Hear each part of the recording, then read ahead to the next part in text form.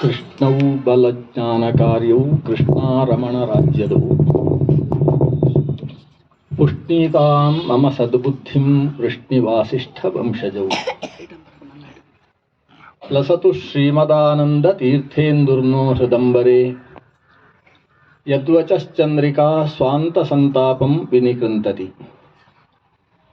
ಭವತಿ ಯದನುಭಾವಾತ್ ಏಡಮೂಕೋಪಿ ವಾಗ್ಮಿ ಜಡಮತಿರಪಿ ಜಂತುರ್ಜಾಯತೆ ಪ್ರಾಜ್ಞಮೌಲಿಃ ಸಕಲ ವಚನಚೇತೋ ದೇವತಾ ಭಾರತೀ ಸಾ ಮಮ ವಚಸಿ ನಿಧತ್ತಾಂ ಸನ್ನಿಧಿಂ ಮಾನಸೇ ಚ ಆಪಾದಮೌಲಿಪರ್ಯಂತಂ ಗುರುಣಾಂ ಆಕೃತಿಂ ಸ್ಮರೇತ್ ತೇನ ವಿಘ್ನಾಃ ಪ್ರಣಶ್ಯಂತಿ ಸಿದ್ಧ್ಯಂತಿ ಚ ಮನೋರಥಾಃ ತಪಸ್ವಾಧ್ಯಾಯ ಶುಶ್ರೂಷಾ ಕೃಷ್ಣಪೂಜಾರತಂ ಮುನಿಂ ವಿಶ್ವೇಶಮಿಷ್ಟದಂ ವಂದೇ ಪರಿವ್ರಾಟ್ ಚಕ್ರವರ್ತಿನಂ ನಿಗಮ ಕಲ್ಪತರೋರ್ಗಲಿತಂ ಫಲಂ ಶುಕಮುಖಾದಮೃತದ್ರವ ಸಂಯುತಂ ಪಿಬತ ಭಾಗವತಂ ರಸಮಾಲಯಂ ಮುಹುರಹೋ ರಸಿಕಾಃ ಭುವಿ ಭಾವುಕಾಃ. ಶ್ರೀ ಗುರುಭ್ಯೋ ನಮಃ.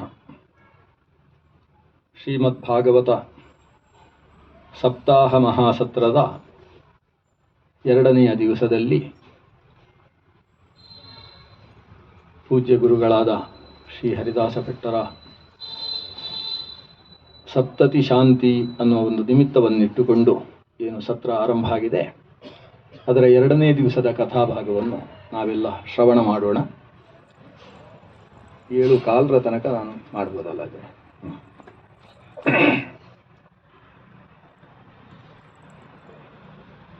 ಶುಕಾಚಾರ್ಯರ ಪ್ರವೇಶವಾಯಿತು ಅಂತ ಅಷ್ಟು ಕಥೆಯನ್ನು ನಿನ್ನೆ ಶ್ರವಣ ಮಾಡಿದ್ದೇವೆ. ಗಂಗೆಯ ದಕ್ಷಿಣ ತೀರದಲ್ಲಿ ಪದ್ಮಾಸನವನ್ನು ಹಾಕಿ ರಾಜ ಪರೀಕ್ಷಿತ ಇನ್ನು 7 ದಿವಸದಲ್ಲಿ ನಾನು ಕೇಳಲೇಬೇಕಾದದ್ದು ಏನು ಅಂತ ಪ್ರಶ್ನೆ ಮಾಡ್ತಾನೆ ಶುಕಾಚಾರ್ಯರಲ್ಲಿ. ಯಚ್ಶ್ರೋತವ್ಯಂ ಅಥೋ ಜಪ್ಯಂ ಬ್ರೂಹಿ ಯದ್ವಾ ವಿಪರ್ಯಯಂ. ಮನುಷ್ಯನಿಗೆ ಆಯುಷ್ಯ ಇಷ್ಟು ಅಂತ ಗೊತ್ತಾಗಿರುವಾಗ ಇನ್ನು 7 ದಿವಸ ಅಂತ ಸ್ಪಷ್ಟ ನಿರ್ದೇಶನ ಇದೆ.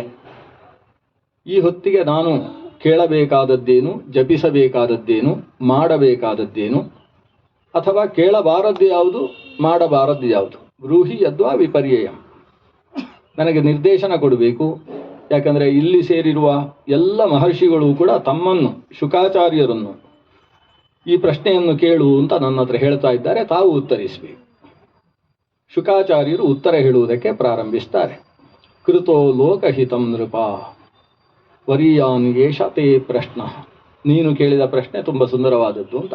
ಸಾಮಾನ್ಯ ಇಲ್ಲಿ ಪ್ರಶ್ನ ಅಂತ ಹೇಳಿದರೆ ಹೇಳಿ ಅಂತ ಕೇಳಿದ್ದಾನಲ್ವ. ನಾನು ಯಾವುದನ್ನು ಮಾಡಬೇಕು, ಯಾವುದನ್ನು ಕೇಳಬೇಕು ಅಂತ ಹೇಳಿ. ಈ ಪ್ರಶ್ನೆ ಈ ರೀತಿ ಉತ್ತರ ಕೊಡುವುದಕ್ಕೋಸ್ಕರ ನೀನು ಕೇಳಿದ್ದೇನಿದೆ ಇದು ಲೋಕಹಿತವನ್ನು ನೀನು ಮಾಡಿದ ಹಾಗೆ. ನಿನ್ನ ಶ್ರೇಯಸ್ಸಿಗೋಸ್ಕರ ಅಷ್ಟೇ ನೀನು ಇನ್ನೊಬ್ಬರ ಹತ್ರ ಏನೋ ಕೇಳಿ ತಿಳ್ಕೊಂಡ್ರೆ ಅದು ಅಷ್ಟು ಪ್ರಯೋಜಕ ಅಲ್ಲ. ನೀನೀಗ ಏನು ಕೇಳಿದ್ದಿ ಇದು ಪ್ರತಿಯೊಬ್ಬ ಜನರೂ ಕೂಡ ಕೇಳಬೇಕಾದ ಪ್ರಶ್ನೆ. ಪ್ರತಿಯೊಬ್ಬರಿಗೂ ಆಯುಷ್ಯದ ನಿರ್ಧಾರ ಇದೆ. ನಾನು ಸಾಯದೇ ಇರುವುದಕ್ಕೋಸ್ಕರ ಹುಟ್ಟಿದ್ದೇನೆ ಅಂತ ಹೇಳುವ ವ್ಯಕ್ತಿ ಯಾರೂ ಇಲ್ಲ. ಪ್ರತಿಯೊಬ್ಬರದ್ದು ನನ್ನ ಮಾನವ ಶರೀರ ಅನ್ನುವ ಎಚ್ಚರ ಪ್ರತಿಯೊಬ್ಬನಿಗೂ ಇರ್ತದೆ. ಮಾನವ ಶರೀರ ಅಂತ ಆದ ಮೇಲೆ ಅದಕ್ಕೆ ಜಾಸ್ತಿ ಅಂತ ಹೇಳಿದರೆ 100 ವರ್ಷ. ಯಹ ಚಿರಂ ಜೀವತಿ ಸಹ ಶತಂ ಜೀವತಿ ಅಂತ ಪಾತಂಜಲಿ ಹೇಳಿದ ಹಾಗೆ, ಅಥವಾ ಜ್ಯೋತಿಷ್ಶಾಸ್ತ್ರ ಹೇಳುವ ಹಾಗೆ 120 ವರ್ಷ ಅದು ಈ ಮಾನವ ಶರೀರಕ್ಕಿರತಕ್ಕಂತಹ ಸಂಪೂರ್ಣ ಆಯುಷ್ಯ ಅಂತ ಕರೆಸಿಕೊಳ್ತದೆ. ಆದ್ದರಿಂದ ಇದು ಶಾಶ್ವತ ಅಲ್ಲ ಅಂತ ಪ್ರತಿಯೊಬ್ಬರಿಗೂ ಗೊತ್ತಿದೆ. ಗೊತ್ತಿದ್ದವ ಏನನ್ನು ಕೇಳಬೇಕು ಅನ್ನುವುದನ್ನು ನೀನು ಕೇಳಿದ್ದಿ, ಪ್ರಶ್ನಿಸಿದ್ದಿ. ಆದ್ದರಿಂದ ಲೋಕಹಿತಕರವಾದ ಪ್ರಶ್ನೆ ನಿನ್ನದು ಅಂತ ಹೇಳಿ ಮನುಷ್ಯನ ಆಯುಷ್ಯದ ವಿಭಾಗ ಮಾಡಿ ಮನುಷ್ಯನಿಗೆ ಪುರುಸೊತ್ತಿಲ್ಲ ಅನ್ನುವುದನ್ನು ಶುಕಾಚಾರ್ಯರು ಹೇಳ್ತಾರೆ. ಅವನಿಗೆ ದೇವರ ಬಗ್ಗೆ ಕೇಳುವುದಕ್ಕೆ ಪುರುಸೊತ್ತೇ ಇಲ್ಲ ಮನುಷ್ಯನಿಗೆ. ಯಾಕಂದರೆ ದೇವರು ಪುರುಸೊತ್ತು ಅಂತ ಅವನಿಗೆ ಹೆಸರು. ಸೊತ್ತು ಅಂದರೆ ವಸ್ತು, ಪುರು ಅಂದರೆ ಶ್ರೇಷ್ಠವಾದದ್ದು. ಆ ಪುರುಸೊತ್ತಿನ ಬಗ್ಗೆ ಮನುಷ್ಯನಿಗೆ ಪುರುಸೊತ್ತು ಸಿಗುವುದಿಲ್ಲ. ಯಾಕಂದರೆ ಅವನಿಗೆ ಮಾಡುವುದಕ್ಕೆ ಕೇಳುವುದಕ್ಕೆ ಸಾವಿರಾರು ಇರ್ತದೆ. ಶ್ರೋತವ್ಯಾನೀಹ ರಾಜೇಂದ್ರ ನೃಣಾಂ ಸಂತಿ ಸಹಸ್ರಶಃ ಅಪಶ್ಯತಾಂ ಆತ್ಮತತ್ವಂ ಗೃಹೇಶು ಗೃಹಮೇಧಿನಾಂ. ಈ ಗೃಹಸ್ಥನಾಗಿ ನಾನು ಒಂದು ಗಾರ್ಹಸ್ಥ್ಯವನ್ನು ನಿರ್ವಹಿಸುವುದೇ ದೊಡ್ಡ ನನ್ನ ಯಜ್ಞ ಅಂತ ಅಂದುಕೊಂಡಂತಹ ವ್ಯಕ್ತಿಗಳಿಗೆ ಅಕ್ಕಪಕ್ಕದ ಮನೆಯ ವಿಷಯಗಳನ್ನು ಕೇಳುವುದಕ್ಕೆ, ಊರಿನ ಲೋಕ ಕಾಕುವಾರ್ತೆಗಳನ್ನು ಆಲಿಸುವುದಕ್ಕೆ ಬೇಕಾದಷ್ಟು ಇರ್ತದೆ. ತಾನು ಆತ್ಮಹಿತಕ್ಕೋಸ್ಕರ ಏನನ್ನು ಕೇಳಲೇಬೇಕು, ಶ್ರೋತವ್ಯ ಅಂತ ವೇದ ಯಾವುದನ್ನು ಕೇಳಬೇಕು ಅಂತ ಆದೇಶ ಕೊಟ್ಟಿದೆಯೋ ಅಂಥದ್ದರ ಬಗ್ಗೆ ಕೇಳುವುದಕ್ಕೆ ಪುರುಸೊತ್ತಿಲ್ಲ ಅನ್ನುವ ಪರಿಸ್ಥಿತಿ ಮನುಷ್ಯನಿಗೆ ಆಗಿದೆ. ಅಲ್ಲದೆ ಕೇಳಬೇಕಾದದ್ದು ಆಯುರ್ವೇದ ಇದೆ, ಗಾಂಧರ್ವ ವೇದ ಇದೆ, ಸ್ಥಾಪತ್ಯ ಅಂದರೆ ಶಿಲ್ಪಶಾಸ್ತ್ರಗಳಿದ್ದಾವೆ, ಬೇಕಾದಷ್ಟು ಶಾಸ್ತ್ರಗಳು ನಮ್ಮಲ್ಲಿದ್ದಾವೆ. ಅವನ್ನೆಲ್ಲ ಕೇಳಿ ಮುಗಿಸುವುದು ಅನ್ನೋದು ಮನುಷ್ಯನಿಂದ ಸಾಧ್ಯ ಉಂಟಾ? ಆದ್ದರಿಂದ ಇರುವ ಅಲ್ಪಕಾಲದಲ್ಲಿ ಏನು ಮಾಡಬೇಕು ಅಂದರೆ, ಯಾವುದನ್ನು ಒಂದನ್ನು ಕೇಳಿ ತಿಳಿದರೆ ಉಳಿದದ್ದನ್ನೆಲ್ಲ ಕೇಳಿ ತಿಳಿದದ್ದರ ಫಲ ಸಿಗ್ತದೋ ಅಂಥದ್ದನ್ನು ಕೇಳಬೇಕು. ತಸ್ಮಾತ್ ಭಾರತ ಸರ್ವಾತ್ಮ ಭಗವಾನ್ ಹರಿರೀಶ್ವರ ಶ್ರೋತವ್ಯ ಕೀರ್ತಿತವ್ಯಶ್ಚ ಮಂತವ್ಯಶ್ಚೇಚ್ಛತಾ ಭಯಂ. ಅಭಯವೆನಿಸಿದ ಮೋಕ್ಷವನ್ನು ಬಯಸತಕ್ಕಂತಹ ವ್ಯಕ್ತಿ ಭಗವಂತನ ಬಗ್ಗೆ ಕೇಳಬೇಕು. ಯಾಕಂದರೆ ಉಳಿದದ್ದನ್ನೆಲ್ಲ ತಿಳಿದೂ ಕೂಡ ಸಿಗುವ ಫಲ ಏನು ಅಂದರೆ ದೇವರ ಜ್ಞಾನ. ಭಗವಜ್ಞಾನಕ್ಕೋಸ್ಕರ ಅಲ್ಲ ಉಳಿದದ್ದನ್ನೆಲ್ಲ ನಾವು ತಿಳ್ಕೊಳ್ಬೇಕು. ಇಂಥದ್ದನ್ನೆಲ್ಲ ಭಗವಂತ ಸೃಷ್ಟಿಸಿದ್ದಾನೆ ಅಂತ ಅವನನ್ನು ತಿಳಿಬೇಕು. ಸ್ವತಂತ್ರ ತತ್ವವನ್ನು ತಿಳಿಯುವುದಕ್ಕೋಸ್ಕರ ಅಸ್ವತಂತ್ರ ತತ್ವಗಳ ಪರಿಜ್ಞಾನವನ್ನು ನಾವು ಮಾಡಿಕೊಳ್ಳುವುದು. ಆದ್ದರಿಂದ ಆ ದೇವರನ್ನು ತಿಳ್ಕೊಳ್ಬೇಕು. ಯಾಕಂದರೆ ಅವನು ಸರ್ವಾತ್ಮ, ಎಲ್ಲರ ಅಂತರ್ಯಾಮಿಯಾಗಿ ನಿಂತಹ ತತ್ವ. ಈಗ ಇಲ್ಲಿ ಪರೀಕ್ಷಿತನಿಗೆ ಮನಸ್ಸಿನಲ್ಲಿ ಒಂದು ತುಂಬ ಗೊಂದಲ ಇರುವುದೇನೆಂದರೆ, ಇನ್ನು 7 ದಿವಸ ಇರುವುದು, ಹೇಗೆ ಆತ್ಮಶ್ರೇಯಸ್ಸನ್ನು ಸಾಧನೆ ಮಾಡಿಕೊಳ್ಳುವುದು ಅಂತ ಅವನ ಮನಸ್ಸಿನಲ್ಲಿ ಒಂದು ತಲ್ಲಣ ಉಂಟಾಗಿ ಹೋಗಿದೆ. ಈ ರೀತಿಯ ಗೊಂದಲ ಪರಿಹಾರಕ್ಕೋಸ್ಕರ ಮೊದಲು ಗುರು ಮಾಡಬೇಕಾದ ಕೆಲಸ ಏನಂದರೆ ಅವನಿಗೆ ಧೈರ್ಯ ತುಂಬಿಸಬೇಕು. ನೀನು ಶಾಂತ ನೆಮ್ಮದಿಯಿಂದ ಕೇಳು. ನೆಮ್ಮದಿ ಇಲ್ಲದೆ ಇದ್ದು ಎಷ್ಟು ಕೇಳಿ ಏನು ಪ್ರಯೋಜನ? ಅದಕ್ಕೆ ನೆಮ್ಮದಿ ಹುಟ್ಟಿಸುವುದಕ್ಕೋಸ್ಕರ ಅಂತ ಹೇಳ್ತಾನೆ, ನೀನು ಯೋಚಿಸಬೇಡ, 7 ದಿವಸ ಇದೆ ಅಲ್ವಾ ನಿನಗೆ. ಮನುಷ್ಯನಿಗೆ ಎಷ್ಟು ಆಯುಷ್ಯ ಇದೆ ಅನ್ನೋದು ಮುಖ್ಯ ಅಲ್ಲ, ಎಷ್ಟು ಇದ್ದು ಪ್ರಯೋಜನಕ್ಕೆ ಬರುವುದಿಲ್ಲ. ಮತ್ತು ಯಾವುದು ಮುಖ್ಯ ಅಂದರೆ ಇನ್ನು ಎಷ್ಟು ಉಳಿದಿದೆ ಅಂತ ಅವನಿಗೆ ಗೊತ್ತಾಗುವುದು ಮುಖ್ಯವಾಗ್ತದೆ. ಕಿಂ ಪ್ರಮತ್ತಸ್ಯ ಬಹುಬಿಹಿ ಪರೋಕ್ಷೈರ್ ಹಾಯನೈರಿಹ. ನನಗೆ ಎಷ್ಟು ವರ್ಷ ಇನ್ನು ಉಳಿದಿದೆ ಅಂತ ಗೊತ್ತಿಲ್ಲದೆ ಇದ್ದ ಆಯುಷ್ಯ 100 ಇದ್ದು ಏನೂ ಪ್ರಯೋಜನ. ಯಾಕಂದರೆ ಒಬ್ಬ ವ್ಯಕ್ತಿಗೆ 99 ದಾಟಿ 100 ಆಗ್ತಾ ಬಂದಿದೆ ಅಂತ ಅಂದ್ಕೊಳ್ಳುವ, ಅವನು ಉಳಿಯುವುದಕ್ಕೆ ಸಾಧ್ಯ ಇಲ್ಲ ಅನ್ನೋದು ತೀರ್ಮಾನ ಆಗಿದೆ. ವೈದ್ಯಾಲಯದಲ್ಲಿ ಎಲ್ಲ ರೀತಿಯ ಉಪಚಾರಗಳು ನಡೆದು ಕೊನೆಗೆ ಪರಿಣತರಾದ ವೈದ್ಯರು ಮಕ್ಕಳನ್ನು ಕರೆದು ಹೇಳ್ತಾರೆ, ನಿಮ್ಮ ಅಪ್ಪನನ್ನು ಮನೆಗೆ ಕರ್ಕೊಂಡು ಹೋಗಿ ನಮ್ಮಿಂದ ಮಾಡುವುದೆಲ್ಲ ಮಾಡಿ ಪ್ರಯತ್ನಿಸಿ ಆಯಿತು, ಇನ್ನು ಬೇಕಾದೆಲ್ಲ ತಿನ್ನುವುದಕ್ಕೂ ಕೊಡ್ಬೋದು, ಖುಷಿಯಾಗಿಟ್ಟಿರಿ ಕೊನೆ ಕಾಲದಲ್ಲಿ ಅಂತ ಅಷ್ಟೇ ಹೇಳಿದರು. ಈ ಗುಸುಗುಸು ಮಾತಾಡುವುದನ್ನು ನೋಡಿದ ಇವ ಮಕ್ಕಳನ್ನು ಕರೆದ, ಏನು ಇವರಿಗೆ ಆಗೋದಿಲ್ಲ ಅಂತೆಯಾ, ಬೇರೆ ಆಸ್ಪತ್ರೆಗೆ ಸೇರಿಸಿ ಅಂತ ಹೇಳ್ತಾನೆ. ಅಂದರೆ ಅವನ ಮನಸ್ಸಿನಲ್ಲಿ ಏನಿರ್ತದೆ ಅಂದರೆ, ನಾನು ಸಾಯುವುದಕ್ಕೋಸ್ಕರ ಹುಟ್ಟಿದವ ಅಲ್ಲ, ಅಕಸ್ಮಾತ್ ನಾನು ಸತ್ತರೆ ಈ ಡಾಕ್ಟ್ರು ಸರಿಯಾಗಿ ಓದದೇ ಇದ್ದದ್ರಿಂದ ಸಮಸ್ಯೆ ಆದದ್ದು ಅಂತ ಅದನ್ನ ಮನಸ್ಥಿತಿ ಇರ್ತದೆ. ಕಿಂ ಪ್ರಮತ್ತಸ್ಯ ಬಹುಭಿರ್ ಪರೋಕ್ಷೈ ಹಾಯನೈರ್ಯ. ಎಷ್ಟು ಇದ್ದೇನು ಪ್ರಯೋಜನ ವಯಸ್ಸು ಅವನಿಗೆ ಕೊನೆಯ ಕಾಲದಲ್ಲೂ. ಈಗ ಕೊನೆಗೆ ನಾನು ದೇವರ ಹತ್ರ ಹೋಗಬೇಕು ಅಂತ ಆಲೋಚನೆ ಬರುವುದೇ ಇಲ್ಲವಲ್ಲ.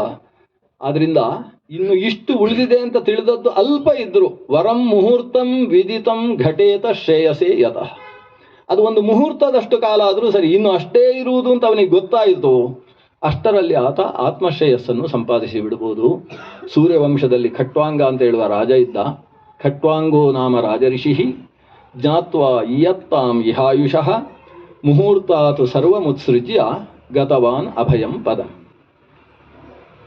ದೇವಲೋಕಕ್ಕೆಲ್ಲ ಹೋಗ್ತಾ ಇದ್ದ ಕಾಲ ಅವರು.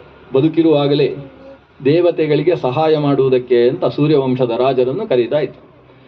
ಆ ರಾಜರುಗಳೆಲ್ಲ ದಶರಥರಾಗಿರ್ತಿದ್ವಂತೆ. ನೇಮಿ ಅನ್ನುವ ರಾಜನಿಗೆ ದಶರಥ ಅಂತಲೇ ಹೆಸರಾಯಿತು ಮುಂದಕ್ಕೆ. ಹಾಗೆ ದಶರಥರು ಅಂದರೆ ದಶ ದಿಕ್ಕುಗಳಲ್ಲಿ ಊರ್ಧ್ವಮುಖವಾಗಿಯೂ ರಥವನ್ನು ಓಡಿಸಬಲ್ಲ ಸಾಮರ್ಥ್ಯ ಅವರಲ್ಲಿ ಇರ್ತಿತ್ತು. ದೇವಲೋಕಕ್ಕೆ ಹೋಗಿ ದೇವತೆಗಳಿಗೆ ಸಹಾಯವನ್ನು ಮಾಡುವ ರಾಜರು ಸೂರ್ಯವಂಶದ ರಾಜರು. ಹಾಗೆ ಈತ ಖಟ್ವಾಂಗ ಅನ್ನುವ ಸೂರ್ಯವಂಶದ ರಾಜ ದೇವತೆಗಳಿಗೆಲ್ಲ ದೈತ್ಯರ ಸಂಹಾರದಲ್ಲಿ ತಾನು ಸಹಕಾರಿಯಾಗಿ ನಿಂತ. ಕೊನೆಗೆ ದೇವತೆಗಳಿಗೆ ಒಬ್ಬ ಸೇನಾನಿ ಸಿಕ್ಕಿದ, ತಾರಕಾರಿ ಅವನಿಗೆ ಸಿಕ್ಕಿದ. ಆವಾಗ ದೇವತೆಗಳು ಹೇಳ್ತಾರೆ, ಇಷ್ಟು ಸಮಯ ಭಾರಿ ದೇವಸೇವೆಯನ್ನು ಮಾಡಿದ್ದಿ, ನೀನು ನಿನ್ನ ಊರಿಗೆ ಹೋಗಬಹುದು, ನಿನಗೆ ಏನು ಬೇಕು ಕೇಳು. ಖಟ್ವಾಂಗ ಯೋಚಿಸ್ತಾನೆ, ನಾನು ಅದು ಬೇಕು ಇದು ಬೇಕು ಕೇಳ್ಬೋದು ಇವರ ಹತ್ರ, ಆದರೆ ನಾನು ಊರು ಬಿಟ್ಟು ಇಲ್ಲಿಗೆ ಬಂದು ಎಷ್ಟು ದಿವಸ ಆಯಿತು ಅಂತ ಹೇಳುವುದಕ್ಕೆ ಅಲ್ಲಿ ದಿನಚರಿ ಕ್ಯಾಲೆಂಡರ್ ವ್ಯವಸ್ಥೆ ಇಲ್ಲ ದೇವಲೋಕದಲ್ಲಿ.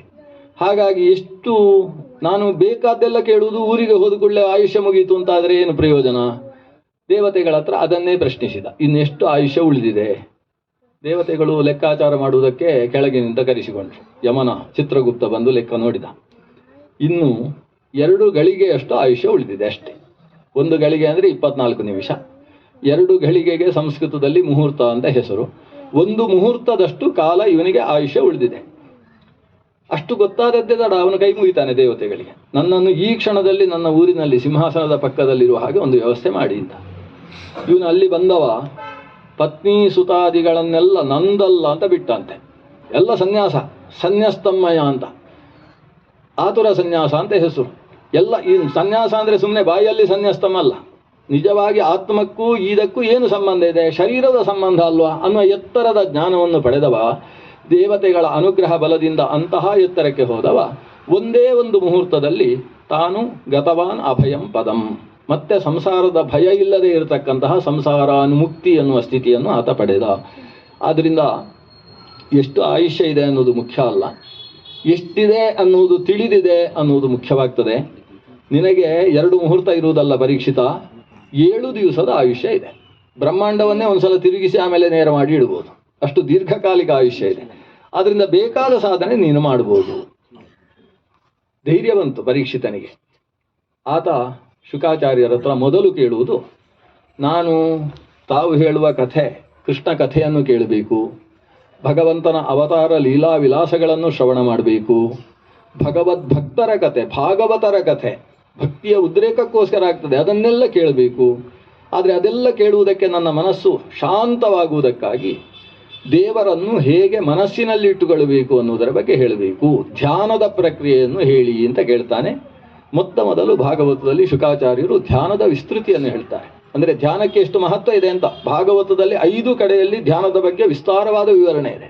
ಕಪಿಲ ಗೀತೆಯಲ್ಲೂ ಮತ್ತೊಮ್ಮೆ ಧ್ಯಾನದ ಬಗ್ಗೆ ಬರ್ತದೆ, ಏಕಾದಶ ಸ್ಕಂದದಲ್ಲಿ ಬರ್ತದೆ. ಧ್ಯಾನದ ಬಗ್ಗೆ ಅಷ್ಟು ಹೇಳುವುದು ಯಾಕೆಂದರೆ ನಾವು ಪ್ರತಿನಿತ್ಯ ಸ್ವಲ್ಪ ಆದರೂ ಧ್ಯಾನ ಮಾಡಬೇಕು ಅಂತ. ಧ್ಯೇಯ ಅಂತ ಆಚಾರ್ಯರು ಸಿಕ್ಕಿದಲ್ಲೆಲ್ಲ ಧ್ಯೇಯ ಧ್ಯಾಯೇತ್ ಚಿಂತ್ಯಂ ಅಂತ ಹೇಳ್ತಾ ಹೋಗ್ತಾರೆ. ಆದರೆ ಧ್ಯಾನ ಮಾಡುವುದು ಅಂದರೆ ಊರಿನ ಎಲ್ಲ ವಿಚಾರಗಳನ್ನು ದೂರದಲ್ಲಿಟ್ಟು ಮನಸ್ಸನ್ನು ಇಂದ್ರಿಯಗಳನ್ನು ಅಂತರ್ಮುಖವನ್ನಾಗಿಸಿಕೊಂಡು ನಮ್ಮ ಹೃದಯವನ್ನು, ಅದು ಇಷ್ಟೇ ಭಾಗ, ಎಡಮುಷ್ಟಿಯಷ್ಟು ದೊಡ್ಡ ಹೃದಯ ಅಂತ ನಾವು ಕೇಳಿ ತಿಳ್ಕೊಂಡಿದ್ದೇವೆ, ಆ ಹೃದಯದ ಒಳಗೆ ಒಂದಿಷ್ಟೇ ಜಾಗ ಇದೆ. ಅಂಗುಷ್ಟ ಮಾತ್ರ ಪುರುಷಃ ಪುರುಷೋ ಅಂಗುಷ್ಠಂಚ ಸಮಾಶ್ರಿತ ಅಂತ ಆ ಹೃದಯದ ಒಳಗಿರತಕ್ಕಂತಹ ಅಂಗುಷ್ಟ ಪರಿಮಿತವಾದ ಪ್ರಾದೇಶ ಅಂತ ಕರೆಸಿಕೊಳ್ಳುವ ಜಾಗದಲ್ಲಿ ಭಗವಂತ ಸನ್ನಿಹಿತನಾಗಿದ್ದಾನೆ ಅಂತ ಹೃದಯದಲ್ಲಿ ಆಲೋಚಿಸುವುದು. ಅದಕ್ಕೆ ಮೊದಲು ಬೇಕಾದದ್ದು ಏನು ಅಂತ ಹೇಳಿದರೆ, ನಾವು ಜಿತಾಸನರಾಗಬೇಕು, ಜಿತಶ್ವಾಸರಾಗಬೇಕು, ಜಿತಸಂಗರಾಗಬೇಕು. ಜಿತಾಸನ ಜಿತಶ್ವಾಸ ಜಿತಸಂಗೋ ಜಿತೇಂದ್ರಿಯ ಸ್ಥೂಲೇ ಭಗವತೋ ರೂಪೇ ಮನಸ್ಸಂಧಾರಯೇತ್ ಧಿಯಾ. ನಮ್ಮ ಮನಸ್ಸಿನಲ್ಲಿ ಭಗವಂತನನ್ನು ಧ್ಯಾನ ಮಾಡಬೇಕಾದರೆ ಮೊದಲು ಶರೀರ ಅಲುಗಾಡಬಾರ್ದಂತೆ, ಜಿತಾಸನ. ಯಾಕಂದರೆ ಧ್ಯಾನ ಅನ್ನುವುದು ಮನಸ್ಸಿಗೆ ಸಂಬಂಧಪಟ್ಟ ವಿಷಯ. ಮನಸ್ಸು ಅಲುಗಾಡಿದರೆ ಅಲ್ಲಿ ದೇವರು ನಿಲ್ಲುವುದಿಲ್ಲ. ನಾವು ಧ್ಯಾನ ಮಾಡುವುದು ಅಂದ್ರೆ ಏನು? ಒಂದು ಪ್ರತಿಬಿಂಬ ಕಂಡ ಹಾಗೆ. ನಾವು ಭಗವಂತನ ಪ್ರತಿಬಿಂಬ, ಭಗವಂತನ ಪ್ರತಿಬಿಂಬವನ್ನು ಒಳಗೆ ಕಾಣಬೇಕು. ಒಂದು ಪಾತ್ರೆಯ ನೀರಿನಲ್ಲಿ ಆಕಾಶದಲ್ಲಿದ್ದ ಸೂರ್ಯನನ್ನು ನೋಡಬೇಕಾದರೆ ಮೊದಲು ಏನು ಅಂದರೆ ಆ ಪಾತ್ರೆಯ ನೀರು ಅಲುಗಾಡಬಾರ್ದು. ಎರಡನೇದ್ದೇನು ಅಂದರೆ ಆ ಪಾತ್ರೆಯ ನೀರು ಸ್ವಚ್ಛವಾಗಿರಬೇಕು. ಕೆಸರು ನೀರು ಅಂತಾದರೆ ಅದರಲ್ಲಿ ಪ್ರತಿಬಿಂಬ ಸ್ಫುಟವಾಗುವುದಿಲ್ಲ. ಶುದ್ಧವಾದ ನೀರಿನಲ್ಲಿ, ನಿಶ್ಚಲವಾದ ನೀರಿನಲ್ಲಿ ಪ್ರತಿಬಿಂಬವನ್ನು ನಾವು ಕಾಣುವ ಹಾಗೆ ನಮ್ಮ ಮನಸ್ಸನ್ನು ನೀರು ಅಂತ ಅಂದುಕೊಳ್ಳುವ. ನೀರು ಅಲುಗಾಡಬಾರ್ದು, ಮನಸ್ಸು ಅಲುಗಾಡಬಾರ್ದು. ನೀರು ಅಲುಗಾಡುವುದು ಯಾವಾಗ? ಪಾತ್ರೆ ಅಲುಗಾಡಿದರೆ ನೀರು ಅಲುಗಾಡ್ತದೆ. ಪಾತ್ರೆ ಇದ್ದ ಹಾಗೆ ನಮ್ಮ ಶರೀರ. ಕೆಲವರು ಧ್ಯಾನ ಮಾಡ್ತಾ ಇರ್ತಾರೆ, ಎದುರುಗಡೆ ಹುಡುಗರು ಲೆಕ್ಕ ಹಾಕ್ತಾ ಇರ್ತಾರೆ, ಇವರು ಎಷ್ಟು ಕಾಲ ಹಿಂದೆ ಮುಂದೆ ಹೋಗ್ತಾರೆ, ಅದು ಆನೆಯ ಹಾಗೆ ಕೂತು ಧ್ಯಾನ. ಆಮೇಲೆ ಕೆಲವರು ಬೇಡ ಶಬ್ದಗಳೆಲ್ಲ, ಆ ರೀತಿ ಧ್ಯಾನ, ತಿರುಗಾಡುವುದು, ಅದು ಅಶ್ವ, ಗಜಾಸನ, ಅಶ್ವಾಸನ ಎಲ್ಲ ಇದರಲ್ಲಿ ಧ್ಯಾನ ಮಾಡುವುದಕ್ಕೆ ಸಾಧ್ಯವಾಗುವುದಿಲ್ಲ. ಪಾತ್ರೆ ಅಲುಗಾಡಬಾರ್ದು, ಪಾತ್ರೆಯ ಕೆಳಗಿಟ್ಟ ಮೇಜು ಅಲುಗಾಡಬಾರ್ದು. ಇಲ್ಲಿ ಆಸನ, ಯಾವ ಆಸನದಲ್ಲಿ ಕೂತಿದ್ದೇವೆ ನಾವು BTS ಬಸ್ಸಲ್ಲೇ ಓಡಾಡ್ತಾ ಧ್ಯಾನ ಮಾಡುವುದಕ್ಕೂ ಆಗುವುದಿಲ್ಲ. ನಾವು ಕುಳಿತ ಆಸನ ನಿಶ್ಚಲವಾಗಿರಬೇಕು. ಯಾವುದರ ಮೇಲೆ ಕೂತಿದ್ದೇವೆ ಅದು ಚೆನ್ನಾಗಿರಬೇಕು. ಚೇಲಾಜಿನ ಕುಶೋತ್ತರಂ ಅಂತ ಹೇಳಿದ ಹಾಗೆ ಉತ್ಕೃಷ್ಟವಾದ ಆಸನದಲ್ಲಿ ಕೂತಿರಬೇಕು. ಕೂತ ಕ್ರಮ, ಅದಕ್ಕೂ ಆಸನ ಅಂತಲೇ ಹೆಸರು. ವೀರಾಸನವೋ ಪದ್ಮಾಸನವೋ ಸ್ವಸ್ತಿಕಾಸನವೋ, ಕುಳಿತ ಕ್ರಮ ಸರಿಯಾಗಿರಬೇಕು. ಅದು ಬಿಟ್ಟು ಶವಾಸನದಲ್ಲಿ ಧ್ಯಾನ ಮಾಡುವುದಲ್ಲ, ಶೀರ್ಷಾಸನದಲ್ಲೂ ಅಲ್ಲ. ಸರಿಯಾದ ಸ್ವಸ್ತಿಕಾಸನಾದಿಗಳನ್ನು, ಸ್ವಸ್ತಿಕಾದೀನಿ ಚಾಸನಂ ಅಂತ ಆಚಾರ್ಯರು ವೀರ ಪದ್ಮೇ ಸ್ವಸ್ತಿಕಾದೀನಿ ಚಾಸನಂ ಅಂತ ಹೇಳ್ತಾರೆ ತಂತ್ರಸಾರ ಸಂಗ್ರಹದಲ್ಲಿ. ಸರಿಯಾದ ಆಸನದಲ್ಲಿ ಕುಳಿತು ನೇರವಾಗಿ ಸ್ಥಿರಂ ಅಂತ ಕೃಷ್ಣ ಗೀತೆಯ 6ನೇ ಅಧ್ಯಾಯದಲ್ಲಿ ಹೇಳಿದ ಹಾಗೆ ನೇರವಾಗಿ ಕುಳಿತುಕೊಂಡು ಜಿತಾಸನ ಅಂದರೆ ತಾನು ಧ್ಯಾನ ಮಾಡುವ ಹೊತ್ತಿಗೆ ನಾನು ಕೂತು ಕೆಲವರಿಗೆ ಕಾಲು ನೋವು ಶುರುವಾಗ್ತದೆ. ಆಗ ಮನಸ್ಸಿನಲ್ಲಿದ್ದ ದೇವರು ಓಡಿ ಹೋಗಿರ್ತಾರೆ. ಇದು ಪಾದರಕ್ಷೆಯನ್ನು ಹೊರಗಿಟ್ಟು ದೇವರ ದರ್ಶನಕ್ಕೆ ಹೋದವನ ಹಾಗೆ. ದೇವರನ್ನು ನೋಡಿದ್ರು ನನ್ನ ಪಾದರಕ್ಷೆ ಹೊರಗೆ ಹೋದಾಗ ಸಿಗುತ್ತೋ ಇಲ್ಲೋ ಅಂತ ಯೋಚನೆ ಮಾಡಿಕೊಂಡಿರ್ತಾರಲ್ಲ, ಆ ಕ್ರಮದಲ್ಲಿ ಇವನಿಗೆ ದೇವರ ಯೋಚನೆ ಬಿಟ್ಟು ಇವನ ಕಾಲಿನ ಯೋಚನೆ, ಎಷ್ಟು ಹೊತ್ತಿಗೆ ಈ ಕಾಲಿನ ನೆಟ್ಟಿಗೆ ತೆಗೆಯುವುದು ಅಂತ ಯೋಚನೆ ಮಾಡ್ತಾ ಇದ್ರೆ ಆಸನದ ಜಯ ಬೇಕು. ನಾನು ಕೂತಿದ್ದೇನೆ ಅಂತ ಹೇಳಿದಾಗ ಕೂತದ್ದರ ಬಗ್ಗೆ ಅವನ ಯೋಚನೆ ಬರಬಾರ್ದು. ಆ ರೀತಿ ಕೂಡುವಿಕೆಯ ಬಗ್ಗೆ ಅವನಲ್ಲಿ ಒಂದು ಸಾಧನೆ ಸಿದ್ಧಿ ಬೇಕಾಗ್ತದೆ. ಇಷ್ಟಾಗಿಯೂ ಶರೀರ ಅಲುಗಾಡುವುದಿಲ್ಲ, ಎಲ್ಲ ಸರಿ ಹೋಯಿತು, ಪಾತ್ರೆಯೂ ಅಲುಗಾಡ್ತಾ ಇಲ್ಲ. ಆದರೂ ಮೇಲೆ ಒಂದು ಚೆನ್ನಾಗಿ ಗಾಳಿ ಬೀಸ್ತಾ ಇದ್ದರೆ, ಈ ವಿದ್ಯುತ್ ವ್ಯಜನಗಳು ಸುತ್ತುತ್ತಾ ಇದ್ದರೆ ಆವಾಗ ನೀರು ಮತ್ತೆ ಅಲುಗಾಡ್ತದೆ. ಸರಿಯಾದ ರೀತಿ ಗಾಳಿ ಇರಬೇಕು, ಜಿತಶ್ವಾಸ. ನಾವು ಉಸಿರಾಟ ನೆಟ್ಟಗಿದ್ರೆ ಮಾತ್ರ ಧ್ಯಾನ ಮಾಡುವುದಕ್ಕೆ ಸಾಧ್ಯ ಆಗ್ತದೆ. ಅದಕ್ಕೋಸ್ಕರ ಎಷ್ಟೋ ಜನರಿಗೆ ಉಸಿರಾಡ್ತಾ ಇದ್ದೇನೆ ಅಂತಲೇ ಗೊತ್ತಿರುವುದಿಲ್ಲ. ವೈದ್ಯರು ಹೇಳಿದ ಮೇಲೆ ಹೌದಾ ಇಷ್ಟು ಸಮಯ ಉಸಿರಾಡ್ತಾ ಇದ್ನೋ, ಎಡವಟ್ಟಾಗಿ ಉಸಿರಾಡ್ತಾ ಇದ್ನೋ ಅಂತ ಆಮೇಲೆ ಅರ್ಥ ಆಗ್ತದೆ.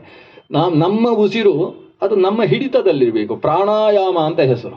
ಪ್ರಾಣ ಅಂದರೆ ಉಸಿರು, ಉಸಿರನ್ನು ಆಯಮನ ಮಾಡುವುದು ಅಂದರೆ ನಮ್ಮ ಹಿಡಿತದಲ್ಲಿ ತಂದುಕೊಳ್ಳುವುದು. ಇಷ್ಟೇ ಹೊತ್ತು ಗಾಳಿಯನ್ನು ಹೊರಗೆ ಬಿಡ್ತೇನೆ, ಇಷ್ಟು ಹೊತ್ತು ಗಾಳಿಯನ್ನು ಒಳಗೆ ತೆಗೊಳ್ತೇನೆ. ಒಳಗೆ ತೆಗೊಳ್ಳುವುದಕ್ಕೆ ಎಷ್ಟು ಹೊತ್ತು ತೆಗೆದುಕೊಂಡಿದ್ದೇನೋ ಅದರ ಅರ್ಧದಷ್ಟು ಹೊತ್ತು ಮಾತ್ರ ಹೊರಗೆ ಬಿಡುವುದಕ್ಕೆ ಕಾಲ. ಒಳಗೆ ತೆಗೊಂಡ ಮೇಲೆ ಹೊರಗೆ ಬಿಡುವುದಲ್ಲ, ಒಳಗೆ ತೆಗೆದ ಮೇಲೆ ಅದನ್ನು ಜೀರ್ಣವಾಗುವಷ್ಟು ಹೊತ್ತು ಇಟ್ಟುಕೊಂಡು ಆಮೇಲೆ ಬಿಡು. ಊಟ ಮಾಡುವುದು ವಾಂತಿ ಮಾಡುವುದು ಅಂತಾದರೆ ಪ್ರಯೋಜನ ಏನಿದೆ? ಊಟ ಮಾಡಿದ ಮೇಲೆ ಒಂದು 3 ಗಂಟೆಯೋ 4 ಗಂಟೆಯೋ ಹೊಟ್ಟೆಯಲ್ಲಿದ್ದು ಅದರಲ್ಲಿದ್ದ ಪೋಷಕಾಂಶಗಳೆಲ್ಲ ನಮ್ಮ ರಕ್ತ ಧಾತುಗಳಿಗೆ ಸೇರಿಕೊಳ್ಳಬೇಕಲ್ಲ. ಹಾಗೆ ಗಾಳಿಯನ್ನು ತೆಗೆದುಕೊಂಡ ಮೇಲೆ ಗಾಳಿಯಲ್ಲಿದ್ದಂತಹ ಸತ್ವ ಸಾರ ಅದೆಲ್ಲ ನಮ್ಮ ಶರೀರದಲ್ಲಿ ಅರಗುವಲ್ಲಿಯ ತನಕ ಗಾಳಿಯನ್ನು ಒಳಗೆ ಇಟ್ಟುಕೊಳ್ಳುವುದಕ್ಕೆ ಕುಂಭಕ ಅಂತ ಹೆಸರು. ಪೂರ ರೇಚಕ ಕುಂಭಕೈ. ಈ ಪೂರಣ ರೇಚನ ಮತ್ತು ಕುಂಭನ ಅನ್ನುವ ಸ್ಥಿತಿಯಿಂದ ಆತ ತಾನು ಪ್ರಾಣವನ್ನು ಹಿಡಿತಕ್ಕೆ ತಂದುಕೊಳ್ಬೇಕು. ಆಗ ಮನಸ್ಸು ನಿಶ್ಚಲವಾಗ್ತದೆ. ಹೀಗೆ ಪ್ರಾಣಾಯಾಮದ ಮೂಲಕ, ಪ್ರಾಣ ಜಯದ ಮೂಲಕವಾಗಿ ಮನಸ್ಸನ್ನು ನಿಶ್ಚಲ ಮಾಡಿಕೊಳ್ಬೇಕು.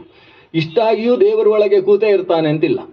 ಯಾಕಂದರೆ ಇವೆಲ್ಲ ಒಳಗಿದ್ರೂ ಕೂಡ ಮನಸ್ಸು ಆಗಾಗ ಹೊರಗೆ ಓಡಾಡ್ತಾ ಇರ್ತದೆ. ಮನಸ್ಸು ಹೊರಗೆ ಬಂತು ಅಂತ ಹೇಳಿದರೆ ಇಂದ್ರಿಯಗಳು ಹೊರಗೆ ಬಂದು ಅಂತ ಅರ್ಥ. ಒಳಮುಖವಾಗಬೇಕಲ್ವಾ? ಅಲ್ಲ, ಜಿತಸಂಗಃ ಜಿತೇಂದ್ರಿಯ. ಬೇರೆ ವಸ್ತುಗಳಲ್ಲೆಲ್ಲ ಆಸಕ್ತಿಯನ್ನು ಕಡಿಮೆ ಮಾಡಿಕೊಂಡು ತನ್ನ ಇಂದ್ರಿಯಗಳನ್ನು ಅಂತರ್ಮುಖವನ್ನಾಗಿಸಿಕೊಂಡು ಒಳಗೆ ಹೃದಯದಲ್ಲಿ ಭಗವಂತನ ಸ್ಥೂಲ ರೂಪ ಆಗುವುದಿಲ್ಲ ಅಂತ ಹೇಳಿದರೆ ಸೂಕ್ಷ್ಮ ರೂಪ ಆದರೂ ಯೋಚನೆ ಮಾಡಬೇಕು. ಸ್ಥೂಲ ರೂಪ ಅಂದರೆ ಪಾತಾಳಮೇತಸ್ಯ ಹಿ ಪಾದಮೂಲಂ ಅಂತ. ಅದು ಬಹಳ ಕಷ್ಟ ನಮಗೆಲ್ಲ. ನಾವು ಒಂದು ಸಲ ನೋಡಿದ್ದಿದ್ರೆ ಅದು ಮನಸ್ಸಿಗೆ ಯೋಚನೆಗೆ ಬರ್ಬೋದು. ಇಡೀ ಬ್ರಹ್ಮಾಂಡವೇ ಆ ಭಗವಂತನಿಂದ ತುಂಬಿ ಹೋಗಿದೆ. ಬ್ರಹ್ಮಾಂಡದಲ್ಲಿ ತುಂಬಿದ ಭಗವಂತನ ಪುರುಷ ರೂಪವನ್ನು ಚಿಂತನೆ ಮಾಡುವ ಒಂದು ವಿಧಾನವನ್ನು ದ್ವಿತೀಯ ಸ್ಕಂದ ಹೇಳ್ತದೆ. ಇಲ್ಲ, ಸುಂದರವಾದ ಹೃದಯ ಕಮಲದಲ್ಲಿ ತುಂಬಿದಂತಹ ಭಗವಂತನ ಒಂದು ರೂಪ, ಅದು ನೋಡಿದಷ್ಟು ನೋಡ್ತಾ ಇರಬೇಕು ಅಂತ ಅನಿಸುವ ಶಂಖಚಕ್ರ ಗದಾಪದ್ಮಗಳನ್ನು 4 ಕೈಗಳಲ್ಲಿ ಪ್ರದಕ್ಷಿಣಾವರ್ತದಲ್ಲಿ ಧಾರಣೆ ಮಾಡಿಕೊಂಡಿರತಕ್ಕಂತಹ ಕಂಬು ಕಂಠವಾದ ದೀರ್ಘ ಕಿರೀಟಿಯಾದ ತನ್ನ ಹುಬ್ಬಿನ ಕೆಳಭಾಗದಲ್ಲಿರುವ ಸುಂದರವಾದ ಅರಳಿದ ಕಮಲದಂತಹ ಕಣ್ಣುಗಳ ಮೂಲಕವಾಗಿ ಭಕ್ತನನ್ನು ಅನುಗ್ರಹಿಸಬೇಕು ಅಂತ ಕಾತರ ದೃಷ್ಟಿಯಿಂದ ನೋಡ್ತಾ ಇರುವ ಆ ಸುಂದರ ರೂಪವನ್ನು ಒಳಗೆ ಆಲೋಚನೆ ಮಾಡಬೇಕು. ಮನಸ್ಸು ಎಷ್ಟು ಹೊತ್ತು ಆಲೋಚಿಸುತ್ತೆ ಅನ್ನುವುದೂ ಯೋಚನೆಗೆ ಬರದೇ ಇರುವ ರೀತಿಯಲ್ಲಿ ತನ್ಮಯನಾಗಬೇಕು. ಹೀಗೆ ಧ್ಯಾನ ಮಾಡಬೇಕು ಅಂತ ಶುಕಾಚಾರ್ಯರು ಹೇಳಿದರೆ, ಇವನು ಧ್ಯಾನದಲ್ಲಿ ಕೂತು ಬಿಟ್ಟಂತೆ. ಇವರು ಹೇಳ್ತಾ ಇದ್ದಾಗೆ ಧ್ಯಾನದ ಒಳಗೆ ಹೋಗ್ತಾನೆ. ಇವರು ಎಚ್ಚರ ಮಾಡ್ತಾರೆ ಶುಕಾಚಾರ್ಯರು, ಬೇರೆ ಕಥೆ ಹೇಳ್ತೇನೆ ಅಂತ. ಇನ್ನು ಇವ ಧ್ಯಾನದಲ್ಲಿ 7 ದಿವಸ ಕೂತ್ರೆ ಕಥೆಯಲ್ಲಿ ಕೇಳಲಿಕ್ಕೆ ಆಗ್ತದೆ. ಮುಂದೆ ಸೃಷ್ಟಿಯ ಬಗ್ಗೆ, ಭಗವಂತನ ಅವತಾರಗಳ ಬಗ್ಗೆ 25 ಅವತಾರಗಳ ವಿವರಣೆ ಇಲ್ಲಿ ಬರ್ತದೆ. ಒಂದು ಸಲ ಅವತಾರವನ್ನೆಲ್ಲ ಉದ್ದ ನೋಡುವ, ಯಾಕಂದರೆ ನಾವು ಎಲ್ಲ ಅವತಾರದ ಕಥೆಯನ್ನು ಅಲ್ಲಲ್ಲಿ ಹೆಚ್ಚು ವಿಸ್ತರಿಸುವುದಕ್ಕೆ ಆಗುವುದಿಲ್ಲ. 2 ಭಾಗದಲ್ಲಿ ಅವತಾರಗಳ ವಿಶೇಷ ವರ್ಣನೆ ಬರ್ತದೆ. ಒಂದು ಪ್ರಥಮ ಸ್ಕಂದದ ಪ್ರಾರಂಭದ 3ನೇ ಅಧ್ಯಾಯದಲ್ಲಿ ಅಲ್ಲಿ 22 ಅವತಾರಗಳನ್ನು ಭಗವಂತನದ್ದು ಉಲ್ಲೇಖ ಮಾಡಿದ್ದಾರೆ. ಜ್ಞಾನಕ್ಕೋಸ್ಕರವೇ ದೇವರು ಅವತರಿಸಿದ ಕೆಲವು ರೂಪಗಳುಂಟು. ಒಟ್ಟು 8 ಅವತಾರಗಳು ಜ್ಞಾನೋಪದೇಶದ್ದೇ ಉದ್ದೇಶ. ಯಾರನ್ನು ಹೊಡೆಯುವುದು ಬಡಿಯುವುದು ಭಗವಂತನ ಉದ್ದೇಶ ಅಲ್ವೇ ಅಲ್ಲ. ಅದರಲ್ಲಿ ಮೊದಲನೇ ಅವತಾರಕ್ಕೆ ಕುಮಾರಾವತಾರ ಅಂತ ಹೆಸರು. ಅವನನ್ನು ಸನತ್ ಕುಮಾರ ಅಂತಲೂ ಕರೀತಾರೆ. ಸನತ್ ಕುಮಾರೋವತು ಕಾಮದೇವಾತ್ ಅಂತ ನಾರಾಯಣ ವರ್ಮ ಗೊತ್ತಿದ್ದವರಿಗೆ ಈ ಹೆಸರು ಗೊತ್ತಿದೆ. ಸನತ್ ಕುಮಾರ ಅಂತ ನಾವು ಕೇಳಿದ್ದೇವೆ. ಆ ಸನತ್ ಕುಮಾರ ಬೇರೆ. ಸನ್ಯಾಸಿಯಾದ ನಮ್ಮ ಮಧ್ವಾಚಾರ್ಯರ ಪರಂಪರೆಗೆ ಮೂಲ ಪುರುಷ ಸನತ್ ಕುಮಾರ. ವಂಶಸ್ಯಾದೀನ್ ಸನಕಾದೀನ್ ಉಪಾಸೆ ಅಂತ ಅವರು ಮೂಲ ಹಂಸರು, ಪರಮಹಂಸರು. ಆ ಸನತ್ ಕುಮಾರರಿಗೂ ಉಪದೇಶ ಮಾಡಿದ ಭಗವಂತನ ಒಂದು ರೂಪ ಇದೆ. ಈಗ ಒಬ್ಬರಿಗೆ ಸನತ್ ಕುಮಾರ ಅಂತ ಹೆಸರು ಇಡುವುದಾದರೆ ಯಾಕೆ ಅಂತ ಪ್ರಶ್ನೆ ಬರುವುದಿಲ್ವಾ? ಯಾಕೆ ಅಂತ ಹೇಳಿದರೆ ಅದು ದೇವರ ಹೆಸರು ಅಂತ ಹೇಳಿ ಇಡಬೇಕು. ಆದರೆ ನಾವೆಲ್ಲ ಒಬ್ಬರಿಗೆ ರಾಘವೇಂದ್ರ ಅಂತ ಹೆಸರಿಟ್ಟರೆ ಯಾಕೆ ಇಡುವುದು? ಅದು ಮಂತ್ರಾಲಯಕ್ಕೆ ಹೋಗಿ ಬಂದ ಮೇಲೆ ಹುಟ್ಟಿದ ಮಗು, ಅದಕ್ಕೆ ರಾಘವೇಂದ್ರ ಅಂತ ಹೆಸರಿಟ್ಟಿದ್ದೇವೆ. ಸರಿ, ಅವರಿಗೆ ರಾಘವೇಂದ್ರ ತೀರ್ಥರು ಅಂತ ಅವರ ಸುಧೀಂದ್ರ ತೀರ್ಥರು ಯಾಕೆ ಹೆಸರು ಕೊಟ್ಟರು? ರಾಘವೇಂದ್ರ ಅಂತ ಹೆಸರು ಕೊಟ್ಟದ್ದು ಅವರು ಪೂಜೆ ಮಾಡ್ತಾ ಇದ್ದದ್ದು ರಾಘವೇಂದ್ರನನ್ನು. ರಾಘವೇಂದ್ರ ಅಂದರೆ ಭಗವಂತ ಶ್ರೀರಾಮಚಂದ್ರ. ಶ್ರೀರಾಮಚಂದ್ರನ ಹೆಸರಿನಿಂದ ಅವರಿಗೆ ರಾಘವೇಂದ್ರ ಅಂತ ಹೆಸರು ಕೊಟ್ಟದ್ದಲ್ವಾ? ಹಾಗೆ ಈ ಸನತ್ಕುಮಾರನಿಗೆ ಸನತ್ಕುಮಾರ ಅಂತ ಹೆಸರಿಟ್ಟದ್ದು ಯಾಕೆ ಅಂದರೆ ಅದು ಭಗವಂತನದ್ದು ಸನತ್ಕುಮಾರ ಅಂತ ಒಂದು ರೂಪ ಇದೆ. ಆ ಹೆಸರನ್ನು ಇವರಿಗಿಡು. ಈಗ ನಮಗೆಲ್ಲ ಹೆಸರಿಟ್ಟ ಹಾಗೆ, ನಮಗೆ ಕೆಲವರಿಗೆ ನಿತಿನ್ ಕುತಿನ್ ಅಂತೆಲ್ಲ ಹೆಸರಿಟ್ಟಿರ್ತಾರೆ. ಅದು ಇಂಟರ್ನೆಟ್ ನೋಡಿ ಇಡುವುದು ಹೆಸರು. ಅದು ಯಾರ್ದು ಹೆಸರಿತ್ತು ಗೊತ್ತಿಲ್ಲ, ಸುಮ್ಮನೆ ಅಕ್ಷರಗಳನ್ನು ಜೋಡಿಸಿ ಕಪಚಟ ತಚಟ ಅವನಿಗೆ ಹೆಸರಿಡುವುದು. ಅರ್ಥವುಳ್ಳ ಹೆಸರು ಏನಿದೆ, ಯಾವ ಹೆಸರಿದ್ರು ಅದು ದೇವರ ಹೆಸರು ಅಂತ ಎಲ್ರಿಗೂ ಹೆಸರಿಡು. ಹಾಗೆ ಸನತ್ಕುಮಾರ ಅಂತ ಭಗವಂತನ ಒಂದು ಹೆಸರು. ಭಗವಂತ ಸನತ್ಕುಮಾರ ಅನ್ನುವ ರೂಪದಲ್ಲಿ ಆ ಕೌಮಾರಂ ರೂಪಮಾಸ್ಥಿತ ಸಯೇವ ಪ್ರಥಮಂ ದೇವ. ಆ ಭಗವಂತ ಕೌಮಾರ ರೂಪವನ್ನು ತಾನು ಸ್ವೀಕರಿಸಿ ಏನು ಮಾಡಿದ ಅಂತ ಹೇಳಿದರೆ, ಮುಖ್ಯವಾಗಿ ರುದ್ರದೇವರಿಗೆ ವೈರಾಗ್ಯದ ಉಪದೇಶವನ್ನು ಮಾಡಿದ. ರುದ್ರದೇವರಿಗೆ ವೈರಾಗ್ಯ ತತ್ವಕ್ಕೆ ಅಭಿಮಾನಿ ಅಂತ ಹೆಸರು. ಅವೈರಾಗ್ಯಕ್ಕೂ ಅಭಿಮಾನಿ ಹೌದು. ವೈರಾಗ್ಯ ತತ್ವದ ಅಭಿಮಾನಿ ರುದ್ರದೇವ. ಆದ್ದರಿಂದಲೇ ಅವರು ನೋಡಿದರೆ ಗೊತ್ತಾಗುತ್ತೆ ವೈರಾಗ್ಯ ಅಂದರೆ ವೈರಾಗ್ಯ. ಅವರಿಗೊಂದು ಬಂಗಾರ ಕೊಟ್ಟರು ಕೂಡ ಕೈಯಲ್ಲೇ ಹಾಕೊಳ್ಳುವುದಿಲ್ಲ. ಸರ್ಪವೇ, ಸರ್ಪ ಕಂಕಣ ಧಾರಿಣೆ ಅಂತ ಹೇಳ್ತೇವೆ. ಕಂಕಣ ಬೇಕಾದರೂ ಸರ್ಪದ್ದೇ. ಯಜ್ಞೋಪವೀತಕ್ಕೂ ಕೂಡ ಅವರಿಗೆ ಪಾಲಿಸ್ಟ್ರಿದ್ದು ಯಜ್ಞೋಪವೀತ ಎಲ್ಲ ಆಗುವುದಿಲ್ಲ. ಅವರ ಯಜ್ಞೋಪವೀತ ಅಂತ ಹೇಳಿದರೆ ಅವರು ನಾಗ ಯಜ್ಞೋಪವೀತಿನಿ ಅಂತ, ನಾಗವನ್ನೇ ಯಜ್ಞೋಪವೀತವಾಗಿ ಧರಿಸಿದವರು. ಉಡುವುದಕ್ಕೆ ಪೀತಾಂಬರ ಬೇಕಾಗಿಲ್ಲ. ಒಂದು ಆನೆಯ ಚರ್ಮ, ಗಜ ಚರ್ಮಾಂಬರಧಾರಿ ಅಂತ ಅವರಿಗೆ ಹೆಸರು. ಅದು ಕೂಡ ರಕ್ತ ತೊಟ್ಟಿಗ್ತಾ ಇರ್ತದೆ. ಅದು ಜಾರ್ತದೆ ಅಂತೇಳಿ ಇನ್ನೊಂದು ಸರ್ಪವನ್ನೇ ಅದಕ್ಕೆ ಸುತ್ತಿಕೊಳ್ಳೋದು. ತಲೆಯಲ್ಲಿ ಆಭರಣ ಧರಿಸುವುದಕ್ಕೆ ಆಕಾಶದಲ್ಲಿರುವ ಚಂದ್ರನನ್ನೇ ತಲೆಗೆ ಸಿಕ್ಕಿಸಿಕೊಳ್ಳುವುದು. ವ್ಯೋಮಕೇಶ ಅಂತಲೇ ಅವರಿಗೆ ಹೆಸರು, ಚಂದ್ರಶೇಖರ ಅಂತ ಕರಿತೇವೆ. ಆದ್ದರಿಂದ ಏನು ವಾಸ ಮಾಡುವುದಕ್ಕೆ ಪರ್ವತ, ಗಿರೀಶ ಅಂತಲೇ ಗಿರೀಶ ಅಂತ ಅವರಿಗೆ ಹೆಸರು. ಪರ್ವತದಲ್ಲೇ ಮಲಗುವವ ಅಂತ ಅವರನ್ನು ಕರೆಯುವುದು. ಅದನ್ನ ವೈರಾಗ್ಯ ತತ್ವಕ್ಕೆ ಅಭಿಮಾನಿಯಾಗಿರತಕ್ಕಂತಹ ರುದ್ರದೇವ ಅವರಿಗೆ ವೈರಾಗ್ಯವನ್ನು ಉಪದೇಶಿಸಿದ ರೂಪ. ಸನಕಾದಿಗಳಿಗೆ ಸನ್ಯಾಸ ತತ್ವವನ್ನು ಅರ್ಥ ಮಾಡಿಸಿದಂತಹ ಭಗವಂತನ ರೂಪಕ್ಕೆ ಸನತ್ಕುಮಾರ ಅಥವಾ ಕುಮಾರ ಅಂತ ಹೆಸರು. ಇದು ಭಗವಂತನ ಮೊದಲನೆಯ ಅವತಾರ. ಎರಡನೆಯ ಅವತಾರವನ್ನು ವರಾಹ ಅವತಾರ ಅಂತ ಕರೀತೇವೆ. 2 ಬಾರಿ ವರಾಹ ಅವತಾರ ಆಗಿದೆ. 3ನೆಯ ಸ್ಕಂದದಲ್ಲಿ 2 ವರಾಹ ಅವತಾರವನ್ನು ಜೊತೆಗೆ ಸೇರಿಸಿ ವರ್ಣನೆ ಮಾಡಿದ್ದಾರೆ. ಭೂಮಿಯನ್ನು ಎತ್ತಿದ ರೂಪ ವರಾಹ. ಅದರಿಂದ ಭೂವರಾಹ ಅಂತ ವರಾಹನನ್ನು ನಾವು ಸ್ತುತಿಸ್ತೇವೆ.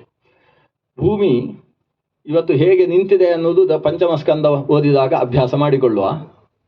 ಪೂಜ್ಯರಿಗೆ ಭಕ್ತಿಯ ಪ್ರಣಾಮಗಳು. ಸಕ್ರಿಯಾಚಾರ್ಯರು ಬಂದಿದ್ದಾರೆ. ವಾಸುದೇವಾಚಾರ್ಯ. ಭಗವಂತನ ವರಾಹ ರೂಪ ಅದು ಭೂಮಿಯನ್ನು ಎತ್ತಿದ ರೂಪ.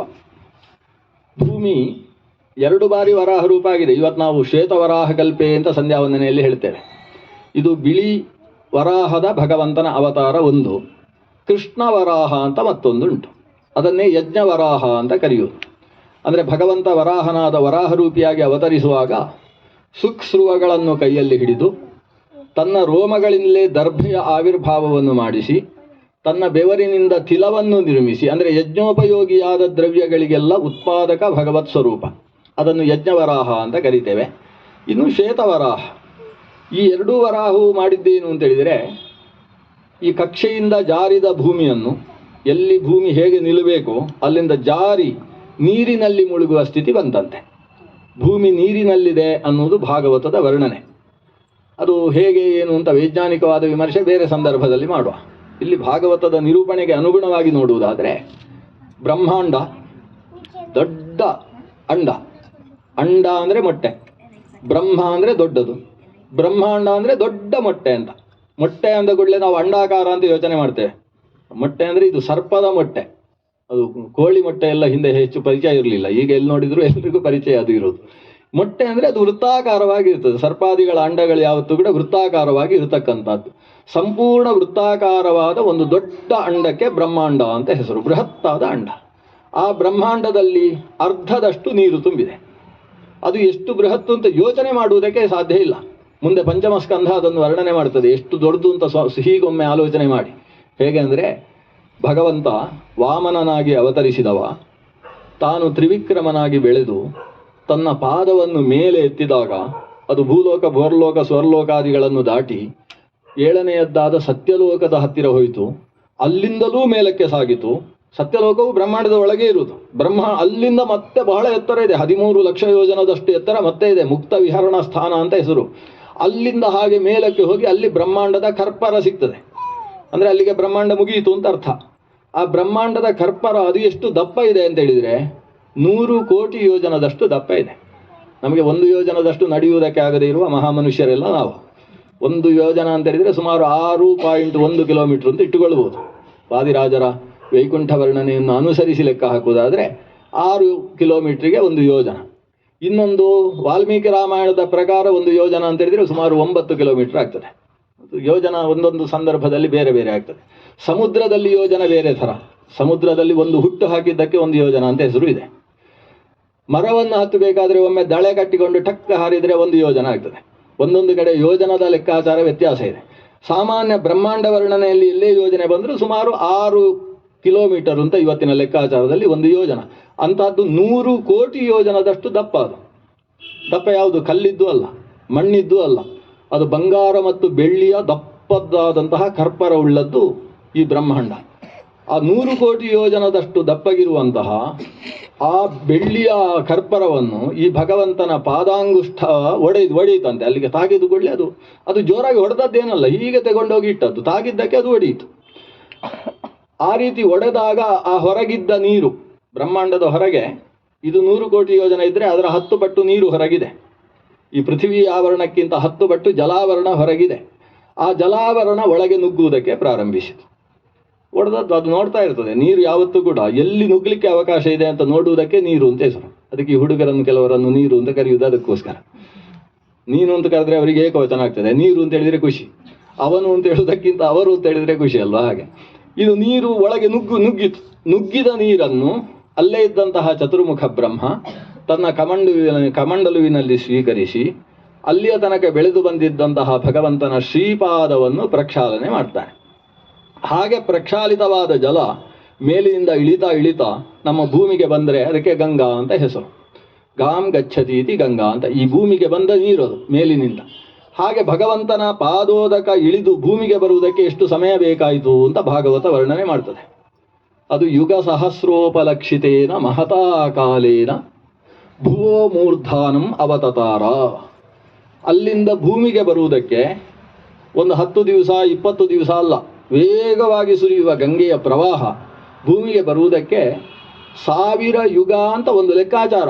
ಯುಗ ಸಹಸ್ರ, ಒಂದು ಯುಗ ಎಷ್ಟು ಅಂದರೆ ಅದು ದೊಡ್ಡ ಪರಿಮಾಣವುಳ್ಳ ಯುಗ. 1000 ಯುಗದಷ್ಟು ಕಾಲದ ನಂತರ ಈ ಮೇರು ಪರ್ವತದ ಮೇಲೆ ಆ ಗಂಗೆ ಬಿತ್ತು ಅಂತ ಪಂಚಮಸ್ಕಂದ ಭಾಗವತ ವರ್ಣನೆ ಮಾಡ್ತದೆ. ಅಷ್ಟು ದೊಡ್ಡದಾದ ಬ್ರಹ್ಮಾಂಡದಲ್ಲಿ ಅರ್ಧದಷ್ಟು ನೀರು ತುಂಬಿದೆ. ಆ ಅರ್ಧದಷ್ಟು ತುಂಬಿದ ನೀರಿನಲ್ಲಿ ಭೂಮಿ ಇರುವುದು. ಬ್ರಹ್ಮಾಂಡದ ಅಂಡೋದಕ ಏನಿದೆ ಅದರ ಮೇಲ್ಭಾಗದಲ್ಲಿ ಭೂಮಿ ಇರತಕ್ಕಂಥದ್ದು. ಆ ಭೂಮಿಯಲ್ಲಿ ಒಂದು ಯಾವುದೋ ವೈಪರೀತ್ಯ ಉಂಟಾಗಿ ಅದು ಜಾರಿತಂತೆ. ಜಾರಿದರೆ ಎಲ್ಲಿ ಮುಳುಗಬೇಕು? ಅದು ನೀರಿನಲ್ಲಿ ಮುಳುಗಬೇಕು. ಅದು ಹೇಗೆ ಭೂಮಿಯಲ್ಲಿ ನಿಂತಿದೆ ಅಂದರೆ, ಆ ಭೂಮಿಯ ಕೆಳಗೆ ಶೇಷ ಇದ್ದಾನೆ. ಶೇಷ ಅಂತ ಹೇಳಿದರೆ ನಮ್ಮಲ್ಲಿ ಶೇಷಶಕ್ತಿ, ಸರ್ಪಶಕ್ತಿ ಅಂತ ಹೇಳ್ತೇವೆ. ನಮ್ಮ ಶರೀರದ ಒಳಗೆ ಕುಂಡಲಿನಿ ಅಂತ ಕರಿತೇವೆ. ಆ ಶಕ್ತಿ ಏನಿದೆ ಅದು ಇಡೀ ಭೂಮಿಗೆ ಸಂಬಂಧಪಟ್ಟ ಹಾಗೆ ಶೇಷಶಕ್ತಿ ಇದೆ. ಆ ಶೇಷಶಕ್ತಿಯ ಒಂದು ಹೆಡೆಯ ಮೇಲೆ ಈ ಶೇಷ ಸಂಕರ್ಷಣ ಅಂತ ಕರಿತೇವೆ. ಆ ಸಂಕರ್ಷಣದ ಬಲದಿಂದ ಮೇಲೆ ಭೂಮಿ ನಿಂತದ್ದು. ಸಂಕರ್ಷಣ ಅಂದರೆ 2 ಅರ್ಥ ಇದೆ. ಒಂದು ಎಳೆಯುವುದು, ಒಂದು ದೂಡುವುದು ಅಂತ. ಸಂಕರ್ಷಣ ಅಂದರೆ ಅದು ಗ್ರಾವಿಟಿ ಅಂತ ಕರೆಯುವುದಿಲ್ಲ, ಹಾಗೆ ಎಳೆಯುವ ಶಕ್ತಿ ಅಥವಾ ದಬ್ಬುವ ಶಕ್ತಿ. ಆ ಶಕ್ತಿಯ ಬಲದಿಂದ ಶೇಷನ ಶಿರಸ್ಸಿನ ಮೇಲೆ 30,000 ಯೋಜನದಷ್ಟು ಎತ್ತರದಲ್ಲಿ ಭೂಮಿ ನಿಂತಿದೆ ಅಂತ ಪಂಚಮಸ್ಕಂಧ ಭಾಗವತ ವರ್ಣನೆ ಮಾಡ್ತದೆ. ಹಾಗೆ ನಿಂತಹ ಭೂಮಿಯನ್ನು ಸ್ವಲ್ಪ ಅಲುಗಾಡಿಸಿದರೆ ಭೂಮಿ ಬೀಳ್ತದೆ. ಕಕ್ಷೆ ತಪ್ಪಿಸುವುದು ಸುಲಭ. ಆದ್ದರಿಂದ ಎಡಿಸನ್ ಹೇಳ್ತಾನಲ್ಲ, ಒಂದು ಕೋಲು ಕೊಡಿ, ನಿಲ್ಲುವುದಕ್ಕೆ ಜಾಗ ಕೊಡಿ, ಭೂಮಿಯನ್ನು ಬೀಳಿಸಿಬಿಡ್ತೇನೆ ಅಂತ ಹೇಳ್ತಾನೆ. ನಿಲ್ಲುವುದಕ್ಕೆ ಜಾಗ ಎಲ್ಲಿ? ಭೂಮಿ ಬಿಟ್ಟು ಸಿಗಬೇಕು ಅವನಿಗೆ, ಆವಾಗ ಅದನ್ನು ಜಾರಿಸ್ತಾನೆ ಅಂತ. ಹಾಗೆ ಇದನ್ನು, ಆ ಭೂಮಿಯನ್ನು ಜಾರಿಸಿದವ ಇದ್ದಾನಲ್ಲೋ ಅವ ದೊಡ್ಡ ದುಷ್ಟ ಅಂತ ಅರ್ಥ. ಯಾಕಂದರೆ ಮುಳುಗಿಸುವವರನ್ನು ದುಷ್ಟರು ಅಂತ ಕರೆಯೋದು. ಕೆಲವರು ಬ್ಯಾಂಕ್ ಮುಳುಗಿಸ್ತಾರೆ, ಕೆಲವರು ಪ್ರಧಾನಿ ಆಗಬೇಕು ಅಂತ ಹವಣಿಸಿ ದೇಶವನ್ನೇ ಮುಳುಗಿಸುವುದಕ್ಕೆ ಪ್ರಯತ್ನ ಪಡ್ತಾರೆ. ಯಾರು ದೊಡ್ಡದನ್ನು ಮುಳುಗಿಸ್ತಾರೋ ಅವರು ದೊಡ್ಡ ದುಷ್ಟರು ಅಂತ ಅರ್ಥ. ಹಾಗೆ ಭೂಮಿಯನ್ನೇ ಮುಳುಗಿಸಿದ ಒಬ್ಬ ದೈತ್ಯ, ಅವನನ್ನು ಆದಿ ಹಿರಣ್ಯಾಕ್ಷ ಅಂತ ಕರೀತಾರೆ. ಇನ್ನೊಂದು ಇಲ್ಲಿ ಆದಿ ಹಿರಣ್ಯಾಕ್ಷ ಅಲ್ಲ, ಹಿರಣ್ಯಕಶಿಪುವಿನ ತಮ್ಮ ಹಿರಣ್ಯಾಕ್ಷ. ಈ ಹಿರಣ್ಯಾಕ್ಷಂದು ದೊಡ್ಡ ಕಥೆ ಉಂಟು.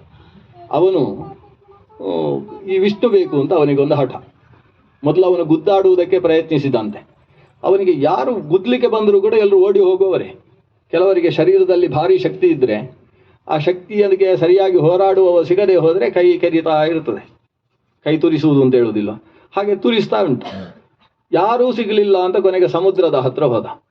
ಸಮುದ್ರಕ್ಕೆ ಗುದ್ದುವುದಕ್ಕೆ ಪ್ರಾರಂಭಿಸಿದ.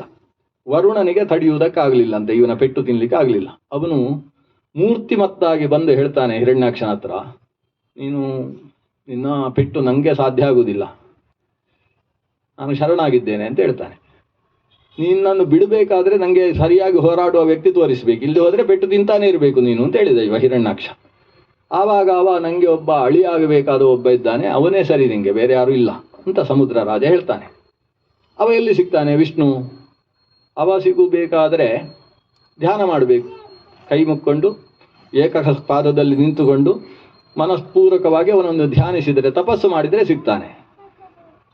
ಅದು ಚಪಾತಿ ತಿಂದು ಮಾಡಬೇಕು ಅಥವಾ ತಿನ್ನದೇ ಮಾಡಬೇಕು ಅಂತ ಇವಾಗ ಹೇಳ್ತಾನೆ. ಚೆನ್ನಾಗಿ ತಿಂದು ಉಂಡು ತಪಸ್ಸು ಮಾಡುವುದು ಹೇಗೆ? ಇಲ್ಲ, ಉಪವಾಸದಲ್ಲಿದ್ದು ಏಕಾಗ್ರತೆಯಿಂದ ಮಾಡಬೇಕು. ಅದೆಲ್ಲ ನಮ್ಮಿಂದ ಆಗುವುದಿಲ್ಲ ಅಂತ ಹೇಳಿದೆ. ಹಾಗಾದರೆ ಬೇರೆ ಕ್ರಮ ಏನಿದೆ ದೇವರನ್ನು ತರಿಸುವುದಕ್ಕೆ? ಎರಡನೇದಿದೆ. ಅವನಿಗೆ ಭೂಮಿ, ಹಸುಗಳು, ಬ್ರಾಹ್ಮಣರು, ವೇದ ಇದೆಲ್ಲ ಬಹಳ ಇಷ್ಟ. ಅದಕ್ಕೆಲ್ಲ ಉಪದ್ರವ ಮಾಡಿತು ಅಂತ ಹೇಳಿದರೆ ಬರ್ತಾನೆ ಅವ ಅಂತ. ಇದು ಬಹಳ ಕೆಲವರಿಗೆ ಕೆಲವು ಮಾರ್ಗಗಳೇ ಹಿಡಿಸುವುದು, ಕೆಲವು ಮಾರ್ಗಗಳು ಅವರಿಗೆ ಇಷ್ಟ ಆಗುವುದಿಲ್ಲ. ಅಂದ ದುಷ್ಟನಾದ ಹಿರಣ್ಯಾಕ್ಷ ದೇವರನ್ನು ತರಿಸುವುದಕ್ಕೋಸ್ಕರ ಸ್ವೀಕಾರ ಮಾಡಿದ ಮಾರ್ಗ ಏನು ಅಂತ ಹೇಳಿದರೆ ಊರಿನಲ್ಲೆಲ್ಲ ಎಡವಟ್ಟು ಮಾಡಿ ಹಾಕುವುದು ಅಂತ. ಕೊನೆಗೆ ಭೂಮಿಯೂ ಕೂಡ ಅವನಿಗೆ ಇಷ್ಟ ಅಂತ ಗೊತ್ತಾಯ್ತಲ್ವ. ಅದಕ್ಕೋಸ್ಕರ ಭೂಮಿಯನ್ನೇ ಕಕ್ಷೆಯಿಂದ ತಪ್ಪಿಸುವ ಆಲೋಚನೆಯನ್ನು ಹಿರಣ್ಯಾಕ್ಷ ಮಾಡಿತ್ತು. ಯಾಕಂದರೆ ದೇವರು ಬರಬೇಕು ಅಂತ. ಹೀಗೆ ಭೂಮಿಯನ್ನು ತಪ್ಪಿಸಿದಂತಹ ಹಿರಣ್ಯಾಕ್ಷನನ್ನು ಮತ್ತೆ ಹೊಡೆದು ಭೂಮಿಯನ್ನು ಸ್ಥಾನದಲ್ಲಿ ನಿಲ್ಲಿಸುವುದಕ್ಕೋಸ್ಕರ ಆ ವೇದಗರ್ಭನ ಚತುರ್ಮುಖ ಬ್ರಹ್ಮನ ಮೂಗಿನಿಂದ ಅವತರಿಸಿದವ ಭಗವಂತ ವರಾಹರೂಪಿಯಾಗಿ. ಮೊದಲು ವರಾಹ ತಾನಾಗಿ ಮುಳುಗಿದ ಭೂಮಿಯನ್ನು ಪ್ರಥಮಂ ಜಲಧೌ ಮಗ್ನಾಂ ದ್ವಿತೀಯಂ ತೇನ ಮಜ್ಜಿತಾಂ ಅಂತ ಆಚಾರ್ಯರು ಇದರ ಬಗ್ಗೆ ವಿವರಣೆ ಕೊಡ್ತಾರೆ. ಅಂತೂ ಎರಡೂ ಸಂದರ್ಭದಲ್ಲೂ ಮುಳುಗಿದಂತಹ ಭೂಮಿಯನ್ನು ಮತ್ತೆ ಯಥಾಸ್ಥಾನದಲ್ಲಿ ತಂದು ನಿಲ್ಲಿಸಿದವ ಭಗವಂತ ವರಾಹ. ಆ ಸಮಯದಲ್ಲೇ ವರಾಹನಿಗೆ ಹಣೆಯ ಮೇಲೆ 3 ಹನಿ ಬೆವರು ಬಂದದ್ದಂತೆ. ದೇವರು ಬೆವರು ತರಿಸಿಕೊಳ್ತಾನೆ. ನಿನ್ನೆ ಕಥೆಯಲ್ಲಿ ನೋಡಲಿಲ್ಲ, ಅವನಿಗೆ ರಕ್ತ ಸುರಿದದ್ದೆಲ್ಲ, ಇಂಥದ್ದೆಲ್ಲ ನಾಟಕ ಮಾಡುವುದರಲ್ಲಿ ಮಹಾನಿಸ್ಸೀಮ ಭಗವಂತ. ಬೆವರು ಬಂತವನಿಗೆ. ಬಂದ ಬೆವರನ್ನು ಅವನೇ ಹೀಗೆ ತನ್ನ 4 ಕಾಲುಗಳಲ್ಲಿ, ಎದುರಿನ 2 ಕಾಲುಗಳು ಅಂದರೆ ಅವನ ಕೈಗಳು, ಶಂಖಚಕ್ರವನ್ನು ಧರಿಸಿದ ವರಾಹವ, ಆತ ತನ್ನ ಕೈಯಿಂದ ಅದನ್ನು ಹೀಗೆ ಸೀಟಿ ಭೂಮಿಗೆ ಹೀಗೆ ಹಾಕಿದಂತೆ. ನಾವೆಲ್ಲ ಪಕ್ಕದವರ ಮೇಲೆ ಮಾಡಿದ ಹಾಗೆ ಇವನು ತೆಗೆದು ಅದನ್ನು ಭೂಮಿಯ ಮೇಲೆ ಬಿಟ್ಟ. ಭೂಮಿಯ ಮೇಲೆ 3 ಆತನ ಮಹೇಶ್ವರ ಸ್ಯಾನನ ಸ್ವೇದಬಿಂದು. ಆ ಸ್ವೇದಬಿಂದು ಯಾವಾಗ ಭೂಮಿಗೆ ಬಂತು, ಭೂಮಿಯಿಂದ 3 ಜನ ಹುಟ್ಟಿ ಬಂದ್ರಂತೆ. ಆ ಹುಟ್ಟಿದವನಿಗೆ ಭೂಮಿಯ ಮಕ್ಕಳು ಅಂತಲೇ 3 ಜನಕ್ಕೂ ಹೆಸರು. ಭೂಮಿಯ ಮಗ ಆದ್ರಿಂದ ಒಬ್ಬನನ್ನು ಭೌಮ ಅಂತ ಕರೀತಾರೆ, ಇನ್ನೊಬ್ಬನನ್ನು ಕುಜ ಅಂತ ಕರೀತಾರೆ, ಮತ್ತೊಬ್ಬನನ್ನು ವಾಸ್ತು ಅಂತ ಕರೀತಾರೆ. ಅಂದರೆ ಭೂಮಿಯಲ್ಲಿ ವರಾಹನ ಸುತನಾಗಿ ಆವಿರ್ಭವಿಸಿದವರು, ಭೂಮಿಗೆ ಸಂಬಂಧಪಟ್ಟವರು. ಅದರಲ್ಲಿ ಕುಜ, ಕು ಅಂದರೆ ಭೂಮಿ, ಧರಣೀಗರ್ಭ ಸಂಭೂತಾವ. ಅವನನ್ನು ನವಗ್ರಹಗಳಲ್ಲಿ ಒಬ್ಬ ಅಂತ ಉಲ್ಲೇಖ ಮಾಡ್ತೇವೆ. ಮತ್ತೊಬ್ಬನನ್ನು ನರಕಾಸುರ, ಭೌಮಾಸುರ ಅಂತ ಕರೀತಾರೆ. ಇನ್ನೊಬ್ಬನನ್ನು ವಾಸ್ತುಪುರುಷ ಅಂತ ಕರೀತಾರೆ. ಹೀಗೆ ಲೋಕಕ್ಕೆ ಬೇಕಾದ ಕೆಲವು ಶಕ್ತಿಗಳನ್ನು ಕೂಡ ಕರುಣಿಸಿದಂತಹ ಭಗವಂತ ವರಾಹ. ಅದು ಭಗವಂತನ 22 ಅವತಾರಗಳಲ್ಲಿ 2ನೇ ಅವತಾರ. 3ನೇದ್ದು ಕಪಿಲ ಅಂತ ಹೇಳುವ ಅವತಾರ. ಆ ಕಥೆಗೆ ಈಗ ಬರುವ. ತೃತೀಯ ಸ್ಕಂಧದಲ್ಲೇ ನಿರೂಪಣೆ ಮಾಡಿದಂತಹ ಭಗವಂತನ ಮತ್ತೊಂದು ಅವತಾರ ಅದು. ಅಲ್ಲ, ತೃತೀಯಂ ಋಷಿಸರ್ಗಂ ವೈ ದೇವಋಷಿತ್ವಂ ಉಪೇತ್ಯ ಸಹ. ಒಂದು ಮಹಿದಾಸ ಅಂತ ಭಗವಂತನ ಒಂದು ಅವತಾರ ಇದೆ. ಅದು ಜ್ಞಾನಾವತಾರ, ಬೇರೆ ದುಷ್ಟ ಸಂಹಾರ ಇತ್ಯಾದಿ ಉದ್ದೇಶ ಅಲ್ಲ. ಹೇಗೆ ಕುಮಾರ ರೂಪಿ ಭಗವಂತನೋ ಹಾಗೆ ಮಹಿದಾಸ ಇತರೇಯ ಅನ್ನುವ ರೂಪವೂ ಕೂಡ ಜ್ಞಾನಕ್ಕೋಸ್ಕರವೇ ಅವತರಿಸಿದಂತಹ ರೂಪ. ಮೊದಲು ಭಗವಂತನ ಅವತಾರ ಎಲ್ಲ ಜ್ಞಾನ ತುಂಬಿಸುವುದಕ್ಕೋಸ್ಕರವೇ ಆದದ್ದು. ಆಮೇಲೆ ಎಲ್ಲ ಹೊಡೆಯುವುದು ಬಡಿಯುವುದೆಲ್ಲ ಜನ ಶುರು ಮಾಡಿದ ಮೇಲೆ ದೇವರು ಹೊಡೆಯುವುದು ಬಡಿಯುವುದಕ್ಕೋಸ್ಕರವೂ ಅವತಾರ ಮಾಡಿದ್ದಿದೆ. ಆ ಹೊಡೆಯುವುದಕ್ಕೋಸ್ಕರ ಬಂದ ಭಗವಂತನ ರೂಪಗಳು ಕೂಡ ಜ್ಞಾನದ ಕೆಲಸ ಮಾಡಿಯೇ ಮಾಡ್ತವೆ. ಅದನ್ನ ಭಗವಂತನಿಗೆ ಎಲ್ಲಕ್ಕಿಂತ ಹೆಚ್ಚು ಪ್ರಿಯವಾದದ್ದು ಜ್ಞಾನ. ಅವ ಅರ್ಜುನನಿಗೆ ಹೇಳ್ತಾನೆ, ನನಗೆ 4 ಥರದ ಜನ ಇದ್ದಾರೆ ನನ್ನ ಕಡೆಗೆ ಬರುವವರು. ಯಾರು ಅಂತ ಹೇಳಿದರೆ, ಕೆಲವರು ತುಂಬ ಸಂಕಟ ಬಂದಾಗ ಬೆನ್ನು ಹಿಡಿಯುವವರು, ಕೆಲವರು ಸಂಕಟ ಬಂದಾಗ ವೆಂಕಟರಮಣ ಅಂತ ಹತ್ತಿರ ಬರುವವರು, ಅವರಿಗೆ ಆರ್ತ ಅಂತ ಹೆಸರು. ಮತ್ತೆ ಕೆಲವರು ಒಂದಷ್ಟು ಬೇಕಾದ್ದೆಲ್ಲ ಇದೆ, ಸಮಸ್ಯೆ ಏನಿಲ್ಲ, ಆದರೆ ಪಕ್ಕದ ಮನೆಯವರು 3 ಮಹಡಿ ಕಟ್ಟಿದ್ದಾರೆ, ನಂದು 2 ಉಂಟು ಅಂತ ದೇವರನ್ನು ಹರಕೆ ಹೊರು, ನಂಗೂ ಅಂತ ಕಟ್ಟುವ ಒಂದು ಯೋಗ ಬಂದರೆ ನಿನಗೆ ಒಂದು ಪಂಚಾಮೃತ ಮಾಡಿಸ್ತೇನೆ ಅಂತ ಹೇಳುವವರು. ಇಂಥವರಿಗೆ ಅರ್ಥಾರ್ಥಿಗಳು ಅಂತ ಹೆಸರು. ಇಷ್ಟಪ್ರಾಪ್ತಿಗೋಸ್ಕರ ದೇವರ ಹತ್ರ ಹೋಗುವವರು. ಮತ್ತೆ ಕೆಲವರು ದೇವರನ್ನು ತಿಳ್ಕೊಳ್ಬೇಕು ಅಂತ ಹೋಗುವವರು, ಅವರು ಜಿಜ್ಞಾಸುಗಳು ಅಂತ ಕರೀತಾರೆ.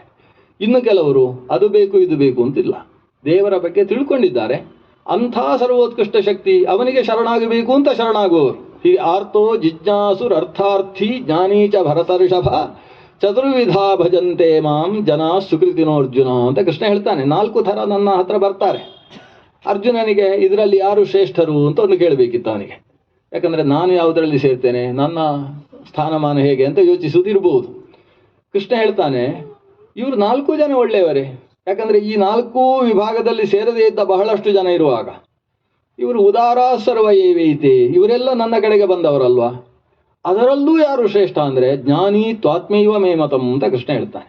ಯಾರು ನನ್ನನ್ನು ತಿಳಿದವ ಇದ್ದಾನೆ ಅವನು ನಾನು ನನಗೆ ಹೇಗೋ ಅವನು ನನಗೆ ಹಾಗೆ, ಅಷ್ಟು ಆತ್ಮ ಅಂತ ಆನಿಸಿಕೊಳ್ಳುವಷ್ಟು ಅವನು ನನಗೆ ಪ್ರಿಯನಾದವ.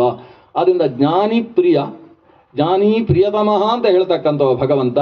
ಅವನು ತನಗೆ ಎಲ್ಲರೂ ಪ್ರಿಯರಾಗಬೇಕು, ಅವರೆಲ್ಲರೂ ಜ್ಞಾನವನ್ನು ಪಡೆದು ಸಾಧನೆ ಮಾಡಬೇಕು ಅನ್ನೋ ಉದ್ದೇಶದಿಂದ ಜ್ಞಾನಕ್ಕೋಸ್ಕರ ಅವತರಿಸಿದ ಒಂದು ರೂಪ ಮಹಿದಾಸ ಐತರೇಯ ಅಂತ. ಅವರಿಗೆ ಮಹಿದಾಸ ಅಂತ ಹೆಸರು ಯಾಕೆ ಬಂದದ್ದು? ಒಬ್ಬ ವಿಶಾಲ ಅಂತ ಒಬ್ಬ ಋಷಿ, ಚತುರ್ಮುಖ ಬ್ರಹ್ಮನ ಮಗ. ಆ ವಿಶಾಲನ ಮಗನಾಗಿ ಭಗವಂತನೇ ಅವತರಿಸಿದ್ದು, ಇತರಾದೇವಿಯ ಮಗನಾಗಿ ಅವನನ್ನು ಐತರೇಯ ಅಂತ ಕರೆಯುವುದು. ಆತ ಒಂದು ಸಂದರ್ಭದಲ್ಲಿ ಬಹಳ ವಿಶೇಷ, ಅವರ ಕಥೆಯನ್ನು ಬೇರೆಯವರು ಬೇರೆ ಬೇರೆ ಥರ ಹೇಳಿದ್ದಾರೆ. ಆಚಾರ್ಯರು ಒಂದು ಸಂಕ್ಷೇಪವಾಗಿ ಹೇಳಿದ್ದಾರೆ. ಬಟ್ ಆ ಎಲ್ಲ ಕಥೆ ಸೇರಿಸಿದರೆ ಹೇಗೆ ಕಥೆ ಸಿಗ್ತದೆ ಅಂದರೆ, ಈ ಮಗು ಮಾತಾಡ್ತಾನೆ ಇರಲಿಲ್ಲಂತೆ. ಹುಟ್ಟಿದ ಮಗು ಮಾತಾಡ್ತಾ ಇಲ್ಲ. 16 ವರ್ಷ ಆಗುವಲ್ಲೇ ತನಗೂ ಮಾತೇ ಇಲ್ಲ. ಉಪನಯನವನ್ನು ಮಾಡಿದ್ದಾರೆ, ಮಂತ್ರ ಎಲ್ಲ ಒಳಗೆ ಮನಸ್ಸಿನಲ್ಲೇ ಹೇಳುವುದು, ದೊಡ್ಡ ಜ್ಞಾನಿ, ಆದರೆ ಮಾತಿಲ್ಲ. ಕೊನೆಗೆ ಇವನ ಅಣ್ಣಂದಿರೆಲ್ಲ ಇದ್ದಾರೆ, ಅವರೆಲ್ಲ ಪೌರೋಹಿತ್ಯದಲ್ಲಿ ಮಹಾ ನಿಷ್ಣಾತರು.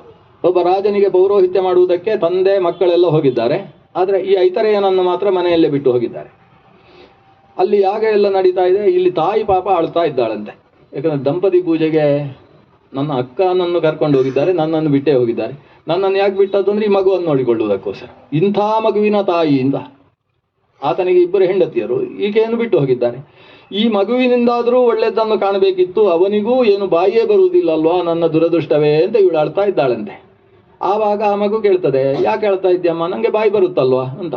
ಈ 16 ವರ್ಷ ತನಕ ಮಾತಾಡದೇ ಇದ್ದ ಮಗು ಈಗ ಅಮ್ಮನ ಮುಂದೆ ಮಾತಾಡ್ತದೆ. ಅಮ್ಮನಿಗೆ ಆಶ್ಚರ್ಯ, ಯಾಕೆ ಮಾತಾಡಲಿಲ್ಲ ನೀನು ಇಷ್ಟು ಸಮಯ? ಅಲ್ಲ, ನಾನೆಲ್ಲ ಓದುವುದೆಲ್ಲ ಓದಿದ್ದೇನೆ, ಅಪ್ಪ ಏನು ಓದಿದ್ದಾನೆ ಎಲ್ಲ ನನಗೆ ಗೊತ್ತಿದೆ, ಮತ್ತೆ ಮಾತಾಡಲಿಲ್ಲ. ಅದು ಚಿಕ್ಕದಿರುವಾಗ ಈ ತಾಯಿ ಹೇಳಿದ್ದಂತೆ, ಬಾಯಿ ಮುಚ್ಚು ಅಂತ ಹೇಳಿದಾಳಂತೆ. ಅದಕ್ಕೆ ಬಾಯಿ ಮುಚ್ಚಿದ್ವಿ. ಮಗ ತುಂಬ ಜಾಗ್ರತೆ ಇರಬೇಕು ಮಕ್ಕಳ ಮುಂದೆ. ಇದು ಜೋರು ಮಾಡಿ ಬಾಯಿ ಮುಚ್ಚು ಅಂತ ಹೇಳಿದ್ದಂತೆ. ಆಮೇಲೆ ಬಾಯಿ ತೆರಿ ಅಂತ ಅಮ್ಮ ಹೇಳಲೇ ಇಲ್ಲ ಯಾವತ್ತೂ ಕೂಡ. ಅದಕ್ಕೋಸ್ಕರ ಮುಚ್ಚಿದ ಬಾಯಿ ಮಗು ತೆಗಿಲೇ ಇಲ್ಲಂತೆ. ಹೀಗೆ ಕಥೆಯನ್ನು ಒಬ್ಬರು ಐತರೇಯೋಪನಿಷತ್ತಿಗೆ ವ್ಯಾಖ್ಯಾನ ಮಾಡತಕ್ಕಂತಹ ಒಬ್ಬ ಋಷಿಗಳು ಅದಕ್ಕೆ ಹಾಗೆ ವ್ಯಾಖ್ಯಾನ ಮಾಡ್ತಾರೆ. ಅಂತೂ ಆತ ಈಗ ಬಾಯಿ ತೆಗೆದಲ್ವ, ತೆಗೆದ್ರೆ ಎಲ್ಲ ವೇದದ ಅರ್ಥಗಳೆಲ್ಲ ಬಾಯಿಂದ ಹೊರಗೆ ಬರ್ತದೆ. ಈ ತಾಯಿ ಹೇಳ್ತಾಳೆ, ನೀನು ಆ ಯಾಗದ ಹತ್ರ ಹೋಗು, ಅಲ್ಲಿ ಹೋಗಿ ನಿನ್ನ ಜ್ಞಾನವನ್ನು ಅಲ್ಲಿ ಪ್ರದರ್ಶನ ಮಾಡು, ಆಗ ಇಂಥ ಮಗನ ಅಮ್ಮ ಅಂತ ನನಗೊಂದು ಸ್ಥಾನಮಾನ ಬರ್ತದೆ ಅಂತ ಆ ತಾಯಿಗೆ ಒಂದು ಖುಷಿ. ಅಂದರೆ ಮಕ್ಕಳು ಸಾಧನೆ ಮಾಡಿದರೆ ತಾಯಿ ಎಷ್ಟು ಖುಷಿ ಪಡ್ತಾಳೆ. ಈ ಮಗು ಹೋಯ್ತು ಅಲ್ಲಿಗೆ. ಅದು ಬರ್ತಾ ಇರುವಾಗ ಅಲ್ಲಿ ಅಣ್ಣಂದಿರೆಲ್ಲ ನೋಡಿದ್ರಂತೆ, ಓ ಇವನಿಗೆ ಬಂದರೆ ಆಸನ ಕೊಡಬೇಕಾಗ್ತದೆ, ಆಮೇಲೆ ನಮ್ಮ ತಮ್ಮ ಅಂತ ಹೇಳಬೇಕಾಗ್ತದೆ. ಬಾಯಿ ಬರದೇ ಇದ್ದವ ನಮ್ಮ ತಮ್ಮ ಅಂತ ಹೇಳಿದರೆ ನಮ್ಮ ಮರ್ಯಾದೆ ಕಡಿಮೆ ಆಗ್ತದೆ. ಹೀಗೆ ಯೋಚನೆ ಮಾಡಿ ಅವನಿಗೆ ಆಸನ ಇಲ್ಲದೆ ಇರುವ ವ್ಯವಸ್ಥೆ ಮಾಡಿದ್ರಂತೆ. ಸಭ್ಯಸ್ಥಾನದಲ್ಲಿ ಬರಬೇಕವ, ಅದನ್ನು ದಾಟಿ ಋತ್ವಿಕ್ ಸ್ಥಾನಕ್ಕೆ ಬರಬೇಕು. ಋತ್ವಿಕ್ ಸ್ಥಾನದಲ್ಲಿ ಒಂದು ಆಸನವನ್ನು ಇಡಲಿಲ್ಲ ಇವರು. ಬಂದರೆ ಅಲ್ಲಿ ಸಭ್ಯಸ್ಥಾನದಲ್ಲಿ ಕೂತ್ಕೊಂಡಿರಲಿ ಅಂತ. ಇವನು ಸೀದಾ ಅಲ್ಲಿಂದ ಬಂದು ಸೀದಾ ನೆಲದಲ್ಲಿ ಕೂತ್ಕೊಳ್ಳುವುದಕ್ಕೆ ಸಿದ್ಧ ಆದ. ನಮಗೆ ಆಸನವೇ ಬೇಕು ಅಂತೇನು, ಬಂದರೆ ಆಯ್ತು ನೆಲದಲ್ಲಿ ಕೂತ್ಕೊಂಡು. ಆದರೆ ಭೂಮಿಗೆ ಇಷ್ಟ ಆಗಲಿಲ್ಲ ಅಂತೆ. ಇಂಥ ಸಾಕ್ಷಾತ್ ಭಗವತ್ ಸ್ವರೂಪ ಅದು ಇಲ್ಲಿ ಎಲ್ಲರೂ ಆಸನದಲ್ಲಿ ಕೂತಾಗ ನೆಲದಲ್ಲಿ ಕೂಡುವುದಾ? ಆಗ ಭೂಮಿ ಸೀಳಿ ಅಲ್ಲಿಂದ ಒಂದು ಆಸನ ಬಂತಂತೆ, ಬಂಗಾರದ ಆಸನ. ಆ ಆಸನದಲ್ಲಿ ಈತ ಕೂತಂತೆ. ಅದಕ್ಕೆ ಮಹಿದಾಸ ಅಂತ ಹೆಸರಾಯ್ತಂತೆ. ಮಹಿದತ್ತವಾದ ಆಸನದಲ್ಲಿ ಆಸೀನನಾದ್ದರಿಂದ ಆತ ಮಹಿದಾಸ ಅಂತ. ಆವಾಗ ಬ್ರಹ್ಮಾದಿ ದೇವತೆಗಳು ಬಂದು ಪಾದ ಸೇವೆ ಮಾಡ್ತಾರೆ. ಬ್ರಹ್ಮಾದಿ ಮಹೀಯಾಂಸರು ದಾಸರ ಹಾಗೆ ಸೇವೆ ಮಾಡಿದ್ರಿಂದ ಅವನಿಗೆ ಮಹಿದಾಸ ಅಂತ ಹೆಸರಾಯಿತು ಅಂತ ಆಚಾರ್ಯರು ಉಪನಿಷತ್ ಭಾಷ್ಯದಲ್ಲಿ ನಿರೂಪಣೆ ಮಾಡ್ತಾರೆ. ಆಗ ಸಾಕ್ಷಾತ್ ಲಕ್ಷ್ಮೀದೇವಿಯೂ ಕೂಡ ಮುಂದೆ ಕುಳಿತು ಜ್ಞಾನೋಪದೇಶವನ್ನು ಆತನಿಂದ ಪಡಿತಾಳೆ. ತಾನು ಮುಂದೆ ನಿಮಿತ್ತ, ಇಡೀ ಪ್ರಪಂಚಕ್ಕೆ ಆತ ಕೊಟ್ಟ ಮಹಾಭೂತಿ ಶ್ರುತಿ, ಅದು ಐತರೇಯೋಪನಿಷತ್ತು ಅಂತ ಪ್ರಸಿದ್ಧವಾಗಿದೆ. ಹೀಗೆ ಮಹಿದಾಸ ಅನ್ನುವುದು ಭಗವಂತನ ಒಂದು ರೂಪ. ಅದನ್ನು ದೇವಋಷಿ ಅಂತ ಕರೀತಾರೆ. ದೇವಋಷಿ ವರ್ಯ ಪುರುಷಾಂತರಾರ್ಚನಾತ್, ಈ ಮಹಿದಾಸನನ್ನು ಕರೆದದ್ದು.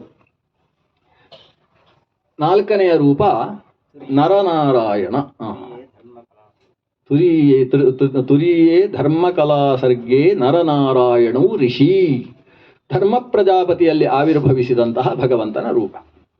ಅಲ್ಲಿ ನರ ಅನ್ನುವುದು ಆವಿಷ್ಟ ರೂಪ, ನಾರಾಯಣ ಅನ್ನುವುದು ಭಗವಂತನ ಸಾಕ್ಷಾತ್ ಅವತಾರ. ವೇದವ್ಯಾಸಾವತಾರದ ಹಾಗೆ ಲೋಕಕ್ಕೆ ಜ್ಞಾನವನ್ನು ಕೊಡುವುದಕ್ಕೆ ಬಂದ ಭಗವಂತನ ನಾರಾಯಣ ಅನ್ನುವ ರೂಪ ಬಹಳ ಅದ್ಭುತವಾದದ್ದು. ಈಗ ವೇದವ್ಯಾಸರು ಕೊಟ್ಟ ಗ್ರಂಥವನ್ನೆಲ್ಲ ಈಗಿರುವುದನ್ನು ಪ್ರಿಂಟ್ ಮಾಡಿದರೆ ಒಂದಿಷ್ಟು ದಪ್ಪ ಆಗ್ತದೆ. ಮಹಾಭಾರತ ಇತ್ಯಾದಿ ಎಲ್ಲ ಸೇರಿಸಿ ವ್ಯಾಸರು ಕೊಟ್ಟದ್ದು ಅಂತ ಒಂದಿಷ್ಟು ಎತ್ತರ ಬೇಕಾದರೆ ಆಗ್ಬೋದು. 18 ಪುರಾಣಗಳು, ಸ್ಮೃತಿಗಳು, ಉಪಪುರಾಣಗಳು ಎಲ್ಲ ಸೇರಿಸಿದರೆ ಒಂದಷ್ಟು ಅಂತ ಲೆಕ್ಕ ಹಾಕ್ಬೋದು. ಆದರೆ ಈ ನಾರಾಯಣ ರೂಪ ಏನಿದೆ ಅದು ಲೋಕಕ್ಕೆ ಕೊಟ್ಟ ಪಂಚರಾತ್ರ ಅನ್ನುವ ಗ್ರಂಥ. ಅದು ಎಷ್ಟು ಅಂತ ಈ ಜಾಗದಲ್ಲಿ ತುಂಬಿಸಲಿಕ್ಕೆ ಸಾಧ್ಯ ಇಲ್ಲ. ಪಂಚರಾತ್ರಸ್ಯ ಕೃಷ್ಣಸ್ಯ ವಕ್ತಾ ನಾರಾಯಣ ಸ್ವಯಂ. ಆಚಾರ್ಯರು ಒಂದು ಸಂದರ್ಭದಲ್ಲಿ ಹೇಳ್ತಾರೆ, ಈಗ ಸಿಗುವ ಪಂಚರಾತ್ರದ ಭಾಗ ಅದು ನಿಜವಾಗಿರುವ ಪಂಚರಾತ್ರದ ಕೋಟಿಯ ಅಂಶವೂ ಅಲ್ಲ ಅಂತ, ಕೋಟ್ಯಂಶೋಪಿನ ವಿದ್ಯತೆ ಅಂತ ಹೇಳ್ತಾರೆ. ಅಷ್ಟು ದೊಡ್ಡ ಗ್ರಂಥರಾಶಿಯನ್ನು ಲೋಕಕ್ಕೆ ಕೊಟ್ಟ ಭಗವಂತನ ನಾರಾಯಣ ಅಂತ ಹೇಳುವ ರೂಪ. ನಾವು ಬದರಿಯಲ್ಲಿ ಹೋಗಿ ಯಾವ ದರ್ಶನ ಮಾಡ್ತೇವೆ, ಬದರಿ ನಾರಾಯಣ ಅಂತ ಹೇಳಿ, ಅದು ಆ ನಾರಾಯಣ ರೂಪ. ನರ ನಾರಾಯಣ. ಸಹಸ್ರವರ್ಮಿ ಅಂತ ಹೇಳುವ ಒಬ್ಬ ರಕ್ಕಸನ ಸಂಹಾರವೂ ಕೂಡ ಅದರ ಉದ್ದೇಶ ಅಂತ ಹೇಳಿ ಸ್ಕಾಂದ ಪುರಾಣದಲ್ಲಿ ಸುಮಾರು 17 ಅಧ್ಯಾಯಗಳಲ್ಲಿ ನರನಾರಾಯಣರ ಕಥೆಯೇ ಬರ್ತದೆ. ಕರ್ಣ ಸಹಸ್ರವರ್ಮಿ ಅನ್ನೋ ಒಬ್ಬ ಕರ್ಣನಲ್ಲಿ ಆವಿಷ್ಟನಾಗಿದ್ದ. ಅವನಲ್ಲಿ 1000 ಕವಚಗಳಿದ್ದು, 1000 ಕವಚಗಳನ್ನು ಆತ ವರದಿಂದ ಪಡೆದದ್ದು. ಅದು ಚತುರ್ಮುಖ ಬ್ರಹ್ಮನ ಹತ್ರ ಹೇಗೆ ವರ ಪಡೆದಿದ್ದಾನೆ ಅಂದರೆ, ನನ್ನ ಒಂದು ಕವಚವನ್ನು ಒಬ್ಬ ತುಂಡು ಮಾಡಬೇಕಾದ್ರೆ ಅವ 1000 ವರ್ಷ ತಪಸ್ಸು ಮಾಡಿರಬೇಕು ಅಂತ ವರ ಪಡೆದಿದ್ದಾನೆ. ಅಷ್ಟೇ ಅಲ್ಲ, ಒಂದು ಕವಚ ತುಂಡು ಮಾಡಿದರೆ ಆಮೇಲೆ ಅವನು ನಿಶ್ಚೇಷ್ಟಿತನಾಗಬೇಕು ಅಂತ, ಅಂದರೆ ಸತ್ತು ಬೀಳಬೇಕು ಅಂತ ಹೀಗೊಂದು ವರ. ಹಾಗಾಗಿ ನರ ನಾರಾಯಣ ಇಬ್ಬರು 1000 ವರ್ಷ ತಪಸ್ಸು ಮಾಡುವುದು, ಒಂದು ಕವಚ ಭೇದಿಸುವುದು, ಮತ್ತೊಬ್ಬ ತಪಸ್ಸಿನ ಬಲದಿಂದ ಆತ ಬಿದ್ದವನನ್ನು ಎಬ್ಬಿಸುವುದು, ಹೀಗೆಲ್ಲ ನಾಟಕ ಮಾಡಿಕೊಂಡು ಅವನ ಸಹಸ್ರದಲ್ಲಿ 999 ಕವಚವನ್ನು ಸೀಳಿ ಹಾಕಿದ್ರಂತೆ. ಮತ್ತೆ ಒಂದು ಕವಚ ಇದ್ದಾಗ ಚತುರ್ಮುಖ ಬ್ರಹ್ಮ ಬಂದು ಹೇಳಿದಂತೆ, ಇದು ಸದ್ಯಕ್ಕೆ ನಾನು ಕೊಟ್ಟ ವರ ಅಲ್ವಾ, ಉಳಿಸಿ, ಅವನು ನಿಮಗೆ ರಗಳೆ ಮಾಡದೇ ಇರುವ ಹಾಗೆ ಮಾಡ್ತೇನೆ ಅಂತ. ಹಾಗೆ ಅವನೇ ಮುಂದಕ್ಕೆ ಕರ್ಣನಲ್ಲಿ ಆ ಒಂದು ಕವಚವನ್ನು ಇಟ್ಟುಕೊಂಡು ಬಂದು ಅದೇ ನರನಾರಾಯಣರು ಪಾರ್ಥ ಮತ್ತು ಶ್ರೀಕೃಷ್ಣನಾಗಿ ಒಂದೇ ರಥದಲ್ಲಿ ಕುಳಿತು ಅದಕ್ಕೂ ಒಂದು ಗತಿಯನ್ನು ಕಾಣಿಸಿದರು ಅಂತ ಆ ಪುರಾಣ ಕಥೆಯನ್ನು ಹೇಳ್ತದೆ. ಹಾಗೆ ನರ ನಾರಾಯಣ ಅನ್ನುವ ರೂಪ ತಪಸ್ಸು ಹೇಗೆ ಮಾಡಬೇಕು ಅಂತ ತೋರಿಸಿದ ರೂಪವೂ ಹೌದು. ನಾರಾಯಣ ತಪಸ್ಸು ಮಾಡ್ತಾ ಇದ್ರೆ ಅದು ಎಲ್ಲಿ? ಬದರಿಯಲ್ಲಿ ನರನಾರಾಯಣ ಪರ್ವತಯೋಹೋ ಮಧ್ಯೆ ಅಂತ ಒಂದು ಸಂಕಲ್ಪ ಮಾಡ್ತಾರೆ, ಅದು 2 ಪರ್ವತ. ಆ ಚಳಿಯಲ್ಲಿ ತಪಸ್ಸು ಮಾಡ್ತಾ ಇದ್ದಾನೆ ನಾರಾಯಣ. ಅವನ ತಪಸ್ಸು ನೋಡಿ ಆ ಇಂದ್ರನ ಕುರ್ಚಿ ಸ್ವಲ್ಪ ಅಲುಗಾಡಿತಂತೆ. ಈ ಮುಖ್ಯಮಂತ್ರಿಗಳ ಕುರ್ಚಿಯೆಲ್ಲ ಆಗಾಗ ಅಲುಗಾಡ್ತಾ ಇರ್ತದೆ. ಯಾರಾದರೂ ನನ್ನ ಸ್ಥಾನಕ್ಕೆ ಬಂದರೆ ಅಂತ ದೊಡ್ಡ ಕೆಲಸ ಮಾಡಿದವರನ್ನು ನೋಡಿದ ಕೂಡಲೇ ಅಲುಗಾಡ್ತದೆ. ಆತ ಇವರ ತಪಸ್ಸನ್ನು ವಿಚಲಿತವಾಗುವುದಕ್ಕೋಸ್ಕರ ತನ್ನಲ್ಲಿದ್ದ ಶ್ರೇಷ್ಠ ಅಪ್ಸರ ಸ್ತ್ರೀಯರನ್ನೆಲ್ಲ ಕಳಿಸ್ತಾನೆ.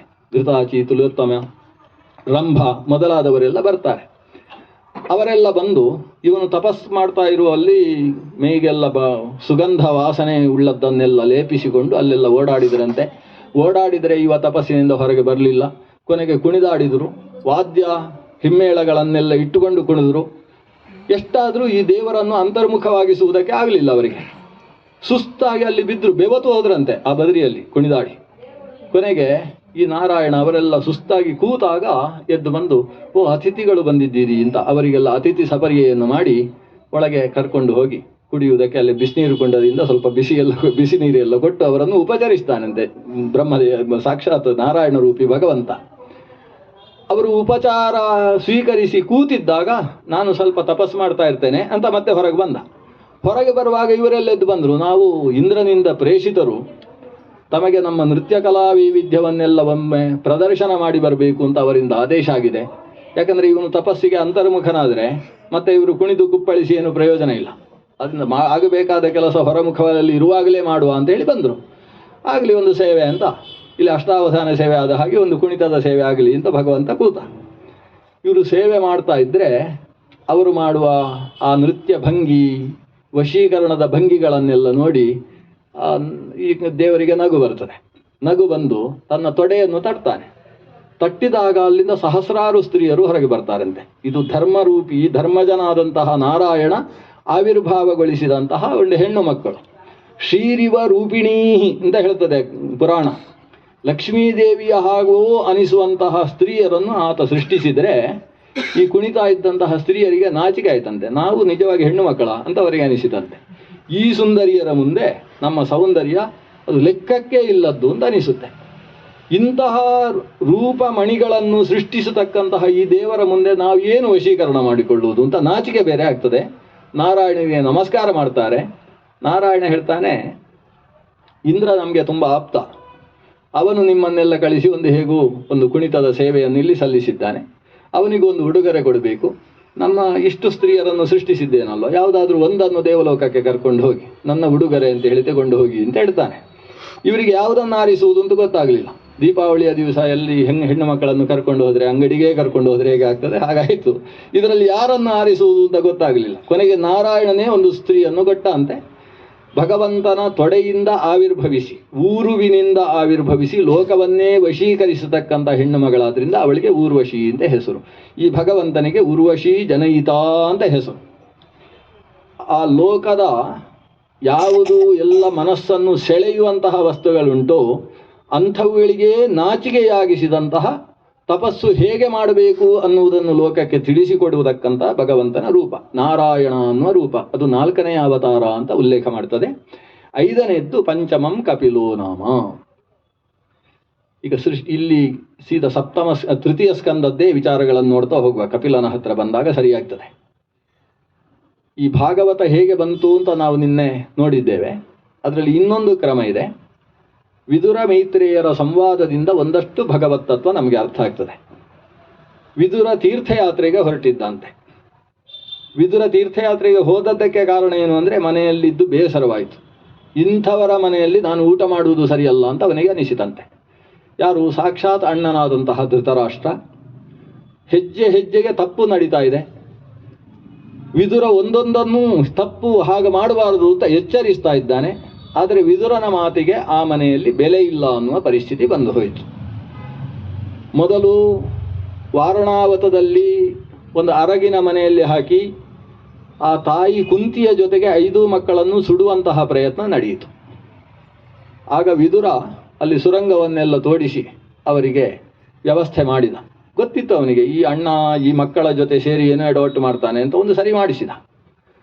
ಆಗಲೇ ಅಣ್ಣನಿಗೆ ಬುದ್ಧಿ ಹೇಳಿದ, ಇದು ಅಚಾನಕ್ಕಾಗಿ ನಡೆದ ಘಟನೆ ಅಲ್ಲ, ತಪ್ಪಾಗಿದೆ, ಜಾಗೃತೆಯಾಗಿರು ಅಂತ. ನಿಜವಾಗಿ ಪಾಂಡವರು ಬದುಕಿದ್ದದ್ದು ಗೊತ್ತಿಲ್ಲ ಇವನಿಗೆ. ಸತ್ತಿದ್ದಾರೆ ಅಂತಲೇ ಧೃತರಾಷ್ಟ್ರ ಅಂದುಕೊಂಡಿದ್ದ. ಆದರೆ ಆಮೇಲೆ ದ್ರೌಪದಿ ವಿವಾಹ ಪ್ರಕರಣದಿಂದ ಪಾಂಡವರು ಬದುಕಿದ್ದಾರೆ ಅಂತ ವಿಷಯ ಗೊತ್ತಾಯಿತು. ಮತ್ತೆ ಅವರನ್ನು ಮದುವೆಯಾಗಿ ಬಂದವರಲ್ಲಿ ದ್ಯೂತದ ಪ್ರಕರಣದಲ್ಲಿ ಸೊಸೆಯ ವಸ್ತ್ರದ ಮೇಲೆ ಸಭಾಂಗಣದಲ್ಲಿ ಕೈ ಹಾಕುವಂತಹ ಒಂದು ಕೆಟ್ಟ ಘಟನೆ ನಡೆಯಿತು.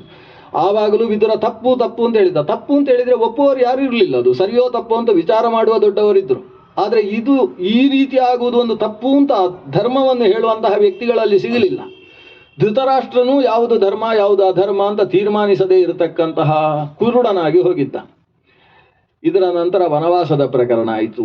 ವನವಾಸ ಅಜ್ಞಾತವಾಸ ಎರಡನ್ನೂ ಕ್ರಮ ಪ್ರಕಾರ ಮುಗಿಸಿ ಬಂದಂತಹ ಅವರಿಗೆ ನಿಜವಾದ ರೀತಿಯಲ್ಲಿ ಅರ್ಧ ರಾಜ್ಯ ಆದರೂ ಕೊಡಬೇಕಿತ್ತಲ್ವಾ, ಅದು ಕೊಡುವುದಿಲ್ಲ ಅಂತ ಆಯಿತು. ಸೂಜಿ ಮನೆಯ ಜಾಗವನ್ನು ಕೊಡುವುದಿಲ್ಲ ಅಂತ ವಿದುರ ಹೇಳಿದ, ನ್ಯಾಯವಾಗಿ ಕೊಡಿ ಅಂತ. ಕೇಳುವವರು ವಿದುರನ ಮಾತಿಗೆ ಬೆಲೆ ಇಲ್ಲ. ಆಮೇಲೆ ಶ್ರೀಕೃಷ್ಣ ಸಂಧಾನಕ್ಕೋಸ್ಕರ ಬರುವ ಪ್ರಕರಣವೂ ನಡೆಯಿತು. ಕೃಷ್ಣನನ್ನು ಕಟ್ಟಿ ಹಾಕುವ ಯೋಚನೆ ಮಾಡಿದರು ಇವರು. ಆವಾಗ ವಿದುರನಿಗೆ ತುಂಬ ಬೇಸರ ಆಯಿತು. ಕೃಷ್ಣ ಸಂಧಾನ ಮುಗಿಸಿ ಹೋದ ಮೇಲೆ ಇಲ್ಲಿ ಧೃತರಾಷ್ಟ್ರನಿಗೆ ನಿದ್ದೆ ಬರಲಿಲ್ಲ. ಯಾಕಂದರೆ ಕೃಷ್ಣ ಹೋದ, ಸಂಧಾನ ಸಫಲ ಆಗಲಿಲ್ಲ ಅಂದರೆ ಯುದ್ಧ ಆಗ್ತದೆ. ಯುದ್ಧ ಅಂತ ಹೇಳಿದ ಕೂಡಲೇ ಅವನಿಗೆ ನೆನಪಾಗುವುದು ಭೀಮಸೇನನ ಗರ್ಜನೆ. ನಮ್ಮ ಮಗ ಎಲ್ಲ ಪುಡಿಯಾಗಿ ಹೋದ ಅಂತ ತೀರ್ಮಾನ ಆಗ್ತದೆ. ಅವನಿಗೆ ನಿದ್ದೆಯೇ ಬರುವುದಿಲ್ಲ. ವಿದುರನನ್ನು ಕರೆಸಿಕೊಂಡ. ಎರಡೆರಡು ಸಂದರ್ಭದಲ್ಲಿ ಕರೆಸಿಕೊಳ್ತಾನೆ. ಒಮ್ಮೆ ಸಭೆಯಲ್ಲೇ ವಿದುರನನ್ನು ಕರೆಸಿಕೊಂಡ. ವಿದುರನನ್ನು ಕರೆಸಿಕೊಂಡಾಗ ವಿದುರ ಹೇಳಿದ ಮುಖ್ಯ ಮಾತೇನೆಂದರೆ, ಎದುರುಗಡೆ ದುರ್ಯೋಧನ ಇದ್ದಾನೆ.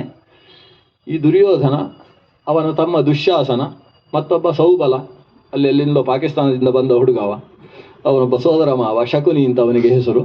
ಇನ್ನೊಬ್ಬ ಅವರ ಜೊತೆಗೆ ಸೇರಿದ್ದವ ಈ ಕರ್ಣ. ಇವರಿಂದಾಗಿ ಈ ಕುರುವಂಶ ಎಲ್ಲ ನಾಶ ಆಗಿಬಿಡುತ್ತೆ. ಇದಕ್ಕೆಲ್ಲ ಮೂಲ ಕಾರಣ ನಿನ್ನ ಆ ದೊಡ್ಡ ಮಗ ದುರ್ಯೋಧನ. ಅವನನ್ನು ಈ ಊರು ಬಿಟ್ಟು ಎಲ್ಲಿಯಾದರೂ ಕಳಿಸ್ತೀಯೋ, ಗಡೀಪಾರು ಮಾಡಿದೆಯೋ, ಈ ವಂಶ ಉಳಿತದೆ. ಇಲ್ಲೇ ಹೋದರೆ ಪಾಂಡವರು ಅಷ್ಟು ಧಾರ್ಮಿಕರು, ಅವರೇ ರಾಜ್ಯವಾಳಬೇಕು ಅಂತ ಇಡೀ ಪ್ರಜಾ ಸಮುದಾಯ ಅಪೇಕ್ಷಿಸ್ತಾ ಇದೆ. ಅಂಥವರಿಗೆ ರಾಜ್ಯವನ್ನು ಕೊಟ್ಟು ಲೋಕವೆಲ್ಲ ಕ್ಷೇಮವಾಗಿರುವ ಹಾಗೆ ನೋಡಿಕೊಳ್ಳುವುದು. ಭೀಮಸೇನಂತಹ ಮಹಾಶಕ್ತಿ ಅದು ಲೋಕ ರಕ್ಷಕವಾಗಿತ್ತು ಅಂತಾದರೆ ಎಷ್ಟು ಖುಷಿಯಿಂದ ಪ್ರಜೆಗಳು ಜೀವಿಸುವುದಕ್ಕೆ, ನೆಮ್ಮದಿಯ ಭದ್ರತೆಯ ಜೀವನ ಜನಕ್ಕೆ ಸಿಗ್ತದೆ. ಅದೆಲ್ಲ ಬಿಟ್ಟು ಇವನನ್ನೇ ನೀನು ಮತ್ತೆ ಮತ್ತೆ ಓಲೈಸ್ತಾ ಇದ್ದೀಯಲ್ಲ ಅಂತ ಇಷ್ಟು ಹೇಳಿದರೆ ನಿಜವಾಗಿ ಧೃತರಾಷ್ಟ್ರ ಮಾತಾಡಬೇಕು. ಆದರೆ ಮಾತಾಡಿದ್ದು ದುರ್ಯೋಧನ. ಯಾರು ಇವನನ್ನು ಇಲ್ಲಿ ಕರೆಸಿದ್ದು ಅಂತ ಅವರ ಪ್ರಶ್ನೆ ಮಾಡ್ತಾನೆ. ದಾಸ್ಯಾಸುತಂ ಅಂತ ಒಂದು ಕೆಟ್ಟ ಶಬ್ದ ಬಳಕೆ ಮಾಡ್ತಾನೆ. ಚಿಕ್ಕಪ್ಪ ಅಂತ ಹೇಳಬೇಕಲ್ವಾ, ಅದು ಹೇಳ್ತಾ ಇಲ್ಲ. ಇವನನ್ನು ಯಾರಿಲ್ಲಿಗೆ ಕರೆಸಿದ್ದು?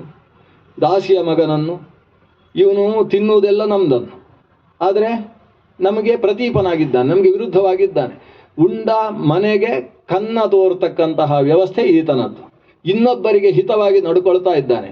ಆದ್ದರಿಂದ ಇವನನ್ನು ಇಲ್ಲಿಂದ ಈಗಲೇ ಹೊರಗೆ ಹಾಕಿ, ಎಲ್ಲಿ ಉಸಿರಾಡ್ತಾ ಇರಬೇಕು ಹಾಗೆ ಹೊಡೆದು ಬಡ್ದು ಎಲ್ಲಿಯಾದರೂ ಬಿಟ್ಟು ಬನ್ನಿ ಅಂತ ಇಷ್ಟು ಮಾತಾಡಿದರೆ, ಚಿಕ್ಕಪ್ಪನಿಗೆ ಒಬ್ಬ ಆ ಮಗು ಹೀಗೆ ಮಾತಾಡ್ತಾ ಇದೆ ಅಂತ ಆದರೆ ಅಣ್ಣನಾದ ಧೃತರಾಷ್ಟ್ರ ತಪ್ಪು ಮಾತಾಡ್ತಾ ಇದ್ದಿಂದ ಹೇಳಬೇಕೋ ಬೇಡೋ?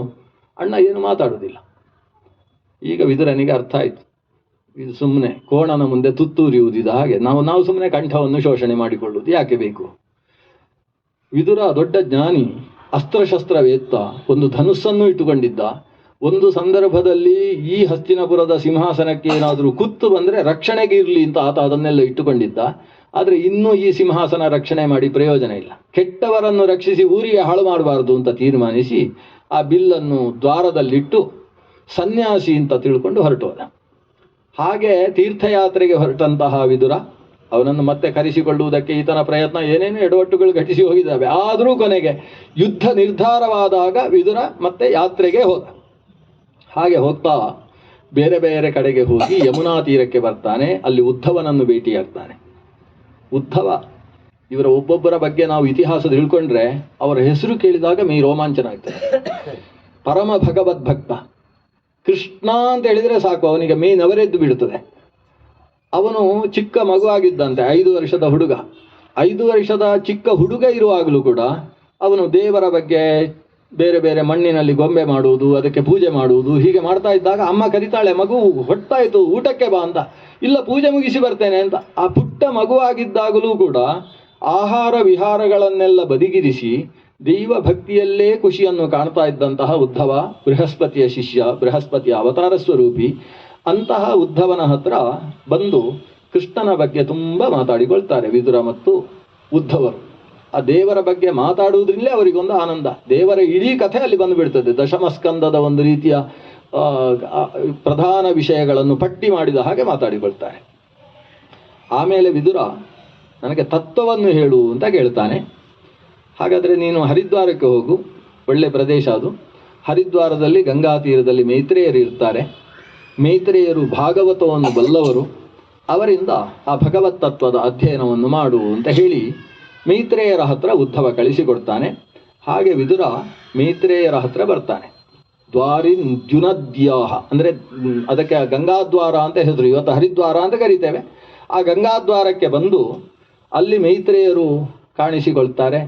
ನೋಡಿ, ಒಬ್ಬ ಹರಿಭಕ್ತನಿಗೆ ಮತ್ತೊಬ್ಬ ಹರಿಭಕ್ತನನ್ನು ಹುಡುಕುವುದು ಕಷ್ಟ ಆಗಲಿಲ್ಲ. ಇವತ್ತಿನ ಹಾಗೆ ಅವರ ಅಡ್ರೆಸ್ಸು, ಅವರ ಫೋಟೋ ಎಲ್ಲ ಹಿಡ್ಕೊಂಡು ಅಲ್ಲಿ ಹೋಗಿ ಇವರೇನು ಅಂತ ನೋಡಿ ತಿಳ್ಕೊಂಡದ್ದಲ್ಲ. ಮೈತ್ರೇಯರು ಅಂತ ಅವರ ಮುಖಚರ್ಯೆಯಲ್ಲೇ ಅರ್ಥ ಆಗ್ತದೆ. ಹೋಗಿ ಅವರಿಗೆ ನಮಸ್ಕಾರ ಮಾಡ್ತಾನೆ. ಮೈತ್ರೇಯರು ಕೂಡ ಈತನನ್ನು ಅಷ್ಟು ಪ್ರೀತಿಯಿಂದ ಸ್ವಾಗತಿಸ್ತಾರೆ. ಇಬ್ಬರೂ ಕೂಡ ಕುಶಲೋಪರಿ ಮಾತಾಡಿಕೊಳ್ತಾರೆ. ಮಾತಾಡಿಕೊಂಡ ನಂತರ ವಿದುರ ಮೈತ್ರೇಯರಲ್ಲಿ ತತ್ವದ ಬಗ್ಗೆ ಕೇಳ್ತಾನೆ.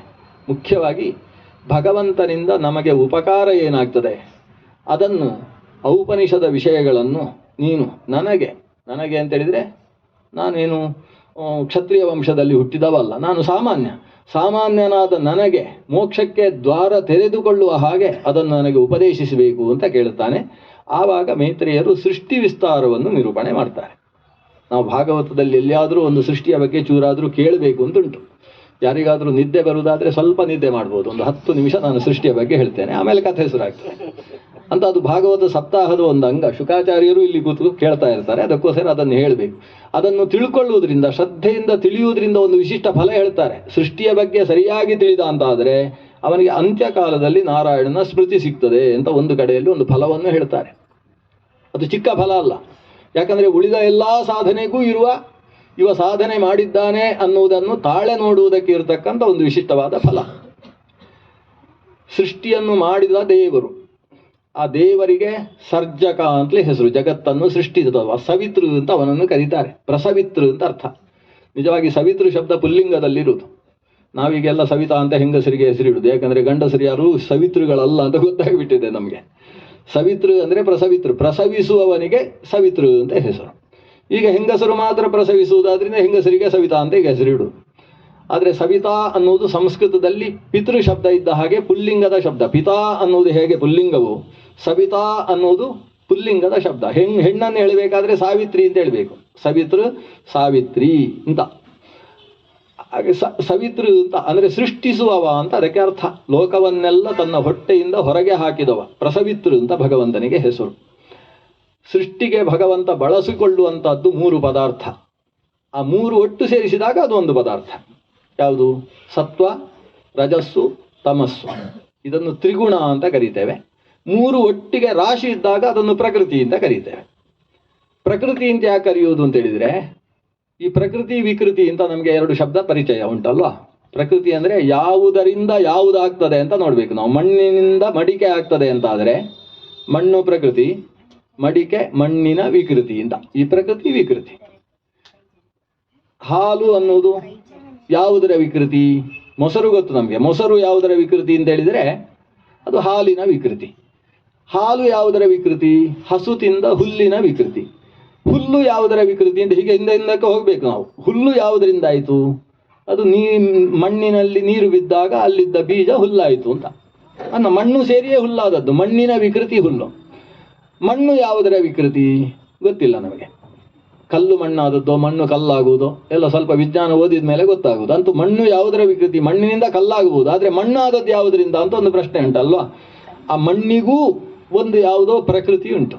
ಮಣ್ಣಾಗುವುದಕ್ಕೆ ಕಾರಣವಾದದ್ದು ಒಂದುಂಟು. ಅದನ್ನು ಅಹಂಕಾರ ತತ್ವ ಅಂತ ಕರಿತೇವೆ. ಅದೊಂದು ತತ್ವ. ಆ ತತ್ವದಿಂದ ಮಣ್ಣಾಗ್ತದೆ. ಆ ತತ್ವ ಮತ್ತೆ ನೋಡ್ಬೇಕು, ಅದು ಯಾವುದರಿಂದ ಹುಟ್ಟಿತು? ಅದು ಮಹತ್ತತ್ವ ಅಂತ ಒಂದು ತತ್ವದಿಂದ ಹುಟ್ಟಿತು. ಆ ತತ್ವ ಯಾವುದರಿಂದ ಹುಟ್ಟಿತು ಅಂತ ನೋಡಬೇಕು. ಆ ಮಹತ್ತತ್ವ ಯಾವುದರಿಂದ ಹುಟ್ಟಿತೋ ಅದನ್ನು ನಾವು ಪ್ರಕೃತಿ ಅಂತ ಕರೆಯೋದು. ಅದು ರಜೋಗುಣದಿಂದ ಹುಟ್ಟಿತಂತೆ ಮಹತ್ತತ್ವ. ಆ ರಜೋಗುಣ ಯಾವುದರಿಂದ ಹುಟ್ಟಿತು? ಇಲ್ಲ, ಅದು ಒಂದು ರಾಶಿಯಲ್ಲಿತ್ತು. ಭಗವಂತ ಅದನ್ನು ಬೇರ್ಪಡಿಸಿದ. ಆ ಬೇರ್ಪಡಿಸುವುದಕ್ಕೆ ಒಂದು ಗುಣ ಸೃಷ್ಟಿ ಅಂತ ಹೆಸರು. ಅದು ಭಗವಂತ ಮೊದಲು ಸಸರ್ಜ ಭಗವಾನ್ ಆದವು 3 ಗುಣಾನ್ ಪ್ರಕೃತೇ. ಪ್ರಕೃತಿ ಆ ರಾಶಿ ಏನಿತ್ತು 3 ಗುಣಗಳ ಸಮುದಾಯ, ಅದರಿಂದ 3 ಗುಣಗಳನ್ನು ಭಗವಂತ ಮೊದಲು ತೆಗಿತಾನೆ. ಇದಕ್ಕೆ ಗುಣ ಸೃಷ್ಟಿ ಅಂತ ಹೆಸರು. ಅಂದರೆ 3 ಬಕೆಟ್ ಇಟ್ಕೊಂಡು ಹೋಗ್ತಾನೆ ಭಗವಂತ. ಅರ್ಥ ಮಾಡಿಕೊಳ್ಳುವುದಕ್ಕೆ ಹೇಳುದು. ಈಗೆಲ್ಲ ಇಂಗ್ಲೀಷ್ನಲ್ಲಿ ಹೇಳಿದ್ರೇನೆ ಅರ್ಥ ಆಗೋದು. ಅದು 3 ಪಾತ್ರೆಗಳನ್ನು ಹಿಡ್ಕೊಂಡು ಹೋದ. ಆ ಪಾತ್ರೆ ಹೇಗಿತ್ತು ಅಂದರೆ, ಒಂದು ಎಷ್ಟು ದೊಡ್ಡದಿದೆಯೋ ಅದರ ಅರ್ಧದಷ್ಟು ಇನ್ನೊಂದು, ಅದರ ಅರ್ಧದಷ್ಟು ಇನ್ನೊಂದು. ಅಂದರೆ ಒಂದರಲ್ಲಿ 20 ಲೀಟ್ರ್ ಹಿಡಿಯುವುದಾದರೆ ಇನ್ನೊಂದರಲ್ಲಿ 10 ಲೀಟ್ರು, ಮತ್ತೊಂದರಲ್ಲಿ 5 ಲೀಟ್ರ್ ಹಿಡಿಯುತ್ತೆ. ಮೊದಲು ಒಂದು ಪಾತ್ರೆಯಲ್ಲಿ ಒಂದಿಷ್ಟು ಗುಣ ತೆಗೆದು ಹಾಕಿದ, ಅದಕ್ಕೆ ಸತ್ವ ಅಂತ ಹೆಸರು. ಆಮೇಲೆ ಮಧ್ಯಮ ಪಾತ್ರೆಯಲ್ಲಿ ಒಂದಿಷ್ಟು ತೆಗೆದು ಹಾಕಿದ, ಅದಕ್ಕೆ ರಜಸ್ಸು ಅಂತ ಹೆಸರು. ಚಿಕ್ಕ ಪಾತ್ರೆಯಲ್ಲಿ ಒಂದಿಷ್ಟು ಗುಣಗಳನ್ನು ತೆಗೆದ, ಅದಕ್ಕೆ ತಮಸ್ಸು ಅಂತ ಹೆಸರು. ಇಷ್ಟೇ. ಆಮೇಲೆ ಆ ಪ್ರಕೃತಿಯನ್ನು ಮುಟ್ಲಿಲ್ಲ ಅವ. ಈ 3 ತೆಗೊಂಡಲ್ವಾ, ಈ 3ರಲ್ಲೇ ಆಮೇಲೆ ಎಲ್ಲ ಸೃಷ್ಟಿಯೂ ಕೂಡ ಆಗುವುದು. ಹಾಗಾದರೆ ಸತ್ವ ರಜಸ್ ತಮಸ್ಸು ಒಟ್ಟು ಅವ ಎಷ್ಟು ತೆಗೊಂಡ ಸೃಷ್ಟಿಗೋಸ್ಕರ ಅಂತ ಹೇಳಿದರೆ, ಸತ್ವ ಎಷ್ಟಿದೆಯೋ ಅದರ ಅರ್ಧದಷ್ಟೇ ರಜಸ್ಸು, ರಜಸ್ಸು ಎಷ್ಟಿದೆಯೋ ಅದರ ಅರ್ಧದಷ್ಟೇ ತಮಸ್ಸು. ಅದರಿಂದ ಸೃಷ್ಟಿಯಲ್ಲಿ ಜಾಸ್ತಿ ಇರುವ ಗುಣ ಯಾವುದು ಅಂತ ನಾಳೆ 8ನೇ ದಿವಸ 7ನೇ ದಿವಸ ಆದಮೇಲೆ ಹರಿಯಾಚಾರ್ಯ ಒಂದು ಕ್ವಿಜ್ ಮಾಡಿದರೆ ಉತ್ತರ ಕೊಡಬೇಕಾಗ್ತದೆ. ಸೃಷ್ಟಿಯಲ್ಲಿ ಜಾಸ್ತಿ ಇರುವ ಗುಣ ಯಾವುದು ಅಂತ ಹೇಳಿದರೆ ಸತ್ವ. 4ರಷ್ಟು ಸತ್ವ, 2ರಷ್ಟು ರಜಸ್ಸು, 1 ತಮಸ್ಸು. ಅಂದರೆ ಕಡಿಮೆ, ಸೃಷ್ಟಿಯಲ್ಲಿ ಬಹಳ ಕಡಿಮೆ ಇರತಕ್ಕಂತಹ ಗುಣ ಅಂದರೆ ತಮಸ್ಸು. ಈ ಅಲ್ಪಸಂಖ್ಯಾತರೇ ಮಹಾಬಲಶಾಲಿಗಳು ಅಂತ ಹೇಳುವುದಕ್ಕೆ ಇದೇ ದೃಷ್ಟಾಂತ. ಇದರಲ್ಲಿ ತಮಸ್ಸು ಬಹಳ ಕಡಿಮೆ, ಆದರೆ ಹೆಚ್ಚು ಕೆಲಸ ಮಾಡುವುದೇ ತಮಸ್ಸೆ. ಈಗ ಈ ಸತ್ವ ಮತ್ತು ರಜಸ್ಸು 2 ಉಂಟಲ್ವ ಸೃಷ್ಟಿಗೋಸ್ಕರ ದೇವರು ತೆಗೆದದ್ದು. ಆ ಸತ್ವವಾದರೂ ಪರಿಶುದ್ಧವಾದ ಸತ್ವವೋ ಅಂತ ನೋಡಬೇಕು. ಸತ್ವ ಅಂತ ಹೇಳಿದರೆ ಅದು ಪೂರ್ಣ ಶುದ್ಧ ಸತ್ವ ಅಲ್ಲ. ಆ ಸತ್ವದಲ್ಲಿ ಮತ್ತೆ ಸ್ವಲ್ಪ ಒಂದಷ್ಟು ಮೇಲನಾಗಿದೆ. ಅದು ಏನೇನು ಸೇರಿದೆ ಆ ಸತ್ವ, ಈಗ ಈ 2 ಬಕೆಟ್ ಗಾಡ್ರೇಜಲ್ಲಿ ಇಟ್ಬಿಡುವ, ಸತ್ವದ್ದು ಮಾತ್ರ ತೆಗೆಯುವ. ಆ ಸತ್ವದ ಪಾತ್ರೆಯನ್ನು ತೆಗೆದು ನೋಡಿದರೆ, ಅದರಲ್ಲಿ ಸ್ವಲ್ಪ ತೆಗೆದು ಪರೀಕ್ಷೆ ಮಾಡುವುದಕ್ಕೆ ಇದರಲ್ಲಿ ಏನೇನು ಕಂಟೆಂಟ್ಸ್ ಏನು ಅಂತ ನೋಡಬೇಕು. ನೋಡಿದರೆ ಅದರಲ್ಲಿ ಸತ್ವ, ರಜಸ್ಸು, ತಮಸ್ಸು 3 ಕೂಡ ಸೇರಿದೆ. ಸೇರಿಯೇ ಸತ್ವ ಆದದ್ದು. ಎಷ್ಟು ಸತ್ವ ಇದೆ, ಎಷ್ಟು ರಜಸ್ಸಿದೆ, ಎಷ್ಟು ತಮಸ್ಸಿದೆ ಅಂತ ನೋಡಿದರೆ ಅದರಲ್ಲಿ 100ರಷ್ಟು ಇರುವುದು ರಜಸ್ಸು, 100ರಷ್ಟು ಇರುವುದು ರಜಸ್ಸು. ಆಮೇಲೆ 1ರಷ್ಟು ಸತ್ವ ಇರುವುದು. ಸತ್ವ ಎಷ್ಟಿದೆಯೋ ಅದರ 100ನೇ1ರಷ್ಟು ತಮಸ್ಸಿರುವುದು. ಆದರೆ 1000, 100, 1 ಈ ಲೆಕ್ಕದಲ್ಲಿ ನೋಡಬೇಕು ನಾವು. ಅದರಲ್ಲಿ ಸತ್ವ ಇರುವುದು ಬರೀ 1ರಷ್ಟೇ, 100ರಷ್ಟು ರಜಸ್ಸಿದೆ. ಇಷ್ಟಕ್ಕೆ ಹೆಸರೇನು ಅಂತ ಹೇಳಿದರೆ ಸತ್ವ ಅಂತ ಹೆಸರು. ಅಂದರೆ ನೀವು ಅಂಗಡಿಯಲ್ಲಿ ಹೋಗಿ ಸ್ವಲ್ಪ ವಿಷ ಕೊಡಿ ಅಂದರೆ ಏನು ಕೊಡ್ತಾರೆ? ಒಂದು ಬಾಟ್ಲಿಯಲ್ಲಿ ನೀರು ಇರ್ತದೆ, ಅದಕ್ಕೆ 1 ಬಿಂದು ವಿಷ ಹಾಕಿ ನಿಮಗೆ ಸಾಕು ತಗೊಂಡು ಹೋಗಿ ಅಂತ ಹೇಳೋದಿಲ್ಲ. ಅದರಲ್ಲಿ 1 ಬಿಂದು ವಿಷ ಇದ್ದರೂ ಅದು ಅಷ್ಟು ವಿಷವೇ ಅಲ್ವಾ? ಹಾಗೆ ಇದು ರಜಸ್ಸಿನಲ್ಲಿ ಸತ್ವ 1ರಷ್ಟು ಇರುವುದು, ಅದಕ್ಕೆ ಸತ್ವ ಅಂತ ಹೆಸರು. ಸತ್ವ ಅಂತ ಯಾಕೆ ಕರಿತೀರಿ ಅಂದರೆ ತಮಸ್ಸಿಗಿಂತ ಜಾಸ್ತಿ ಸತ್ವ ಇರುವುದರಿಂದ ಅದನ್ನು ಸತ್ವ ಅಂತ ಕರೆಯೋದು. ಹೀಗೆ ಸತ್ವಗುಣವೂ ಕೂಡ ಪರಿಶುದ್ಧ ಸತ್ವ ಅಲ್ಲ, ಅದಿಷ್ಟು ಮಿಲಿತವಾದಂತಹ ಸತ್ವವನ್ನೇ ಸತ್ವ ಅಂತ ಕರೆಯುವುದು. ಸೃಷ್ಟಿಯಲ್ಲಿರುವ ಸತ್ವ ಇಂಥದ್ದು. ಶುದ್ಧ ಸತ್ವ ಅನ್ನೋದು ಸೃಷ್ಟಿಗೆ ಬರುವುದಿಲ್ಲ. ಅಂದರೆ ಈಗ ಸತ್ವ ಅಂತ ಏನು ಒಂದು ಬಕೆಟಲ್ಲಿ ಪೂರ್ತಿ ಇದೆ ಅಲ್ವಾ, ಅದನ್ನು ತೆಗೆದು ಒಳಗೆ ಇಟ್ಬಿಟ್ಟಿದ್ದಾರೆ. ಸತ್ವಗುಣವನ್ನು ಸೃಷ್ಟಿಗೋಸ್ಕರ, ಶುದ್ಧ ಸತ್ವವನ್ನು ಭಗವಂತ ಸೃಷ್ಟಿಯಲ್ಲಿ ತರುವುದೇ ಇಲ್ಲ. ಸೃಷ್ಟಿಗೆ ಬರತಕ್ಕಂಥದ್ದು ರಜಸ್ಸು ಮತ್ತು ತಮಸ್ಸು. ನಾನೀಗ ರಜಸ್ಸಿನ ಒಂದು ವ್ಯತ್ಯಾಸ, ರಜಸ್ಸು ಅನ್ನೋದು ಹೇಗಿದೆ ಅಂತ ಹೇಳಿದರೆ, ರಜಸ್ಸು ಸೃಷ್ಟಿಯಲ್ಲಿ ಬಂದ ಸತ್ವ, ಸೃಷ್ಟಿಯಲ್ಲಿ ಬಂದ ರಜಸ್ಸು ಅದು ಹೇಗಿರ್ತದೆ ಅಂದರೆ, ರಜಸ್ಸಿನಲ್ಲಿ 1ರಷ್ಟು ರಜಸ್ಸು, 100ರಷ್ಟು ಸತ್ವ, 1ರಷ್ಟು ತಮಸ್ಸು, ಇಷ್ಟು ಸೇರಿ ರಜೋಗುಣ ಆಗಿದೆ. ಅಂದರೆ ರಜೋಗುಣದಲ್ಲಿ 100ರಷ್ಟು ಸತ್ವ ಇದೆ, 1ರಷ್ಟೇ ರಜಸ್ಸಿದೆ, 100ನೇ1ರಷ್ಟು ತಮಸ್ಸಿದೆ. ಅದರಿಂದ ತಮಸ್ಸಿಗಿಂತ ರಜಸ್ಸು ಜಾಸ್ತಿ ಇದೆ ಅನ್ನುವ ಕಾರಣದಿಂದ ಅದನ್ನು ರಜೋಗುಣ ಅಂತ ಕರೆದಿದ್ದಾರೆ. ಮತ್ತೊಂದು ತಮೋಗುಣ ಇದೆ ಅಲ್ವಾ, ತಮೋಗುಣದಲ್ಲಿ 1 ತಮಸ್ಸಿದ್ರೆ ಆ ತಮಸ್ಸಿನ 100ರಷ್ಟು ರಜಸ್ಸಿದೆ.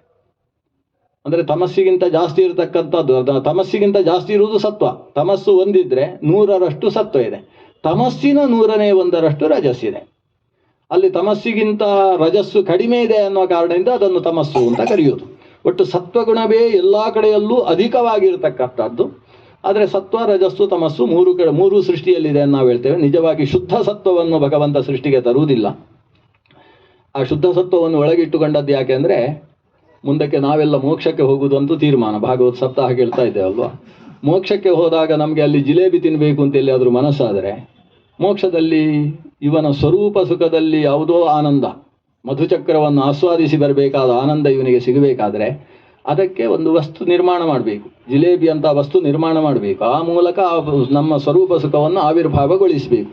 ಅದಕ್ಕೋಸ್ಕರ ಈ ಶುದ್ಧ ಸತ್ವವನ್ನು ಬದಿಗಿಟ್ಟುಕೊಳ್ತಾನೆ. ಮುಕ್ತಿಯಲ್ಲಿ ಇವನಿಗೆ ವಸ್ತುಗಳನ್ನು ನಿರ್ಮಾಣ ಮಾಡಿ ಕೊಡುವುದಕ್ಕೋಸ್ಕರ ಶುದ್ಧ ಸತ್ವ. ರಜಸ್ಸು ಮತ್ತು ತಮಸ್ಸುಗಳಲ್ಲಿರ್ತಕ್ಕಂತಹ ಸತ್ವವೇ ಈ ಪ್ರಪಂಚದ ಸೃಷ್ಟಿಯಲ್ಲಿ ಸೇರಿಕೊಂಡದ್ದು ಅನ್ನುವುದನ್ನು ಆಚಾರ್ಯರು ತಮ್ಮ ಭಾಗವತ ತಾತ್ಪರ್ಯದಲ್ಲಿ ವಿಸ್ತರಿಸಿ ಬಿಡಿಸಿ ಹೇಳ್ತಾರೆ. ಅಂತೂ ದೇವರು ತ್ರಿಗುಣ ಸೃಷ್ಟಿಯನ್ನು ಮಾಡಿದ. ಹಾಗೆ ಹೇಳಿದ ಹಾಗೆ ಮಹತ್ತತ್ವ, ಅಹಂಕಾರ ತತ್ವ. ಅಹಂಕಾರ ತತ್ವದ ನಂತರದಲ್ಲಿ ಅಹಂಕಾರ ತತ್ವದಲ್ಲಿ 3 ಇದೆ, ವೈಕಾರಿಕ, ತೇಜಸ, ತಾಮಸ ಅಂತ 3 ಇದೆ. ಮುಕ್ಕಣ್ಣ ಸೃಷ್ಟಿ ಅಂತ ಹೆಸರು ಅದಕ್ಕೆ. ಆ 3ರಲ್ಲಿ ತಾಮಸ ಅನ್ನುವ ಭಾಗದಿಂದ ಪಂಚಭೂತಗಳ ಸೃಷ್ಟಿಯಾಗ್ತದೆ. ಅದರಲ್ಲಿ ತೇಜಸ ಅನ್ನುವ ಭಾಗದಿಂದ ಮನಸ್ಸು ಮೊದಲಾದ ಇಂದ್ರಿಯಗಳ ಸೃಷ್ಟಿಯಾಗ್ತದೆ. ವೈಕಾರಿಕ ಅನ್ನುವ ಭಾಗದಿಂದ ದೇವತೆಗಳ ದೇಹದ ಸೃಷ್ಟಿಯಾಗ್ತದೆ. ಈ ಮನುಷ್ಯನ ದೇಹಕ್ಕೂ ದೇವತೆಗಳ ದೇಹಕ್ಕೂ ವ್ಯತ್ಯಾಸ ಇದೆ. ದೇವತೆಗಳ ದೇಹವನ್ನು ಆಹಂಕಾರಿಕ ದೇಹ ಅಂತ ಕರಿತೇವೆ. ಅಹಂಕಾರ ತತ್ವದ ಒಂದು ವೈಕಾರಿಕ ಅನ್ನುವ ಭಾಗದಿಂದ ಸೃಷ್ಟವಾದ ದೇಹ, ಆದ್ದರಿಂದ ಅದು ನಮ್ಮ ಕಣ್ಣಿಗೆ ಕಾಣಿಸುವುದಿಲ್ಲ. ಆದರೆ ಮನುಷ್ಯನ ದೇಹ ಅದು ಈ ತಾಮಸ ಅಹಂಕಾರದಿಂದ ಏನು ಪಂಚಭೂತಗಳು ಸೃಷ್ಟವಾಗಿದ್ದಾವೆ, ಭೂಮಿ, ನೀರು, ಬೆಂಕಿ, ಗಾಳಿ, ಆಕಾಶ ಅಂತ ಈ ಪಂಚಭೂತದಿಂದ ನಿರ್ಮಿತವಾದ ಶರೀರ ನಮ್ಮದು, ಪಾಂಚಭೌತಿಕ ಶರೀರ. ಆದ್ದರಿಂದಲೇ ನಮ್ಮ ಕಣ್ಣಿಗೆ ಕಾಣಿಸುತ್ತೆ. ಸ್ಥೂಲವಾಗಿ ಎಲ್ಲೆಲ್ಲೋ ತೂರ್ಕೊಂಡು ಹೋಗುವುದಕ್ಕಾಗುವುದಿಲ್ಲ. ದೇವತೆಗಳಿಗೆಲ್ಲ ಈ ಬಾಗಿಲು ಹಾಕಿದ್ರೂ ಕೂಡ ಒಳಗೆ ಹೋಗುವುದಕ್ಕೆ ಹೊರಗೆ ಬರುವುದಕ್ಕೆಲ್ಲ ಆಗ್ತದೆ. ಯಾಕಂದರೆ ಅವರಿಗೆ ನಮ್ಮಂಥ ಶರೀರ ಅಲ್ಲ, ಅದು ಆಹಂಕಾರಿಕ ವೈಕಾರಿಕ ಶರೀರವನ್ನು ಹೊಂದಿದವರು ದೇವತೆಗಳು.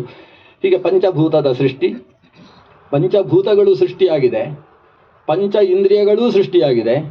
ಪಂಚ ಇಂದ್ರಿಯಗಳಿಂದ ಪಂಚಭೂತಗಳಲ್ಲಿರುವ ಪಂಚಗುಣಗಳುಂಟು, ಪಂಚ ತನ್ಮಾತ್ರೆ ಅಂತ ಕರಿತೇವೆ. ಭೂಮಿಯಲ್ಲಿ ಗಂಧಾದಿ ಗುಣಗಳು, ನೀರಿನಲ್ಲಿ ಪ್ರಮುಖವಾಗಿ ರಸ, ತೇಜಸ್ಸಿನಲ್ಲಿ ಮುಖ್ಯವಾಗಿ ರೂಪ, ಗಾಳಿಯಲ್ಲಿ ಸ್ಪರ್ಶ, ಆಕಾಶದಲ್ಲಿ ಶಬ್ದ. ಹೀಗೆ ಪಂಚ ತನ್ಮಾತ್ರೆಗಳುಂಟು. ಅದನ್ನು ಗ್ರಹಿಸುವುದಕ್ಕೆ 5 ಇಂದ್ರಿಯಗಳು ನಮ್ಮಲ್ಲಿ ಉಂಟು. ಆದರೆ ಮನಸ್ಸು ಎಲ್ಲೆಲ್ಲೋ ಇದ್ರೆ ಅದು ಗ್ರಹಣ ಆಗುವುದಿಲ್ಲ. ಮನಸ್ತತ್ವದ ಸೃಷ್ಟಿಯೂ ಕೂಡ ಆಗ್ತದೆ. ಮನಸ್ಸಿಗೆ ಸಂಬಂಧಿಸಿದ ಚಂದ್ರನ ಸೃಷ್ಟಿ ಆಯಿತು ಅಂತ ಅರ್ಥ. ಅಹಂಕಾರ ತತ್ವಕ್ಕೆ ಸಂಬಂಧಪಟ್ಟ ಗರುಡಶೇಷ ರುದ್ರರ ಸೃಷ್ಟಿ ಆಯಿತು. ಮಹತ್ತತ್ವಕ್ಕೆ ಸಂಬಂಧಪಟ್ಟಂತಹ ಚತುರ್ಮುಖ ಬ್ರಹ್ಮನ ಸೃಷ್ಟಿ, ವಾಯು ಸೃಷ್ಟಿ ಆಯಿತು. ಇಷ್ಟೆಲ್ಲ ಇಂದ್ರಿಯ ತತ್ವಕ್ಕೆ ಸಂಬಂಧಪಟ್ಟ ಇಂದ್ರಾದಿ ದೇವತೆಗಳ ಸೃಷ್ಟಿಯೂ ಆಯಿತು. ಅಂದ್ರೆ ಇಲ್ಲಿ ಈ ಸೃಷ್ಟಿಯ ಕಥೆ ಕೇಳಿದಾಗ ಒಂದೊಂದು ಇಂದ್ರಿಯಕ್ಕೆ ದೇವರು ಯಾರು ಅಂತ ತಿಳ್ಕೊಂಡು ಹೋಗಬೇಕು. ನಾವೀಗ ಉಪನ್ಯಾಸ ಕೇಳ್ತಾ ಇದ್ದೇವೆ ಅಂದರೆ ನಮ್ಮ ಕಿವಿಯಲ್ಲಿ ನಿಂತು ದಿಗ್ದೇವತೆಗಳು, ಮುಖ್ಯವಾಗಿ ಚಂದ್ರ ಕಿವಿಯಲ್ಲಿ ನಿಂತು ನಾವು ಹೇಳಿದ್ದನ್ನು ಕೇಳಿಸುವ ಕೆಲಸ ಮಾಡಿಸ್ತಾ ಇದ್ದಾನೆ ಅಂತ ತಿಳ್ಕೊಳ್ಬೇಕು. ಕಣ್ಣಿನಿಂದ ನೋಡ್ತಾ ಇದ್ದೇವೆ ಅಂದರೆ ಕಣ್ಣಿನಲ್ಲಿ ಸೂರ್ಯ ನಿಂತು ನಮಗೆ ನೋಡುವ ಶಕ್ತಿಯನ್ನು ಕೊಟ್ಟಿದ್ದಾನೆ ಅಂತ ಯೋಚಿಸಬೇಕು.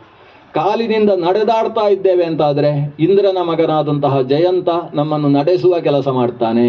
ಕೈಯಲ್ಲಿ ಹೊಡೆಯುವುದು ಬಡಿಯುವುದಲ್ಲ, ಬರೆಯುವುದು ಕೆಲಸ ಮಾಡ್ತೇವೆ ಅಂತಾದರೆ ಅದು ದಕ್ಷ ಪ್ರಜಾಪತಿ ಮತ್ತು ಇಂದ್ರ ಅವರು ಕೈಯಲ್ಲಿ ನಿಂತು ನಮ್ಮ ಕೆಲಸವನ್ನು ಮಾಡಿಸ್ತಾ ಇದ್ದಾರೆ ಅಂತ ತಿಳ್ಕೊಳ್ಬೇಕು. ನಾಲಿಗೆಯಲ್ಲಿ ರುಚಿಯನ್ನು ಆಸ್ವಾದಿಸುವಾಗ ಅದು ವರುಣನಿಗೆ ಸಂಬಂಧಪಟ್ಟಂತಹ ಇಂದ್ರಿಯ. ಬಾಯಿಯ ನಾಲಿಗೆಯಲ್ಲಿ ಮಾತಾಡ್ತಾ ಇರುವಾಗ ಅದು ಯದ್ವಾತದ್ದ ಮಾತಾಡಿದ್ರೂ ಸರಿ, ಮಾತಾಡಿಸುವವ ಅವ ಅಗ್ನಿ. ಈ ಅಗ್ನಿ ಮತ್ತು ವರುಣ ಇಬ್ಬರು ನಾಲಿಗೆಯಲ್ಲಿ ಕೂತ್ಕೊಂಡಿದ್ದಾರೆ, ಒಬ್ಬರಿಗೊಬ್ಬರು ಆಗುದಿಲ್ಲ ಸರಿಯಾಗಿ. ಅಗ್ನಿಗೆ ವರುಣ, ವರುಣನಿಗೆ ಅಗ್ನಿ, ಅವರಿಬ್ಬರು ನಾಲಿಗೆಯಲ್ಲಿ. ಆದ್ರಿಂದ ಮಾತಾಡಬೇಕಾದ್ರೆ ಅಗ್ನಿ ಮಾತಾಡುವುದು, ಆದರೆ ವರುಣ ಜೊತೆಗಿಲ್ಲದೆ ಹೋದರೆ ಅಗ್ನಿ ಮಾತಾಡುವುದೇ ಇಲ್ಲ. ಅಷ್ಟು ಗೆಳೆಯರು. ಯಾರು ಜೋರು ಗಲಾಟೆ ಮಾಡ್ತಾರೋ ಅವರಿಬ್ರು ತುಂಬಾ ಗೆಳೆಯರಾಗಿರ್ತಾರೆ ಅಂತ ಗೊತ್ತಾಗುವುದೇ ಇಲ್ಲಿ. ಅದಕ್ಕೆ ಕೆಲವರು ಮಾತಾಡುವಾಗ ಪಕ್ಕದಲ್ಲಿ ಇಷ್ಟು ನೀರಿಟ್ಟುಕೊಳ್ಳುವುದು ಅದಕ್ಕೋಸ್ಕರ. ಈ ವರುಣ ಅಗ್ನಿ ಅವರಿದ್ದು ಒಟ್ಟಿಗಿದ್ರೇನೆ ಮಾತಾಡ್ಲಿಕ್ಕೆ ಆಗೋದು. ಹೀಗೆ ಅಗ್ನಿ ವರುಣರು, ನಾಲಿಗೆ ಅನ್ನೋದು ಒಂದು ಗೋಲಕ, ಅದರಲ್ಲಿ ಇರುವ ಇಂದ್ರಿಯ ಎರಡು, ಒಂದು ಕರ್ಮೇಂದ್ರಿಯ, ಒಂದು ಜ್ಞಾನೇಂದ್ರಿಯ. ಒಂದು ಮಾತನ್ನು ಆಡುವ ಇಂದ್ರಿಯ, ಆಡುವ ಇಂದ್ರಿಯ ಅಂದರೆ ಕರ್ಮೇಂದ್ರಿಯ. ಇನ್ನೊಂದು ರುಚಿಯನ್ನು ನೋಡುವ ಇಂದ್ರಿಯ, ನೋಡುವ ಇಂದ್ರಿಯ ಅಂದರೆ ಜ್ಞಾನೇಂದ್ರಿಯ. ಹೀಗೆ ಎರಡು ಇಂದ್ರಿಯಗಳು ಒಂದು ಗೋಲಕದಲ್ಲಿ ಕೂತಿದ್ದಾವೆ. ಕೈ, ಆಮೇಲೆ ಮಿತ್ರ ಮತ್ತು ಮನುದೇವತೆ ಅವರು ನಮ್ಮ ವಿಸರ್ಜನೇಂದ್ರಿಯಕ್ಕೆ ಸಂಬಂಧಪಟ್ಟಂತಹ ದೇವತೆಗಳು. ಹೀಗೆ ದೇವತೆಗಳ ಸೃಷ್ಟಿ, ಇಂದ್ರಿಯಗಳ ಸೃಷ್ಟಿಯಾಗಿದೆ. ಜೊತೆಗೆ ಇದನ್ನೆಲ್ಲ ಹಿಡಿದು ನೋಡಿಕೊಳ್ಳುವುದಕ್ಕೆ ಮನಸ್ತತ್ವದ ಸೃಷ್ಟಿಯೂ ಆಯಿತು. ಇಷ್ಟೆಲ್ಲ ಸೃಷ್ಟಿ ಆದ ಮೇಲೆ 6ನೇ ಹಂತದಲ್ಲಿ ಷಷ್ಠಸ್ತು ತಮಸಸ್ಸರ್ಗ ಯಸ್ತ್ವಬುದ್ಧಿಕೃತ ಪ್ರಭೋ, ಇನ್ನೊಂದು ದೊಡ್ಡ ಸೃಷ್ಟಿ ಆಯಿತು. ಏನಂದ್ರೆ ಅಜ್ಞಾನದ ಸೃಷ್ಟಿ ಆಯಿತು. ನಮಗೆಲ್ಲ ತುಂಬ ಇಷ್ಟವಾದ ಸೃಷ್ಟಿ. ಯಾಕಂದ್ರೆ ಇದು ಸೃಷ್ಟಿಯಾಗದೆ ಹೋದರೆ ಮತ್ತೆ ಯಾರು ಭಾಗವತ ಕೇಳಲಿಕ್ಕೆ ಬರುವುದಿಲ್ಲ. ಈ ಅಜ್ಞಾನ ಯಸ್ತು ಅಬುದ್ಧಿಕೃತ ಪ್ರಭೋಹೋ, ಭಗವಂತ ಪ್ರೇರಣೆ ಮಾಡಿ ಚತುರ್ಮುಖ ಬ್ರಹ್ಮನ ಮೂಲಕ ಮಾಡಿಸಿದ ಸೃಷ್ಟಿ ಅದು. ಅಜ್ಞಾನದ ಸೃಷ್ಟಿ ಆಯಿತು. ಅದು ಪಾಂಚಪರ್ವಿಣೀಯ ವಿದ್ಯಾ ಅಂತ ಕರೀತಾರೆ.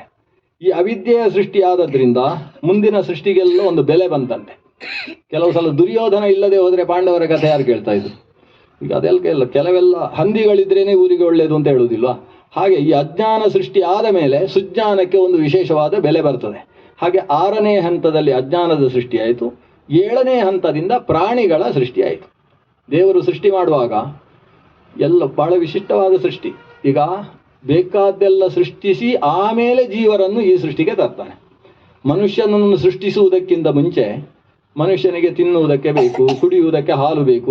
ಅದಕ್ಕೋಸ್ಕರ ತಿನ್ನುವುದಕ್ಕೆ ಅವನಿಗೆ ಸಸ್ಯಗಳು, ತರಕಾರಿಗಳೆಲ್ಲ ಬೇಕು. ಅದಕ್ಕೋಸ್ಕರ ಮೊದಲು ತರಕಾರಿಗಳನ್ನೆಲ್ಲ ಸೃಷ್ಟಿಸ್ತಾನೆ, ಆಮೇಲೆ ಹಸುಗಳನ್ನು ಸೃಷ್ಟಿಸ್ತಾನೆ. ಇಷ್ಟೆಲ್ಲ ಸೃಷ್ಟಿಸಿದ ಮೇಲೆ ಮನುಷ್ಯನ ಸೃಷ್ಟಿಗೆ ಬರ್ತಾನೆ. ಹೀಗೆ 7ನೇ ಹಂತದಲ್ಲಿ ವೃಕ್ಷಗಳ ಸೃಷ್ಟಿ, 8ನೇ ಹಂತದಲ್ಲಿ ಪ್ರಾಣಿಗಳ ಸೃಷ್ಟಿ, ನವಮಸ್ತರ 9ನೇ ಹಂತದಲ್ಲಿ ಮನುಷ್ಯನ ಸೃಷ್ಟಿ ಅಂತ. ಮನುಷ್ಯನ ಸೃಷ್ಟಿ ಆದಮೇಲೆ ದೇವರು ಸ್ವಲ್ಪ ವಿಶ್ರಾಂತಿ ತಗೊಳ್ತಾನೆ. ಯಾಕಂದರೆ ಇನ್ನೂ ಸೃಷ್ಟಿ ಮಾಡಲಿಕ್ಕೆ ಇವರಿದ್ದಾರೆ ಅಂತ ಅವನಿಗೆ ವಿಶ್ರಾಂತಿ. ಹೀಗೆ ಮೊದಲ ಸೃಷ್ಟಿ ಸಪ್ತಮೋ ಮುಖ್ಯ ಸರ್ಗಸ್ಥು ಷಡ್ವಿಧಸ್ತಸ್ತು ಶಾಂಚಯ ವನಸ್ಪತ್ಯೋಷಧಿ ಲತಾ ತ್ವಕ್ಸಾರ ವೀರುಧೋದ್ರುಮಾ. 7ನೇ ಹಂತದಲ್ಲಿ 6 ಬಗೆಯದ್ದಾದ ವೃಕ್ಷಗಳ ಸೃಷ್ಟಿ ಆಯಿತು. ಆ ವೃಕ್ಷಗಳ ವಿಶೇಷ ಹೇಳ್ತಾರೆ. ಆ ವೃಕ್ಷಗಳು ಎಂಥದ್ದು ಅಂದರೆ ಅವುಗಳಿಗೆ ಗೊತ್ತಾಗ್ತದೆ ಅಂತೆ, ಜ್ಞಾನ ಬರ್ತದೆ. ಅದು ಪ್ರಾಣಿ. ಪ್ರಾಣಿ ಅಂದರೆ ಏನು? ಉಸಿರಾಟ ಉಳ್ಳದ್ದು. ಪ್ರಾಣ ಅಂದರೆ ಉಸಿರು. ಉಸಿರು ಉಳ್ಳದ್ದಾದ್ರಿಂದ ಅದು ಪ್ರಾಣಿ. ಉಸಿರು ಯಾವುದಕ್ಕುಂಟು ಅದಕ್ಕೆ ಜ್ಞಾನವೂ ಇರ್ತದೆ. ಅದನ್ನ ವೃಕ್ಷಗಳಿಗೆ ಅರ್ಥ ಆಗ್ತದೆ. ಅದು ಅಂತಸ್ಪರ್ಶಾಹ ವಿಶೋಷಿಣ ಅಂತ ಹೇಳ್ತಾರೆ. ಒಳಗಿಂದ ಒಳಗೆ ಅದು ಗೊತ್ತಾಗ್ತದೆ ಅಂತ. ಆದರೆ ತಮಃಪ್ರಾಯ, ತಮಗೇನು ಗೊತ್ತಾಯಿತೋ ಅದನ್ನು ಹೊರಗೆ ತಿಳಿಸುವಂಥ ಶಕ್ತಿ ಅದಕ್ಕಿಲ್ಲ.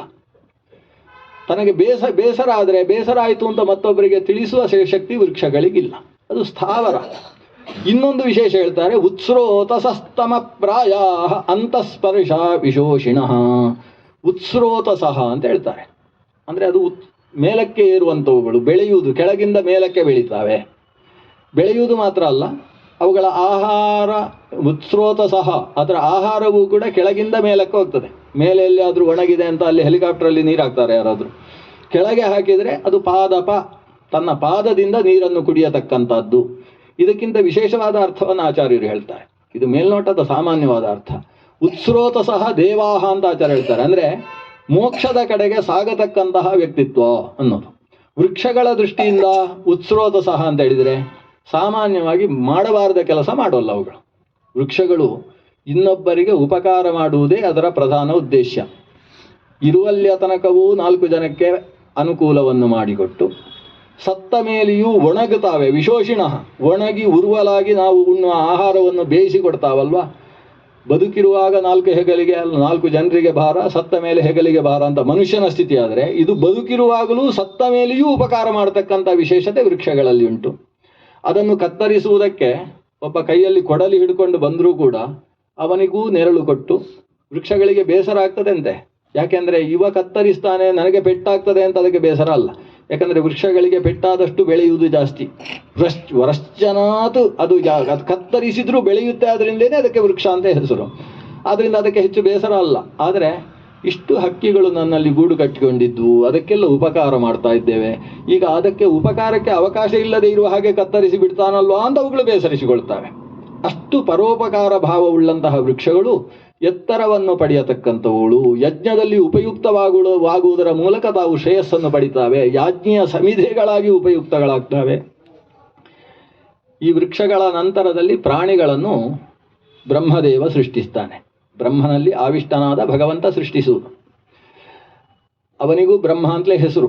ಬ್ರಹ್ಮಣಿ ಬ್ರಹ್ಮರೂಪೋಸು. ಪ್ರಾಣಿಗಳನ್ನು ಒಂದು 28 ಬಗೆಯ ಪ್ರಾಣಿಗಳನ್ನು ಭಾಗವತ ಹೆಸರು ಹಿಡಿದು ಹೇಳ್ತದೆ. ಯಜ್ಞದಲ್ಲಿ ಉಪಯುಕ್ತವಾಗತಕ್ಕಂತಹ ಪ್ರಾಣಿಗಳು.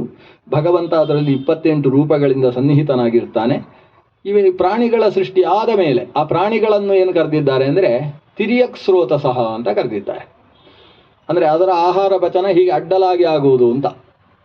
ಅಷ್ಟೇ ಅಲ್ಲ, ತಾಮಸವಾದ ವ್ಯಕ್ತಿಗಳನ್ನು ತಿರ್ಯಕ್, ಉತ್ಸ್ರೋತ ಸಹ ಅಂದರೆ ಸಾತ್ವಿಕರು, ತಿರ್ಯಕ್ ಸ್ರೋತ ಸಹ ಅಂದರೆ ರಾಜಸರು, ಅಧಸ್ರೋತ ಸಹ, ಉತ್ಸ್ರೋತ ಸಹ ಅಂದರೆ ಸಾತ್ವಿಕರು, ಅಧಸ್ರೋತಸ್ಸರು ಅಂತ ಹೇಳಿದರೆ ತಾಮಸರು ಅಂತ. ಇದು ಆಚಾರ್ಯರು ಕೊಟ್ಟ ವ್ಯಾಖ್ಯಾನದ ಒಂದು ವಿಶೇಷ ಇದೆ. ಅಂತೂ ಪ್ರಾಣಿಗಳ ಸೃಷ್ಟಿಯಾಯಿತು. ಪ್ರಾಣಿಗಳನ್ನು ಸೃಷ್ಟಿಸಿದ ಮೇಲೆ 9ನೆಯ ಹಂತದಲ್ಲಿ ಮನುಷ್ಯರ ಸೃಷ್ಟಿಯಾಗ್ತದೆ. ಮನುಷ್ಯನನ್ನು ಅವನನ್ನು ಉತ್ಸ್ರೋತಸ್ಸು ಅಂತಲೂ ಕರೆದಿಲ್ಲ, ತಿರ್ಯಕ್ ಸ್ರೋತಸ್ಸು ಅಂತಲೂ ಕರೀಲಿಲ್ಲ, ಅಧೋಗತಿ ಅಂತ ಹೇಳಿದ್ದಾರೆ. ಅಧಸ್ರೋತಸ್ಸು ಅಂತ, ಅರ್ವಾಕ್ ಸ್ರೋತಸ್ಸು ಅಂತ ಕರೆದಿದ್ದಾರೆ. ಅರ್ವಾಕ್ ಅಂದರೆ ಕೆಳಗೆ ಅಂತ ಅರ್ಥ. ಅಂದರೆ ಇವನು ಕೆಳಗೆ ಹೋಗುವವ ಅಂದರೆ ಅರ್ಥ ಏನು? ಒಂದು ಸಾಮಾನ್ಯ ದೃಷ್ಟಿಯಲ್ಲಿ ಮನುಷ್ಯನಲ್ಲಿ ಸ್ವಾರ್ಥ ಅನ್ನೋದಿದೆ. ಇದಕ್ಕಿಂತ ಹಿಂದಿನ ಪ್ರಾಣಿಗಳಲ್ಲಿ, ವೃಕ್ಷದಲ್ಲಾಗಲಿ ಪ್ರಾಣಿಗಳಲ್ಲಾಗಲಿ ಈ ಸ್ವಾರ್ಥ ಇರಲಿಲ್ಲ. ಅದು ಎಲ್ಲರನ್ನು ಕರೆದು ಕಾ ಅಂತ ಹೇಳಿ ಎಲ್ಲ ಬಟ್ಟಿಗೆ ತಿಂತಕ್ಕಂಥ ಸ್ವಭಾವ ಅದರಲ್ಲಿತ್ತು. ಆದರೆ ಈ ಸ್ವಾರ್ಥದ ಕಾರಣದಿಂದಾಗಿ ಮಾನವ ಅಪರಾಧವನ್ನು ಮಾಡುವ ಸಾಧ್ಯತೆಗಳು ಜಾಸ್ತಿ. ಒಳ್ಳೆಯದನ್ನು ಮಾಡಬೇಕಾದ್ರೆ ಅವ ಹಿಡಿತದಲ್ಲಿಟ್ಟುಕೊಳ್ಬೇಕು ತನ್ನನ್ನು ತಾನು. ಆದರೆ ಮನುಷ್ಯನಿಗೆ ಎಷ್ಟು ಎತ್ತರಕ್ಕೆ ಇರುವ ಸಾಧ್ಯತೆಯೂ ಇದೆ, ಅದು ಉಳಿದದ್ರಲ್ಲಿ ಅಂತಹ ಸಾಧ್ಯತೆ ಇಲ್ಲ. ಮನುಷ್ಯನಲ್ಲಿ ಉಂಟು. ತನ್ನನ್ನು ಹಿಡಿತದಲ್ಲಿಟ್ಟುಕೊಂಡು ಎಷ್ಟು ಎತ್ತರಕ್ಕೆ ಬೇಕಾದರೂ ಸಾಗಬಹುದವ. ಮೋಕ್ಷವನ್ನು ಪಡೆಯಬಹುದಾದಂತಹ ಅರ್ಹತೆ ಆತನಲ್ಲಿ ಉಂಟು. ಆದ್ದರಿಂದಲೇ ಐತರೇಯೋಪನಿಷತ್ತಿನಲ್ಲಿ ಒಂದು ಕಥೆ ಬರ್ತದೆ. ದೇವತೆಗಳಿಗೆಲ್ಲ ಮನೆ ಬೇಕು ಅಂತ ಆಯ್ತಂತೆ. ಮನೆ ಬೇಕು ಅಂತಾದಾಗ ಚತುರ್ಮುಖ ಬ್ರಹ್ಮನ ಹತ್ರ ಬಂದರು. ಅಜ್ಜನ ಹತ್ರ ಬರುವುದು ಮನೆ ಬೇಕು ಅಂತ ಹೇಳಿದಾಗ. ಈ ಬ್ರಹ್ಮದೇವರು ಒಂದು ಕುದುರೆಯನ್ನು ಮುಂದೆ ಇಟ್ಟರು. ಇವರು ಅದಕ್ಕೆ 3 ಪ್ರದಕ್ಷಿಣೆ ಬಂದರು. ಈಗ ಸದ್ಯಕ್ಕೆ ಪ್ರವೇಶ ಮಾಡುವುದಿಲ್ಲ ಅಂತ ಹೇಳಿದ್ರಂತೆ. ಮಾರ್ಗಶೀರ್ಷ ಮಾಸ ಇತ್ತು, ಪ್ರವೇಶ ಮಾಡ್ಬೋದಿತ್ತು, ಇಲ್ಲ. ಚತುರ್ಮುಖನಿಗೆ ಅರ್ಥ ಆಯ್ತು, ಇವರಿಗೆ ಇಷ್ಟ ಆಗಲಿಲ್ಲ ಈ ಮನೆ, ಇಷ್ಟ ಆಗಲಿಲ್ಲ ಅಂತ ಹೇಳಲಿಕ್ಕೆ ಆಗುವುದಿಲ್ಲ ಅಂತ ಪ್ರವೇಶ ಇಲ್ಲ ಅಂತ ಹೇಳ್ತಾ ಇದ್ದಾರೆ. ಹಸುವನ್ನು ಸೃಷ್ಟಿ ಮಾಡಿ ಮುಂದೆ ಇಟ್ಟ. ಇದನ್ನು 4 ಪ್ರದಕ್ಷಿಣೆ ಬರ್ತಾರೆ. ಇಷ್ಟ ಆಗಲಿಲ್ಲ ಅವರಿಗೆ, ಈಗ ಪ್ರವೇಶ ಮಾಡುವುದಿಲ್ಲ ಅಂತ ಸುಮ್ಮನೆ ಕೂತರು. ಆಗ ಚತುರ್ಮುಖ ಮನುಷ್ಯ ಶರೀರವನ್ನು ಸೃಷ್ಟಿ ಮಾಡಿ ಮುಂದೆ ಇಡ್ತಾನೆ. ಇವರು ವಾಸ್ತು ಹೋಮವೂ ಮಾಡಲಿಲ್ಲ, ಪ್ರವೇಶ ಮಾಡಿದ್ದೆ. ಸುಕೃತಂಬತ ಅಂತ ಹೇಳಿಕೊಂಡು ಏನು ಧನ್ಯರಪ್ಪ, ಎಂಥ ಮನೆ ಇದೆ ಅಂತ ಪ್ರವೇಶ ಮಾಡಿದರಂತೆ ದೇವತೆಗಳೆಲ್ಲ. ಅನ್ನ ಮಾನವ ಶರೀರಕ್ಕೆ ಅಷ್ಟೊಂದು ಮಹತ್ವ. ತತ್ವಾಭಿಮಾನಿ ದೇವತೆಗಳೆಲ್ಲ ಬಂದು ಕೂತಂತಹ ಶರೀರ. ಅದರಲ್ಲೂ ಅನ್ನಮಧಾಮ ಅಂತ ಅಲ್ಲಿಗೆ ಬಂದು ಅದರಲ್ಲೂ ಈ ಪಾದದ ಮೂಲಕ ಒಳಗೆ ಪ್ರವೇಶ ಮಾಡಿದರಂತೆ. ಪ್ರವೇಶ ಮಾಡುವುದಕ್ಕೆ ಪಾದವನ್ನು ಆರಿಸಿಕೊಂಡದ್ರಿಂದ ಅದಕ್ಕೆ ಪ್ರಪದ ಅಂತ ಬೇರೆ, ಪ್ರಪದನಾತ್ ಪ್ರಪದ ಅಂತ ಹೆಸರಾಗ್ತದೆ ಅಂತೆ. ಹಾಗೆ ಒಳಗೆ ಬಂದು ಶರೀರದ ಅವಯವಗಳಿಗೆಲ್ಲ ಹೆಸರಾಗುವುದಕ್ಕೂ ಕಾರಣವನ್ನು ಹೇಳುತ್ತೆ ಅದು. ಅದು ಉರಸ್ಸು ಯಾಕೆ, ಇದು ಉದರ ಯಾಕೆ, ಎಲ್ಲ ಆ ದೇವತೆಗಳು ಮಾಡಿದ ಒಂದೊಂದು ವ್ಯಾಪಾರ, ಮುಖ್ಯವಾಗಿ ಪ್ರಾಣದೇವರು ಮತ್ತು ಭಗವಂತ ಮಾಡಿದ ವ್ಯಾಪಾರ. ಅಲ್ಲಿಂದ ಬಂದು ಎಲ್ಲ ಬಂದು ಈ ತಲೆಯಲ್ಲಿ ಕೂತ್ಕೊಳ್ತಾರೆ ಅಂತ ಎಲ್ಲರೂ, ಎಲ್ಲ ಬಂದು ಸೇರಿದ ಸ್ಟೇಷನ್ ಅದು. ಅದಕ್ಕೆ ಎಲ್ಲ ದೇವತೆಗಳು ಆಶ್ರಯಿಸಿದ್ರಿಂದ ಶಿರಸ್ಸು ಅಂತ ಹೆಸರಾಯ್ತಂತೆ. ಶೀರ್ಷಂಶ್ರಿಯ, ಎಲ್ಲರೂ ಬಂದು ಶಿರದಲ್ಲಿ ಬಂದು ಆಶ್ರಯವನ್ನು ಪಡೆದರಂತೆ. ಎಲ್ಲ ನೋಡಿ, ನೋಡುವ ಕಣ್ಣು, ಚಂದ್ರ ಇಲ್ಲೇ ಇದ್ದಾನೆ, ಸೂರ್ಯ ಇಲ್ಲೇ ಇದ್ದಾನೆ, ಅಗ್ನಿ ವರುಣರು ಅಲ್ಲೇ ಇದ್ದಾರೆ, ತ್ವಗಿಂದ್ರಿಯವೂ ಅಲ್ಲುಂಟು, ಮಸ್ತಿಷ್ಕ ಮನಸ್ಸು ಅಲ್ಲೇ ಇರುವುದು, ನಾವು ಮನಸ್ಸು ಇಲ್ಲಿರುವುದಲ್ಲ, ಮನಸ್ಸು ಅಲ್ಲೇ ಇರುವುದು. ಎಲ್ಲ ಇಂದ್ರಿಯ ದೇವತೆಗಳು ಕೂಡ ತಲೆಯಲ್ಲಿ ಹೋಗಿ ಆಶ್ರಯಿಸಿದ್ರಿಂದ ತಲೆ ಉತ್ತಮಾಂಗ ಅಂತ ಕರೆಸಿಕೊಳ್ತದೆ ಶರೀರದಲ್ಲಿ ಅಂತ. ಹೀಗೆ ಈ ಮಾನವನ ಶರೀರಕ್ಕೆ ಅಷ್ಟು ಮಹತ್ವ ಇದೆ. ದೇವತೆಗಳಿಗೆಲ್ಲ ಬಹಳ ಇಷ್ಟವಾದ ಶರೀರ. ಈ ಶರೀರವನ್ನು ಸೃಷ್ಟಿಸಿ ದೇವರು ಕೂಡ ಒಮ್ಮೆ ಉಸ್ಸಪ್ಪ ಅಂತ ಸುಮ್ಮನೆ ಕೂಡ್ತಾರಂತೆ. ಅದು ಬ್ರಹ್ಮಾವಬೋಧ ದಿಷಣಂ ಮುದಮಾಪ ದೇವ ಅಂತ. ಯಾಕಂದ್ರೆ ಇಲ್ಲಿಯ ತನಕದ ಪ್ರಾಣಿಗಳ ಸೃಷ್ಟಿ ಏನಿದೆ, ಆ ಸೃಷ್ಟಿಸಲ್ಪಟ್ಟಿದ್ದಾರೆ ಅವರು, ಸೃಷ್ಟಿಸಿದ ದೇವರ ಬಗ್ಗೆ ಆಲೋಚನೆ ಮಾಡಿ ಅವರನ್ನು ಕೈ ಮುಗಿಯುವವರು ಯಾರೂ ಇಲ್ಲ, ಒಂದು ಥ್ಯಾಂಕ್ಸ್ ಹೇಳುವವರು ಯಾರೂ ಇಲ್ಲ. ಆದರೆ ಈ ಮನುಷ್ಯ ಹಾಗಲ್ಲ, ಸೃಷ್ಟಿಸಿದ ದೇವರನ್ನು ಆಲೋಚಿಸಿ ಅವನು ಜನ್ಮಾದಿ ಅಸ್ಯ ಯತಃ ಅನ್ವಯಾತು ಇತರತಶ್ಚ, ಯಾರು ಸೃಷ್ಟಿಸಿದವ ಅನ್ನುವುದನ್ನು ತರ್ಕದಿಂದ ಅನುಮಾನಗಳಿಂದ, ಅನ್ವಯ ಅಂದರೆ ವೇದದ ಮೂಲಕವಾಗಿ ಸಮನ್ವಯವನ್ನು ಮಾಡಿ ವೇದದ ಮೂಲಕ ಇಂಥವನೇ ಸೃಷ್ಟಿಸಿದ್ದು ಅಂತ ಸತ್ಯಂ ಪರಂ ಧೀಮಹಿ ಅಂತ ಅವನಿಗೆ ಕೈ ಮುಗಿತಾನಲ್ಲ. ದೇವರನ್ನು, ನಮ್ಮನ್ನು ಸೃಷ್ಟಿಸಿದವ ಇವ, ಇಷ್ಟು ಉಪಕಾರ ಮಾಡ್ತಾನೆ, ಕಣ್ಣಿಗೆ ರೆಪ್ಪೆಯ ಹಾಗೆ ನಿಂತಿದ್ದಾನೆ, ಹೆಜ್ಜೆ ಹೆಜ್ಜೆಗೂ ಕೂಡ ನಮ್ಮಲ್ಲಿ ಏನು ಮಾಡಿಸಬೇಕು ಅದನ್ನು ಮಾಡಿಸಿ ಸಾಧನೆ ಮಾಡಿಸಿ ತಾನೇ ಮೋಕ್ಷವನ್ನು ಕೊಡ್ತಾನೆ ಅಂತ ದೇವರನ್ನು ತಿಳಿದು ಅವನನ್ನು ಪೂಜಿಸತಕ್ಕಂತಹ ಒಂದು ಚೇತನವನ್ನು ಸೃಷ್ಟಿಸಿದ್ದೇನೆ, ಅವನಿಗೊಂದು ಅಂತಹ ಶರೀರ ಕೊಟ್ಟಿದ್ದೇನೆ ಅಂತ ದೇವರು ಇವನ ಸೃಷ್ಟಿಯಿಂದ ಖುಷಿಪಟ್ಟದ್ದು. ಈಗ ಪಾಪ ಹೀಗೆ ತಲೆಯಲ್ಲಿ ಕೈ ಇಟ್ಟುಕೊಳ್ಳುವ ಹಾಗೆ ನಾವು ಬದುಕಬಾರದು ಅಂತ ಅರ್ಥ. ದೇವರು ಯಾವ ಸೃಷ್ಟಿಯಿಂದ ಖುಷಿಪಟ್ಟಿದ್ದಾನೋ ಅವನನ್ನು ಖುಷಿಯಾಗಿಡುವ ಕೆಲಸವೂ ನಮ್ಮ ಕೈಯಲ್ಲಿದೆ. ಅದರಿಂದ ಇದಕ್ಕೋಸ್ಕರವೇ ದೇವರು ಸೃಷ್ಟಿಸಿದ್ದು ಮಾನವ ಶರೀರವನ್ನು, ಅದರಲ್ಲೂ ವಿಪ್ರ ಶರೀರವನ್ನು. ಬ್ರಾಹ್ಮಣಸ್ಯ ದೇಹೋಯಂ ಕ್ಷುದ್ರಕಾಮಾಯ ನೇಷ್ಯತೆ. ಈ ಶರೀರ ಸಿಕ್ಕಿದ್ದೇ ಒಂದಿಷ್ಟು ಸಾಧನೆ ಮಾಡಿ ಎತ್ತರಕ್ಕೆ ಇರುವುದಕ್ಕೋಸ್ಕರ, ಬರೀ ಈ ಶರೀರವನ್ನು ಬದುಕಿಸುವುದಕ್ಕೋಸ್ಕರ ಅಲ್ಲ. ಅದನ್ನು ಭಾಗವತದಲ್ಲೇ ಇನ್ನೊಂದು ಸಂದರ್ಭದಲ್ಲಿ ಸೂತ ಪುರಾಣಿಕರು ಹೇಳ್ತಾರೆ, ಮುಂದಕ್ಕೆ ಶುಕಾಚಾರ್ಯರು ಹೇಳ್ತಾರೆ. ಏನು ಹೇಳ್ತಾರೆ ಅಂದರೆ, ಬದುಕು ಅಂದರೆ ಏನು ಅಂತ ಒಂದು ಪ್ರಶ್ನೆ ಬರ್ತದೆ. ಸಾಮಾನ್ಯ ಏನು ಹೇಳ್ತೇವೆ, ಬೆಳೆಯುವುದು ಬದುಕು. ನಿನ್ನೆ ಇಷ್ಟಿದ್ದೆ, ಈಗ 6 ಅಡಿ ಆಗಿದ್ದೇನೆ, ಚೆನ್ನಾಗಿ ಬದುಕಿದ್ದೇನೆ ನಾನು ಅಂತ. ಬೆಳೆಯುವುದೇ ಬದುಕು ಆದರೆ ಮರಗಿಡಗಳು ಬದುಕುವುದಿಲ್ವಾ? ತರವ ಕಿಂ ನ ಜೀವಂತಿ ಕಿಂ ಭಸ್ತ್ರಾಹ ನ ಶ್ವಸಂತ್ಯುತ ಅವ್ರು ಕೇಳುವುದು. ಅಲ್ಲ, ಬೆಳೆಯುವುದೇ ಬದುಕಾದರೆ ಮರಗಳು ಬದುಕಿಲ್ವಾ? ಸರಿ, ಮರಗಳು ಬದುಕಿದ್ದಾವೆ, ಹಾಗಾದರೆ ನಮ್ಮ ಬದುಕು ಸ್ವಲ್ಪ ಬೇರೆ. ಏನಂದರೆ ಉಸಿರಾಡ್ತೇವೆ ನಾವು, ಉಸಿರಾಡುವಾಗ ಎದೆ ಒಳಗೆ ಹೊರಗೆ ಹೋಗುತ್ತೆ, ಮರಗಳಲ್ಲೆಲ್ಲ ಹಾಗಾಗುವುದಿಲ್ಲ ಅಲ್ವಾ? ಆದ್ದರಿಂದ ನಮ್ಮ ಬದುಕು ಮರಕ್ಕಿಂತ ಬೇರೆ, ಉಸಿರಾಡ್ತಾ ಇದ್ದೇವಲ್ವಾ? ಅಂದರೆ ಹಾಗಾದರೆ ಈ ಚರ್ಮಕಾರನ ಮನೆಯಲ್ಲಿ ಅಥವಾ ಕಬ್ಬಿಣದ ಕೆಲಸ ಮಾಡುವವನ ಮನೆಯಲ್ಲಿ ಒಂದು ತಿದಿ ಇರ್ತದೆ, ಚರ್ಮದ ಒಂದು ಚೀಲ ಇರ್ತದೆ. ಅವನು ಹೀಗೆ ಅಂದಾಗ ಅದು ಗಾಳಿ ಒಳಗೆ ಹೊರಗೆ ಹೋಗ್ತದೆ, ಅಲ್ಲಿ ಬೆಂಕಿ ಚೆನ್ನಾಗಿ ಬರ್ತದೆ. ಹಾಗಾದರೆ ಅದಾದರೂ ಆಗ್ಬೋದು ನಿನಗಿಂತ, ಅದು ಚೆನ್ನಾಗಿ ಉಸಿರಾಡ್ತದೆ ಅಂತ. ಉಸಿರಾಡುವುದೇ ಬದುಕಾದರೆ ಅದು ಯಾಕೆ ಬದುಕ್ತಾ ಇಲ್ಲ? ಅಲ್ಲ, ನಾವು ಊಟ ಮಾಡ್ತೇವೆ, ಜೀರ್ಣ ಮಾಡಿಕೊಳ್ತೇವೆ, ಅದನ್ನು ಹೊರಗೆ ಹಾಕ್ತೇವೆ, ಇಷ್ಟೆಲ್ಲ ಉಂಟು, ಆದ್ರಿಂದ ನಾವು ಚೆನ್ನಾಗಿ ಬದುಕ್ತಾ ಇದ್ದೇವೆ. ಮರಗಳಾಗಲಿ ತಿದಿಯಾಗಲಿ ಅದನ್ನು ಮಾಡುವುದಿಲ್ಲ ಅಂತ ಹೇಳಿದರೆ, ನ ಖಾದಂತಿ ನಮೇಹಂತಿ ಕಿಂ ಗ್ರಾಮ ಪಶವೋಪರೇ, ನರಿನಾಯಿಗಳು ಮಾಡುವುದಿಲ್ಲ ಅಂತ ಕೇಳ್ತಾರೆ. ಹಾಗಾದರೆ ಆ ಪ್ರಾಣಿಗಳ ಜೀವನವೇ ನಮ್ಮ ಜೀವನ ಅಲ್ಲ, ವೃಕ್ಷಗಳ ಬದುಕಿನ ಹಾಗೆ ನಮ್ಮ ಬದುಕಾಗಿರಬಾರ್ದು. ಉಸಿರಾಟಕ್ಕಿಂತ, ಬೆಳೆಯುವುದಕ್ಕಿಂತ, ತಿಂದು ಉಂಡು ಸುಖ ಪಡುವುದಕ್ಕಿಂತ ಭಿನ್ನವಾದ ಒಂದು ಜೀವನ ಮರ್ಯಾದೆ ಅನ್ನುವುದು ಇವನಿಗಿದೆ, ಒಂದು ಚೌಕಟ್ಟಿದೆ. ಆ ಚೌಕಟ್ಟಿನಲ್ಲಿ ಮನುಷ್ಯ ಬದುಕಬೇಕು. ಅದಕ್ಕೆ ಧರ್ಮ ಅಂತ ಹೆಸರು. ಆ ಧರ್ಮದ ಅಡಿಯಲ್ಲಿ ಬದುಕತಕ್ಕಂತಹ ವ್ಯಕ್ತಿತ್ವಕ್ಕೋಸ್ಕರವೇ ಈ ಮಾನವ ಶರೀರವನ್ನು ಭಗವಂತ ಕೊಟ್ಟದ್ದು. ಅಂತಹ 9ನೇ ಹಂತದ ಸೃಷ್ಟಿಯಾಗ್ತದೆ. ಇಷ್ಟು ಸೃಷ್ಟಿಯನ್ನು ಹೇಳಿ, ಇದು ವೈಕೃತ ಈ ಸೃಷ್ಟಿಯನ್ನು ನಿರೂಪಣೆ ಮಾಡಿದ ನಂತರ ಕಾಲದ ನಿರೂಪಣೆ, 3ನೇ ಸ್ಕಂಧ ಅಂತ ಹೇಳಿದರೆ ಅದೊಂದು ದೊಡ್ಡ ವಿಶ್ವಕೋಶ ಇದ್ದ ಹಾಗಿದೆ. ಕಾಲಗಳ ನಿರೂಪಣೆ, ಪರಮಾಣು ಕಾಲದಿಂದ ಹಿಡಿದು ತ್ರುಟಿಕಾಲದ ತನಕ ಮುಂದೆ ಮುಂದೆ ಹೋಗಿ ಕೊನೆಗೆ ಘಳಿಗೆಯನ್ನು ಹೇಳಿ, ಘಳಿಗೆಯಲ್ಲಿ ಆಚಾರ್ಯರು ಒಂದಷ್ಟು ಅದಕ್ಕೆ ಕೊಡುಗೆ ಕೊಡ್ತಾರೆ. ಲೆಕ್ಕಾಚಾರ ಮಾಡುವುದಕ್ಕೆ ಇನ್ನಷ್ಟು, ಯಾವ ನೀರು ಹೇಗೆ, ಘಟಿ ಯಂತ್ರದ ಬಗ್ಗೆ ವಿವರಣೆಯನ್ನು ಆಚಾರ್ಯರು ಕೊಡ್ತಾರೆ. ಈ ಕಾಲದಲ್ಲಿ ಘಳಿಗೆಗಳು 60 ಸೇರಿದರೆ ಒಂದು ದಿನ ಆಗ್ತದೆ. ನಮಗೆ 24 ಗಂಟೆ ಅಂತ ಅಷ್ಟು ಲೆಕ್ಕ ಇರುವುದು. ಇಲ್ಲಿದ್ದು ಸ್ವಲ್ಪ ತಿಳ್ಕೊಳ್ಬೇಕು, ಯಾಕಂದರೆ 60 ರೂಪದಿಂದ ಭಗವಂತ ನಿಲ್ತಾನಂತೆ ಒಂದು ದಿನದಲ್ಲಿ. ಆ 60 ಘಳಿಗೆಗಳು ಸೇರಿದರೆ ಒಂದು ದಿನ ಆಗ್ತದೆ. ಅದರಲ್ಲಿ ಸೂರ್ಯೋದಯಕ್ಕಿಂತ ಮುಂಚಿನ 4 ಗಳಿಗೆ ಉಂಟಲ್ಲ, ಅದು ಪರಮ ಪ್ರಶಸ್ತವಾದ ಕಾಲ ಅಂತೆ. ಅದಕ್ಕೆ ಬ್ರಹ್ಮದೇವರು ಅಭಿಮಾನಿ, ಅದಕ್ಕೆ ಬ್ರಾಹ್ಮಕಾಲ ಅಂತ ಕರೀತಾರೆ, ಬ್ರಾಹ್ಮ ಮುಹೂರ್ತ ಅಂತ ಕರೀತಾರೆ. ಕನ್ನಡದಲ್ಲಿ ಎಡವಟ್ಟಾಗಿ ಬ್ರಾಹ್ಮೀ ಮುಹೂರ್ತ ಅಂತ ಕರೀತಾರೆ. ಇಲ್ಲ, ಅದು ಸುಮ್ಮನೆ ಎಡವಟ್ಟು. ಕೆಲವೆಲ್ಲ ಕನ್ನಡ ಸಂಸ್ಕೃತ ಎಲ್ಲ ಹೀಗೆ ಎಡವಟ್ಟು ಮಾಡಿಕೊಳ್ಳುವುದುಂಟು. ಸಂಸ್ಕೃತದಲ್ಲಿ ಶಿರಸ್ಸನ್ನು ಮುಂಡ ಅಂತ ಕರೆಯೋದು, ಕನ್ನಡದಲ್ಲಿ ಯಾರಾದರೂ ಇದನ್ನು ಮುಂಡ ಅಂತ ಕರೆದ್ರೆ ಅವನಿಗೆ ಮುಂಡಕ್ಕೆ ಹೊಡಿತಾರೆ. ಅದು ಇದನ್ನು ರುಂಡಗಳನ್ನು ಚೆಂಡಾಡಿದ ಅಂತ ಕರಿಬೇಕು. ಸಂಸ್ಕೃತದಲ್ಲಿ ಮುಂಡನ ಮುಂಡಿಗೆ ಎಲ್ಲ ತಲೆಗೆ ಮುಂಡ ಅನ್ನೋದು ತಲೆಗೆ ಸಂಬಂಧಪಟ್ಟ ಶಬ್ದ ಸಂಸ್ಕೃತದಲ್ಲಿ. ಮುಂಡಾಸು ಎಲ್ಲ ಇದು ಕೆಲವು ಕನ್ನಡದಲ್ಲಿ ವ್ಯತ್ಯಾಸ. ಬ್ರಾಹ್ಮೀ ಮುಹೂರ್ತ ಅಂತ ಒಂದು ಶಬ್ದ ಇಲ್ಲ. ಬ್ರಾಹ್ಮೇ ಮುಹೂರ್ತೆ ಚೋತ್ಥಾಯ ಬ್ರಾಹ್ಮ ಮುಹೂರ್ತ, ಅದಕ್ಕೆ ಬ್ರಾಹ್ಮ ಮುಹೂರ್ತ ಅಂತ ಕರೆಯೋದು. ಆ ಬ್ರಹ್ಮನಿಗೆ ಸಂಬಂಧಪಟ್ಟಂತಹ ಪ್ರಾತಃ ಕಾಲ 4 ಘಳಿಗೆಗಳು. ಆ ಹೊತ್ತಿಗೆ ನಿದ್ದೆ ಮಾಡಬಾರ್ದಂತೆ, ಮುಸುಕು ಹಾಕೊಳ್ಬಾರ್ದು. ಧನುರ್ಮಾಸದಲ್ಲಂತೂ ದೇವರಿಗೆ ಪೂಜೆ ಮಾಡಬೇಕು. ಆ ಹೊತ್ತಿಗೆ ಸಿಕ್ಕಾಬಟ್ಟೆ ಚಳಿ ಆಗುವುದಾದರೆ ಒಳ್ಳೆ ಹುಗ್ಗಿ ಆದರೂ ಮಾಡಬೇಕು. ಒಟ್ಟಿನಲ್ಲಿ ಅದು ದೇವರನ್ನು ಆರಾಧನೆ ಮಾಡುವುದಕ್ಕೆ ದಿನದಲ್ಲಿರುವ ಪ್ರಶಸ್ತವಾದ ಕಾಲ. ಹೀಗೆ ಒಟ್ಟು 60 ಗಳಿಗೆಗಳು ಸೇರಿ ಒಂದು ದಿನ.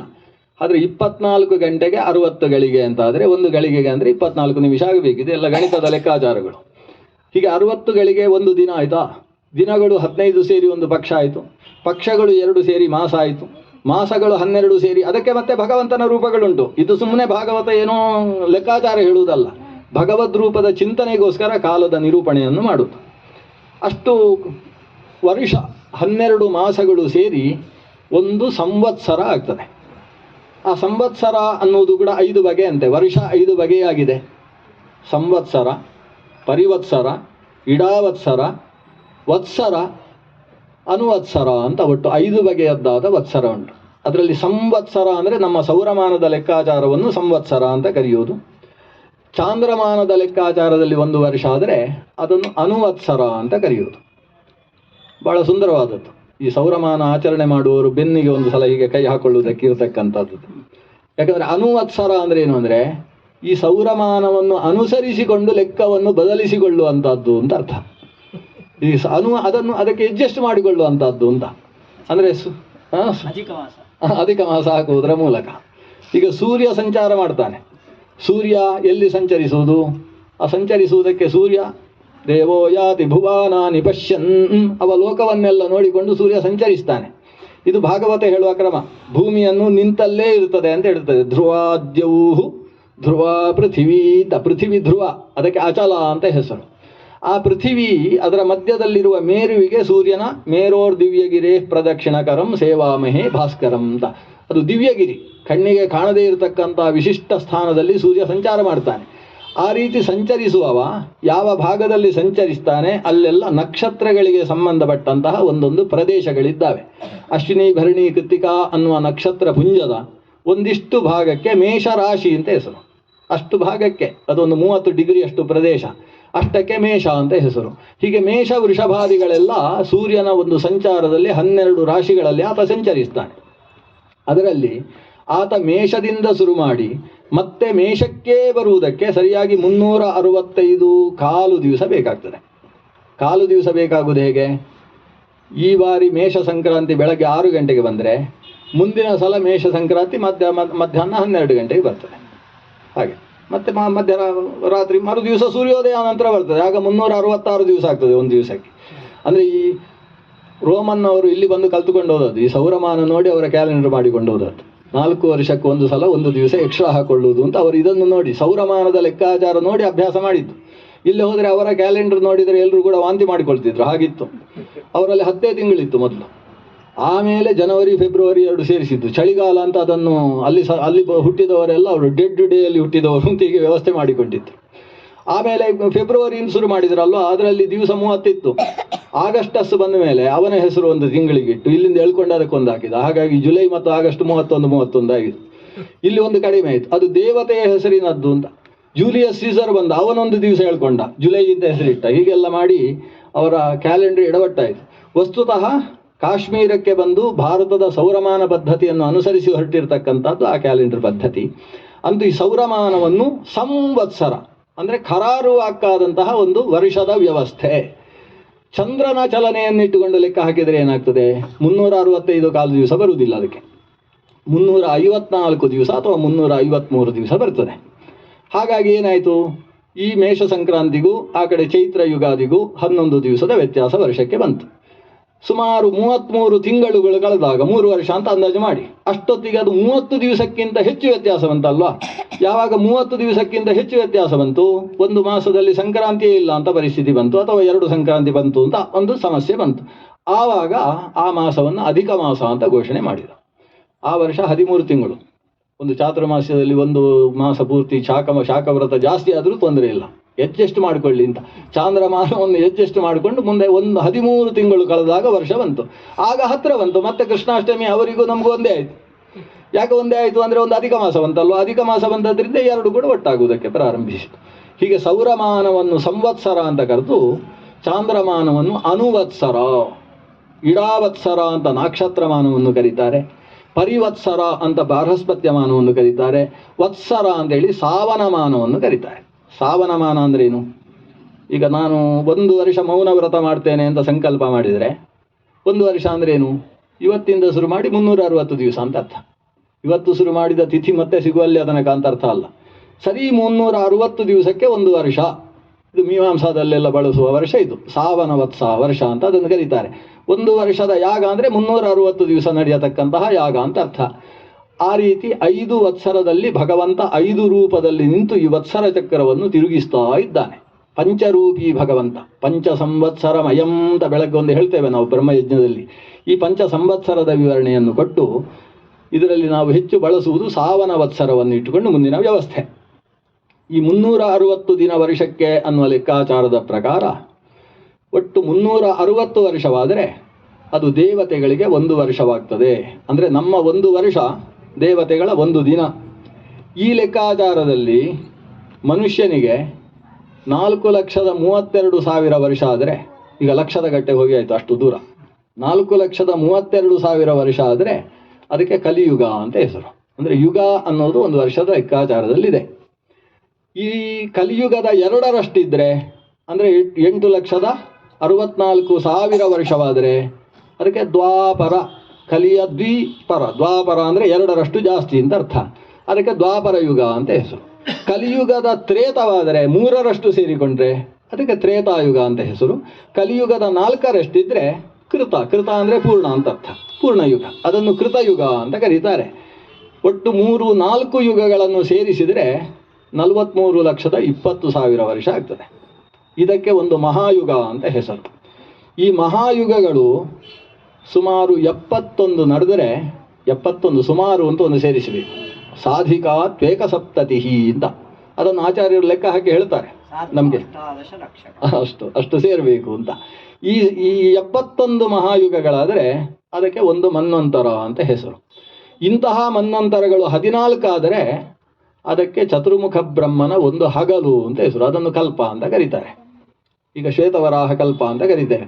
ಅಂದರೆ ಚತುರ್ಮುಖ ಬ್ರಹ್ಮನ ಒಂದು ಹಗಲಾಗಬೇಕಾದ್ರೆ ಇಷ್ಟ ಆಗಬೇಕು. 4,30,000 ವರ್ಷ ಗುಣಿಸು 1,000 ಆಗಬೇಕು. ಅಂದರೆ 432 ಕೋಟಿ ವರ್ಷ ಆಗಬೇಕು.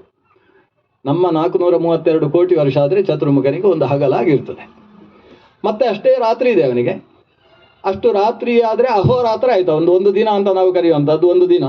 ಇಂಥ ದಿನಗಳು ಚತುರ್ಮುಖನಿಗೆ 360 ಆಗಬೇಕು. ಕಂಪ್ಯೂಟರ್ ವಿದ್ಯಾಲಯದ ಲೆಕ್ಕ ಹಾಕ್ತಾ ಹೋಗ್ಬೇಕು ಎಷ್ಟು ವರ್ಷ ಆಯಿತು ಅಂತ. ಇಂಥದ್ದಾದರೆ ಚತುರ್ಮುಖನ 1 ವರ್ಷ. ಅಂತಹ ವರ್ಷಗಳು 100 ಆದರೆ ಚತುರ್ಮುಖನ ಆಯುಷ್ಯ ಪೂರ್ಣವಾಯಿತು. ಬ್ರಹ್ಮಣ ವರ್ಷ ಶತಂ ಆಯುಹು. ಅದು ಶತಮಾನಂ ಭವತಿ ಶತಾಯು ಪುರುಷ ಅಂತ ಹೇಳಿದರೆ ನಮ್ದೆಲ್ಲ ಶತಾಯು ಹೆಚ್ಚು ಕಡಿಮೆ ಆಗ್ತದೆ. ಆ ತಸ್ಮಾತ್ ವಿರಾಟ ಜಾಯತ ಅಂತ ಹೇಳುವ ವಿರಾಟ್ ಪುರುಷ ಇದ್ದಾನಲ್ವ, ಅವನು ಶತಾಯು, ಅವನಿಗೆ 100 ವರ್ಷ ಆಯುಷ್ಯ. ಆದರೆ ಈ ಲೆಕ್ಕಾಚಾರದ ಅವನು 100 ವರ್ಷ ಆಯುಷ್ಯ. ಈ ಆಯುಷ್ಯಕ್ಕೂ ಒಂದು ಹೆಸರಿದೆ, ಪರ ಅಂತ ಹೆಸರು. ಚತುರ್ಮುಖ ಬ್ರಹ್ಮನ 50 ವರ್ಷಕ್ಕೆ ಪರಾರ್ಧ ಅಂತ ಹೆಸರು. ಇಡೀ ವರ್ಷಕ್ಕೆ ಪರಾರ್ಧ ಪ್ಲಸ್ ಪರಾರ್ಧ ಪರ, 2 ಪರಾರ್ಥ ಸೇರಿದರೆ 1 ಪರ ಆಗಲೇಬೇಕು. 2 ದೋಸೆ ಅರ್ಧ ಸೇರಿದರೆ 1 ದೋಸೆ ಆಗುವುದಿಲ್ಲ. ಹಾಗೆ 2 ಪರಾರ್ಥ ಸೇರಿದರೆ 1 ಪರ ಆಗ್ತದೆ. ಚತುರ್ಮುಖ ಬ್ರಹ್ಮನ 1 ಪರ ಅಂದರೆ ಎಷ್ಟಾಯಿತು? ಇಷ್ಟು ದೊಡ್ಡ ಒಂದು ಆಯುಷ್ಯದ ಕಾಲ ಅದು. ಅಷ್ಟು ಕಾಲ ಆದರೆ ನಮ್ಮ ದೇವರಿಗೆ ಎಷ್ಟಾಗಿರ್ತದೆ ಅಂತ ನೋಡ್ಬೇಕೀಗ. ಇದೆಲ್ಲ ಬಂದದ್ದು ಅದಕ್ಕೋಸ್ಕರ. ಕಾಲ ನಿರೂಪಣೆ ಇರುವುದೇ ಭಗವಂತನನ್ನು ಅವನನ್ನು ತಿಳಿಸುವುದಕ್ಕೋಸ್ಕರ. ಇಷ್ಟ ಆದರೆ ದೇವರಿಗೆ ಎಷ್ಟು ವಯಸ್ಸಾಗಿರ್ತದೆ ಅಂದರೆ ಅವನಿಗೆ ಕಣ್ಣು ಮಿಟುಕಿಸುವಷ್ಟು ಹೊತ್ತು ಅಲ್ಲಂತೆ. ಪರನಾಮ ನಿಮೇಶಕ ಅಂತೆ. ಆ ಚತುರ್ಮುಖ ಬ್ರಹ್ಮನ ಅಷ್ಟು ಆಯುಷ್ಯ ಆದರೆ ಇವನಿಗೆ ಒಂದು ಕಣ್ಣು ಮಿಟುಕಿಸುವ ಹೊತ್ತು ಅಲ್ಲ. ಅಂದರೆ ಕಾಲಾತೀತವಾದ ಶಕ್ತಿ ಪರಮಾತ್ಮ. ಅವನಿಗೆ ಮೀಸೆ ಬರುವುದಿಲ್ಲ ಯಾಕೆ ಅನ್ನೋ ಪ್ರಶ್ನೆಗೆ ಇದೆ ಉತ್ತರ. ಈಗ ದೇವರಿಗೆ ಮೀಸೆ ಬಂದರೆ ನೀವು ಕೇಳ್ತೀರಿ ಹಾಗಾದರೆ ಬಹುಶಃ 16 ವರ್ಷ ಆಗಿರಬೇಕು ಅಂತ ಹೇಳ್ತೀರಿ. ಆಮೇಲೆ ಕೇಳ್ತೀರಿ ಅದು ಬಿಳಿ ಮೀಸೆಯೋ ಕಪ್ಪು ಮೀಸೆಯೋ ಅಂತೆಲ್ಲ ಕೇಳಲಿಕ್ಕೆ ಶುರು ಮಾಡ್ತೀರಿ. ಅವನು ಕಾಲಾತೀತನಾಗಿದ್ದಾನೆ, ಅವನಿಗೆ ಕಾಲ ಸಂಬಂಧವೇ ಇಲ್ಲ. ಅದನ್ನು ತಿಳಿಸುವುದಕ್ಕೆ ಪರಮಾಣು ಕಾಲದಿಂದ ಶುರು. ಪರಮಾಣು ಕಾಲ ಅಂದರೆ ಒಂದು ಇಲ್ಲಿ ಹೇಳಬೇಕಾದ್ರೆ ವಿಶೇಷ ಅನ್ನೋ ಶಬ್ದದಿಂದ ಹೇಳಿದ್ದಾರೆ. ವಸ್ತುತಃ ಪರಮಾಣು ಕಾಲದ ಬಗ್ಗೆ ಬೌದ್ಧ ಗ್ರಂಥಗಳಲ್ಲಿ ಹೇಳುವ ಕ್ರಮ ಹೇಗೆ ಅಂದರೆ ನಮಗೊಂದು ಅರ್ಥ ಮಾಡಿಸುವುದಕ್ಕೆ 1,000 ಎಲೆ ತಂದಿಡಬೇಕಂತೆ ಒಂದರ ಮೇಲೆ. ಯಾವ ಎಲೆ? ದೊಡ್ಡ ಪತ್ರೆ ಸೊಪ್ಪು ತರಬಾರ್ದು, ಬಹಳ ತೆಳುವಾದ ಎಲೆ ಕಮಲ ಪತ್ರಗಳನ್ನು ಇಡಬೇಕು ಒಂದರ ಮೇಲೆ ಒಂದು. ಆ ಕಮಲ ಪತ್ರಗಳನ್ನು ಒಬ್ಬ ಪರಾಕ್ರಮಿಯಾದ ಕೈಯಲ್ಲಿ, ಪರಾಕ್ರಮಿಯ ವ್ಯಕ್ತಿಯ ಕೈಯಲ್ಲಿ ಒಂದು ಅತ್ಯಂತ ಹರಿತವಾದ ಸೂಜಿಯನ್ನು, ಡಬ್ಬಣ ಅದನ್ನು ಕೊಟ್ಟು ವೇಗವಾಗಿ ಚುಚ್ಚು ಅಂತ ಹೇಳಬೇಕು. ನಮ್ಮಂಥವ್ರ ಹತ್ರ ಹೇಳಿದರೆ ಚುಚ್ಚುವಾಗಲೂ ನಿಧಾನ ಆಗ್ತದೆ. ಅದಕ್ಕೆ ಅಂಥ ಪರಾಕ್ರಮಿಯಲ್ಲಿ ಕೊಡಬೇಕು. ಅವನು ಅದನ್ನು ಬಿಲ್ಲಿನಲ್ಲಿ ಪ್ರಯೋಗಿಸಿ ವೇಗವಾಗಿ ಬಿಡಬೇಕಂತೆ ಅದರ ಮೇಲೆ. ಆಗ ಅತಿ ವೇಗವಾಗಿ ಅದು ಚುಚ್ಚಿದಾಗ ಏನಾಗ್ತದೆ, ಆ 1,000 ಪತ್ರಗಳು ಏಕಕ್ಷಣದಲ್ಲಿ ವಿದ್ಧವಾಗ್ತದೆ, ಅಂದರೆ ತೂತಾಗ್ತದೆ. ಆದರೆ ಒಂದೇ ಕ್ಷಣದಲ್ಲಿ 1000 ಪತ್ರ ತೂತಾಗ್ತದಾ? ಮೊದಲನೇ ಎಲೆ ತೂತಾದ ಮೇಲೆ ಎರಡನೇದು ಎಲೆ ತೂತಾಗ್ತದಲ್ವಾ? ಆ ಕಾಲ ಏನಿದೆ, ಒಂದು ಎಲೆ ತೂತಾಗಿ ಎರಡನೇ ಎಲೆ ತೂತಾಗುವುದಕ್ಕಿರುವ ಕಾಲ, ಅದಕ್ಕೆ ಪರಮಾಣು ಕಾಲ ಅಂತ ಹೆಸರಂತೆ. ಅದು ಅತ್ಯಂತ ಸೂಕ್ಷ್ಮವಾದದ್ದು. ಅಂದರೆ ನಾವು ಯಾವುದನ್ನು ಒಂದು ಕ್ಷಣ ಅಂತ ಕರಿತೇವೋ ಅದರಲ್ಲಿ 999 ಕ್ಷಣಗಳು ಪರಮಾಣು ಕಾಲಗಳು ಸೇರಿದ್ದಾವೆ. ಅಷ್ಟು ಸೂಕ್ಷ್ಮ ಕಾಲದಿಂದ ಲೆಕ್ಕ ಶುರು ಮಾಡಿ ಪರ ಅನ್ನುವ ಕಾಲದ ತನಕ ಹೇಳಿ ಆ ಕಾಲವನ್ನು ಮೀರಿ ನಿಂತಹ ಶಕ್ತಿ ಕಾಲನಿಯಾಮಕನಾದಂತಹ ಭಗವಂತ. ಅಂತಹ ಭಗವಂತ ಅವನ ನಾಭಿಯಿಂದ ಆವಿರ್ಭವಿಸಿದಂತಹ ಚತುರ್ಮುಖ ಮತ್ತೆ ಸೃಷ್ಟಿ ಮುಂದುವರಿಸ್ತಾನೆ. ತಾನು ಸನಕ ಸನಂದನಾದಿಗಳನ್ನು ಸೃಷ್ಟಿಸ್ತಾನೆ. 4 ಜನ ಮಕ್ಕಳ ಹತ್ರ ಹೇಳ್ತಾನೆ ನೀವಿನ್ನು ಸೃಷ್ಟಿಯನ್ನು ಮುಂದುವರಿಸಿ ಅಂತ. ಆದರೆ ನಾವು ಯಜ್ಞೋಪವೀತ ಹಾಕೊಂಡು ಹುಟ್ಟಿದವರಲ್ಲ. ಚತುರ್ಮುಖ ಬ್ರಹ್ಮ ಹುಟ್ಟುವಾಗಲೇ ಯಜ್ಞೋಪವೀತ ಹಾಕೊಂಡೇ ಹುಟ್ಟಿದ್ದು. ಇಲ್ಲಿ ಹೋದರೆ ಕಲ್ಯಾಣ ಮಂಟಪ ಇಲ್ಲದೆ ಉಪನಯನ ಮಾಡುವುದು ಹೇಗೆ ಅಂತ ಸಮಸ್ಯೆ ಆಗ್ತಿತ್ತು. ಪ್ರಜಾಪತಿಯತ್ ಸಹಜಂ ಪುರಸ್ತಾದ್ ಅಂತ. ಪ್ರಜಾಪತಿ ಆವಿರ್ಭವಿಸುವಾಗಲೇ ಯಜ್ಞೋಪವೀತ ಹಾಕಿಕೊಂಡು ಆವಿರ್ಭವಿಸಿದ್ದಾನೆ. ಆದರೆ ಈ ಮಕ್ಕಳು ಉಪವೀತ ಹಾಕೊಂಡು ಹುಟ್ಟಿದವರಲ್ಲ. ಹಾಗಾಗಿ ನಾವು 2 ಯಜ್ಞೋಪವೀತ ಹಾಕಿದ ಮೇಲೆ ಸೃಷ್ಟಿ ಮಾಡಲಿಕ್ಕೆ ಆಗ್ತದೆ, ನಾವು ಸೃಷ್ಟಿ ಮಾಡುವುದಿಲ್ಲ ಅಂತ ಹೇಳಿದ್ರು ಈ 4 ಮಕ್ಕಳು ಸನಕಾದಿಗಳು. ಆಗ ಒಮ್ಮೆ ಚತುರ್ಮುಖನಿಗೆ ಸಿಟ್ಟು ಬಂತಂತೆ. ಒಬ್ಬ ವ್ಯಕ್ತಿಗೆ ಭಾರಿ ಸಿಟ್ಟು ಬರುವುದು ಯಾವಾಗ ಅಂದರೆ ಮಕ್ಕಳು ಹೇಳಿದ ಹಾಗೆ ಕೇಳದೆ ಹೋದರೆ ಅಂತ ಪುನೀತ ಹಾಗೆ ಹೇಳುದು. ಅದು ಅವರಿಗೆ ಹೇಳಬಾರ್ದು. ಅದನ್ನು ಇಲ್ಲಿ ಈ ಸಿಟ್ಟು ಚತುರ್ಮುಖನಿಗೆ ಮೊದಲು ಹುಟ್ಟಿದ ಸಿಟ್ಟೆ ಅಲ್ಲಿ. ಸಿಟ್ಟು ಬಂದ ಕೂಡಲೇ ಎಲ್ಲಿ ಸಿಟ್ಟು ಬಂತು ಅಂದರೆ ಮೂಗಿನ ತುದಿಯಲ್ಲಿ ಸಿಟ್ಟು ಬಂತು. ಮೂಗಿನ ತುದಿ ಅಂದರೆ ಕೆಳಗಿರುವುದಲ್ಲ, ಮೇಲೆ. ನಾವು ಕೆಲವರು ಮೂಗಿನ ತುದಿಯಿಂದ ನಾವು ಗೋಪಿಚಂದ್ರ ಧಾರಣೆ ಮಾಡಬೇಕು ಅಂತ ಮೂಗನ್ನು ಗಲೀಜು ಮಾಡಿಕೊಂಡವರೆಲ್ಲ ಇದ್ದಾರೆ. ನಿಜವಾಗಿ ಆಜ್ಞಾಚಕ್ರದಿಂದ ಬ್ರಹ್ಮರಂಧ್ರದ ತನಕ ಅಂತ ಮೂಗಿನ ತುದಿ ಅಂದರೆ ಭ್ರೂ ಮಧ್ಯ, ಅಲ್ಲಿ ಸಿಟ್ಟು ಕಾಣಿಸಿಕೊಂಡಿತಂತೆ. ಕಾಣಿಸಿಕೊಂಡು ಅಲ್ಲಿಂದ ಆ ಸಿಟ್ಟಿನ ಸ್ವರೂಪವೇ ಮನ್ಯು ಅನ್ನುವ ಒಂದು ಸ್ವರೂಪ ಆವಿರ್ಭವಿಸಿತು. ಅವನಿಗೆ ರುದ್ರ ಅಂತ ಹೆಸರು. ಹೀಗೆ ಚತುರ್ಮುಖನಿಂದ ರುದ್ರ ಕ್ರೋಧಾಭಿಮಾನಿಯ ಆವಿರ್ಭಾವ ಆಗ್ತದೆ. ರುದ್ರ ಹುಟ್ಟಿದ ಕೂಡಲೇ ಅಳುವುದಕ್ಕೆ ಶುರು ಮಾಡಿದ. ಅದಕ್ಕೆ ಅವನನ್ನು ರೋದನಾದು ರುದ್ರ ಇತ್ಯಾಹು. ಅತ್ತದ್ದು ಯಾಕೆ ಅಂತ ಕೇಳಿದರೆ ಹೆಸರು. ಅಲ್ಲಿಂದ ಎಲ್ಲರೂ ಕೂಡ ಹೆಸರಿಗೋಸ್ಕರ ಅಳುವುದು. ನಾಮಕರಣ ಆಗುವಲ್ಲೇ ತನಕ ಅಳುವುದೇ ಕೆಲಸ. ಹೀಗೆ ಹೆಸರಿಗೋಸ್ಕರ ಅಳುವುದು ಅಂತ ಶುರುವಾದದ್ದು ಚತುರ್ಮುಖ. ಈ ರುದ್ರನಿಂದ ಆರಂಭಿಸಿ ಶುರುವಾದದ್ದು. ರುದ್ರನ ತನಕ ಯಾರ್ಯಾರು ಹುಡ್ತಾರೆ ಅವರು ಹುಟ್ಟಿದಾಗ ಅಳುವುದಿಲ್ಲ.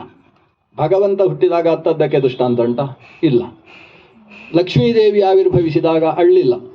ಇಲ್ಲಿ ಮಧುರೆಗೆ ಬಂದ ಮೇಲೆ ಅತ್ತ ನಾಟಕ ಆಡಿದ್ದು, ಅಲ್ಲಿ ತನಕ ಅತ್ತದ್ದಿಲ್ಲ.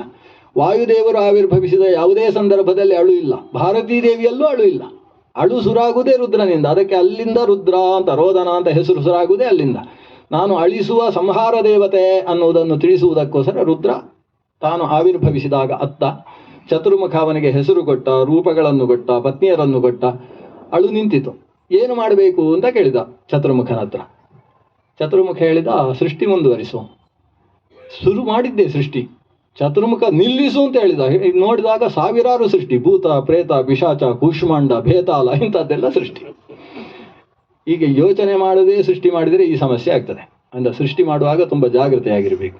ಈಗ ಚತುರ್ಮುಖ ಬ್ರಹ್ಮನ ಹತ್ರ ಭಗವಂತ ಸೃಷ್ಟಿಸು ಅಂತಲೇ ಹೇಳಿದ್ದು. ಮಾ ವೇದ ಗರ್ಭಗಾಸ್ತಂದ್ರೀಂ ಸರ್ಗೇ ಉದ್ಯಮಮಾವಹ ನೀನು ಸೃಷ್ಟಿ ಮಾಡುವ ಜವಾಬ್ದಾರಿಯನ್ನು ಹೊರು ಅಂತ ಬ್ರಹ್ಮದೇವರಿಗೆ ಭಗವಂತನೇ ಹೇಳಿದ್ದು. ಆದರೆ ಚತುರ್ಮುಖ ಆ ಕೂಡಲೇ ಸೃಷ್ಟಿ ಮಾಡಲಿಲ್ಲ. ಅವನು 10,000 ದಿವ್ಯ ವರ್ಷಗಳ ತನಕ ತಪಸ್ಸು ಮಾಡಿ ಆ ತಪಸ್ಸಿನಿಂದ ಭಗವಂತನ ಬ್ರಹ್ಮ ಅನ್ನುವ ರೂಪವನ್ನು ತನ್ನಲ್ಲಿ ಸನ್ನಿಧಾನೀಕರಿಸಿಕೊಂಡು ಆಮೇಲೆ ಸೃಷ್ಟಿಯನ್ನು ಪ್ರಾರಂಭಿಸಿದ್ದು. ಆದ್ದರಿಂದ ಉತ್ಕೃಷ್ಟವಾದ ಸೃಷ್ಟಿ. ಈಗ ರುದ್ರದೇವರಿಂದ ಈ ಪಿಶಾಚಿಗಳ ಸೃಷ್ಟಿ ಆಗಬೇಕಿತ್ತು, ರುದ್ರ ಸೃಷ್ಟಿ ಮಾಡಿಲ್ಲ. ಬ್ರಹ್ಮದೇವರು ಹೇಳ್ತಾರೆ, ನಾನು ಮಾಡಿದ ಸೃಷ್ಟಿಯನ್ನೆಲ್ಲ ನುಂಗ್ಲಿಕ್ಕೆ ಬರ್ತಾ ಇದ್ದಾವೆ ಇವುಗಳು, ಆದ್ದರಿಂದ ಇದನ್ನು ನೋಡಿಕೊಳ್ಳುವ ಜವಾಬ್ದಾರಿಯನ್ನು ನೀನೇ ವಹಿಸಿಕೊಳ್ಳಬೇಕು ಅಂತ ರುದ್ರನಿಗೆ ಹೇಳಿದರು. ಹಾಗೆ ರುದ್ರ 5 ರೂಪಗಳನ್ನು ಹೊತ್ತಂತೆ, ಆಮೇಲೆ 1000 ರೂಪವನ್ನು ಹೊತ್ತಂತೆ. ಸಹಸ್ರಾಣಿ ಸಹಸ್ರಶೋ ಯೇ ರುದ್ರಾ ಅಧಿಭೂಮ್ಯಾಂ. 1000 ರೂಪಗಳನ್ನು ರುದ್ರದೇವ, ಏಕೋ ರುದ್ರ, ಒಬ್ಬನೇ ರುದ್ರ, ಆದರೆ 1000 ರೂಪಗಳನ್ನು ತಾನು ಹೊಡ್ತಾನೆ. 5 ಪ್ರಧಾನ ರೂಪಗಳು, ಸದ್ಯೋಜಾತಾದಿ ಪಂಚರೂಪಗಳು. ಅದರಲ್ಲಿ ಒಂದು ರೂಪದಿಂದ, ಅಘೋರ ಅನ್ನುವ ಒಂದು ರೂಪದಿಂದ ಭೂತಾಧಿನಾಥ ಅಂತ ಕರೆಸಿಕೊಂಡು ಭೂತಗಳನ್ನೆಲ್ಲ ತನ್ನ ಹಿಡಿತದಲ್ಲಿಟ್ಟುಕೊಳ್ತಾನೆ ರುದ್ರದೇವ. ಮತ್ತೊಂದು ರೂಪದಿಂದ ಅರ್ಧನಾರಿ ನರೇಶ್ವರನಾಗಿ ಲೋಕಕ್ಕೆ ಅನುಗ್ರಹವನ್ನು ಮಾಡ್ತಾ ಇದ್ದಾನೆ.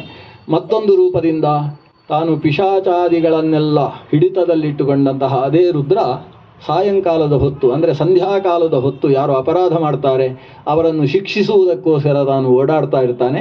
ಇನ್ನೊಂದು ರೂಪದಿಂದ ತನ್ನ ಉತ್ಕೃಷ್ಟ ಪದವಿ, ಶೇಷ ಪದವಿಗೋಸ್ಕರ ತಪಶ್ಚರ್ಯಾ ನಿರತನಾಗಿದ್ದಾನೆ. ನಟರಾಜ ರೂಪದಿಂದ ಭಗವಂತನನ್ನು ತಾನು ಗಾನ ಮಾಡ್ತಾ ತಾಂಡವ ನೃತ್ಯವನ್ನು ಮಾಡ್ತಾನೆ. ಇಂತಹ ರೂಪಗಳನ್ನು ಹೊತ್ತುಕೊಂಡು ರುದ್ರದೇವ ಲೋಕಕ್ಷೇಮಕರನಾಗಿದ್ದಾನೆ. ಹೀಗೆ ರುದ್ರನ ಆವಿರ್ಭಾವ ಆಯಿತು. ರುದ್ರ ಆವಿರ್ಭಾವ ಆದ ಮೇಲೆಯೂ ಚತುರ್ಮುಖ ಬ್ರಹ್ಮನಿಗೆ ಇನ್ನೂ ಸೃಷ್ಟಿಯಾಗಬೇಕು. ಅದಕ್ಕೋಸ್ಕರ ಮನಸ್ಸಿನಲ್ಲಿ ಯೋಚಿಸಿದಾಗ 10 ಜನ ಹುಟ್ಟಿದರು. ಅವರಿಗೆ ಮಾನಸ ಸೃಷ್ಟಿ ಅಂತ ಹೆಸರು. ಮರೀಚಿ, ಅತ್ರಿ, ಅಂಗಿರಸ, ಪುಲಸ್ತ್ಯ, ಪುಲಹ, ಕ್ರತು, ಭೃಗು, ವಸಿಷ್ಠ, ದಕ್ಷ. 10ನೆಯವ ನಾರದ ಅಂತ, ದಶಮಸ್ತತ್ರ ನಾರದ. ಈ 10 ಸೃಷ್ಟಿಯಲ್ಲಿ ಮರೀಚಿಯಿಂದಾಗಿ ಮುಂದಕ್ಕೆ ಕಶ್ಯಪರ ಆವಿರ್ಭಾವ ಆಗ್ತದೆ. ಅಲ್ಲಿಂದ ಸೂರ್ಯವಂಶ, ಕಶ್ಯಪರಿಂದ ಸೂರ್ಯ, ಸೂರ್ಯನಿಂದ ಸೂರ್ಯವಂಶ ಮುಂದುವರಿತದೆ. 2ನೆಯವರ ಅತ್ರಿಯಿಂದ ಚಂದ್ರ ಆವಿರ್ಭವಿಸ್ತಾನೆ, ಚಂದ್ರನಿಂದ ಚಂದ್ರವಂಶ ಪ್ರಾರಂಭ ಆಗ್ತದೆ. ಭೃಗುಗಳಿಂದ ಭೃಗುವಂಶವೇ ಮುಂದುವರಿತದೆ.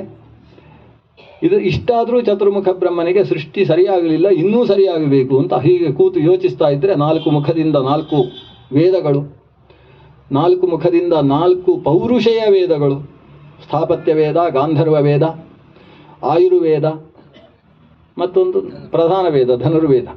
ಹೀಗೆ 4 ವೇದಗಳ ಆವಿರ್ಭಾವ, ಮತ್ತು 4 ಬಗೆಯದ್ದಾದ ಶಾಸ್ತ್ರಗಳ ಆವಿರ್ಭಾವ, 4 ಮುಖಗಳಿಂದ ಆವಿರ್ಭಾವಗೊಂಡಿತು. ಧರ್ಮಾಧರ್ಮಗಳು ಕೂಡ ಸೃಷ್ಟಿಯಾದುವಂತೆ. ಅಧರ್ಮ ಸೃಷ್ಟಿಯಾಗಲೇ ಆ ಆದಿಹಿರಣ್ಯಾಕ್ಷ ಹುಟ್ಟಿದ್ದಿಲ್ಲಿಂದಲೇ ಚತುರ್ಮುಖ ಬ್ರಹ್ಮನಿಂದ. ಹೀಗೆ ಅನೇಕ ಸೃಷ್ಟಿಯಾಯಿತು. ಆಮೇಲೆ ಇನ್ನೂ ಯೋಚಿಸಿದ, ಈ ಸೃಷ್ಟಿ ಮುಂದುವರಿಬೇಕು ಅಂತಾದರೆ ದಂಪತಿಗಳನ್ನು ಸೃಷ್ಟಿಸಬೇಕು ಅಂತ ಚತುರ್ಮುಖ ಯೋಚಿಸಿದ. ಹಾಗೆ ಯೋಚಿಸಿ ಚತುರ್ಮುಖ ದಪ್ಪ ಆಗುವುದಕ್ಕೆ ಶುರುವಾದ. ಇದು ಭಾಗವತದಲ್ಲಿಲ್ಲ ಕಥೆ, ಔಪನಿಷದ ವ್ಯಾಖ್ಯಾನದಲ್ಲಿ ಉಂಟು. ಚತುರ್ಮುಖ ಬೃಂಹಿತನಾದಂತೆ, ಬೃಂಹಣ ದಪ್ಪ ಆದ ಹಾಗೆ ನೆಲ ಬಿಟ್ಟು ಏರುವುದಕ್ಕೆ ಪ್ರಾರಂಭಿಸಿದ. ಬೆಲೂನಿಗೆ ಗಾಳಿ ಹಾಕಿದರೆ ಮೇಲೆ ಹೋಗುವುದಿಲ್ಲ. ಚತುರ್ಮುಖ ಹಾಗೆ ಮೇಲಕ್ಕೆ ಬಂದು 2ರಷ್ಟು ಗಟ್ಟಿ ದಪ್ಪ ಆಯಿತು. ಶರೀರ ಬೃಂಹಣ ಆಯಿತು. ಬೃಂಹಣ ಆದಗುಳ್ಳೆ 2 ಆಯ್ತಂತೆ, ವಿಭಾಗ ಆಯಿತು. ವಿಭಾಗ ಆದಗುಳ್ಳೆ ಕೆಳಗೆ ಬಿತ್ತಂತೆ. ಅದು ಬಿದ್ದದ್ದಕ್ಕೆ ಪತಿ ಅಂತ ಹೆಸರಂತೆ, ಇನ್ನೊಂದಕ್ಕೆ ಪತ್ನಿ ಅಂತ ಹೆಸರಂತೆ. ಪತನಾತು ಅಂತ, ಅಂದರೆ ಗಂಡ ಹೆಂಡತಿ ಅಂದರೆ ಬಿದ್ದವರು ಅಂತ ಅರ್ಥ. ಈಗ ಚತುರ್ಮುಖ ತನ್ನ ಶರೀರವನ್ನು 2ಆಗಿಸಿಕೊಂಡ. ಆ 2ಆಗಿಸಿದ್ದನ್ನು ಒಂದು ಸರಸ್ವತಿ ಅಂತ ಕರಿತೇವೆ, ಒಂದು ಬ್ರಹ್ಮ ಅಂತ ಕರಿತೇವೆ. ಬ್ರಹ್ಮಾಣಿ ಬ್ರಹ್ಮಸ್ವರೂಪ. ಈ 2 ಸ್ವರೂಪದಿಂದ ಆತ ಮೊದಲ ಬಾರಿ ಮಿಥುನ ಸೃಷ್ಟಿಯನ್ನು ಮಾಡ್ತಾನೆ.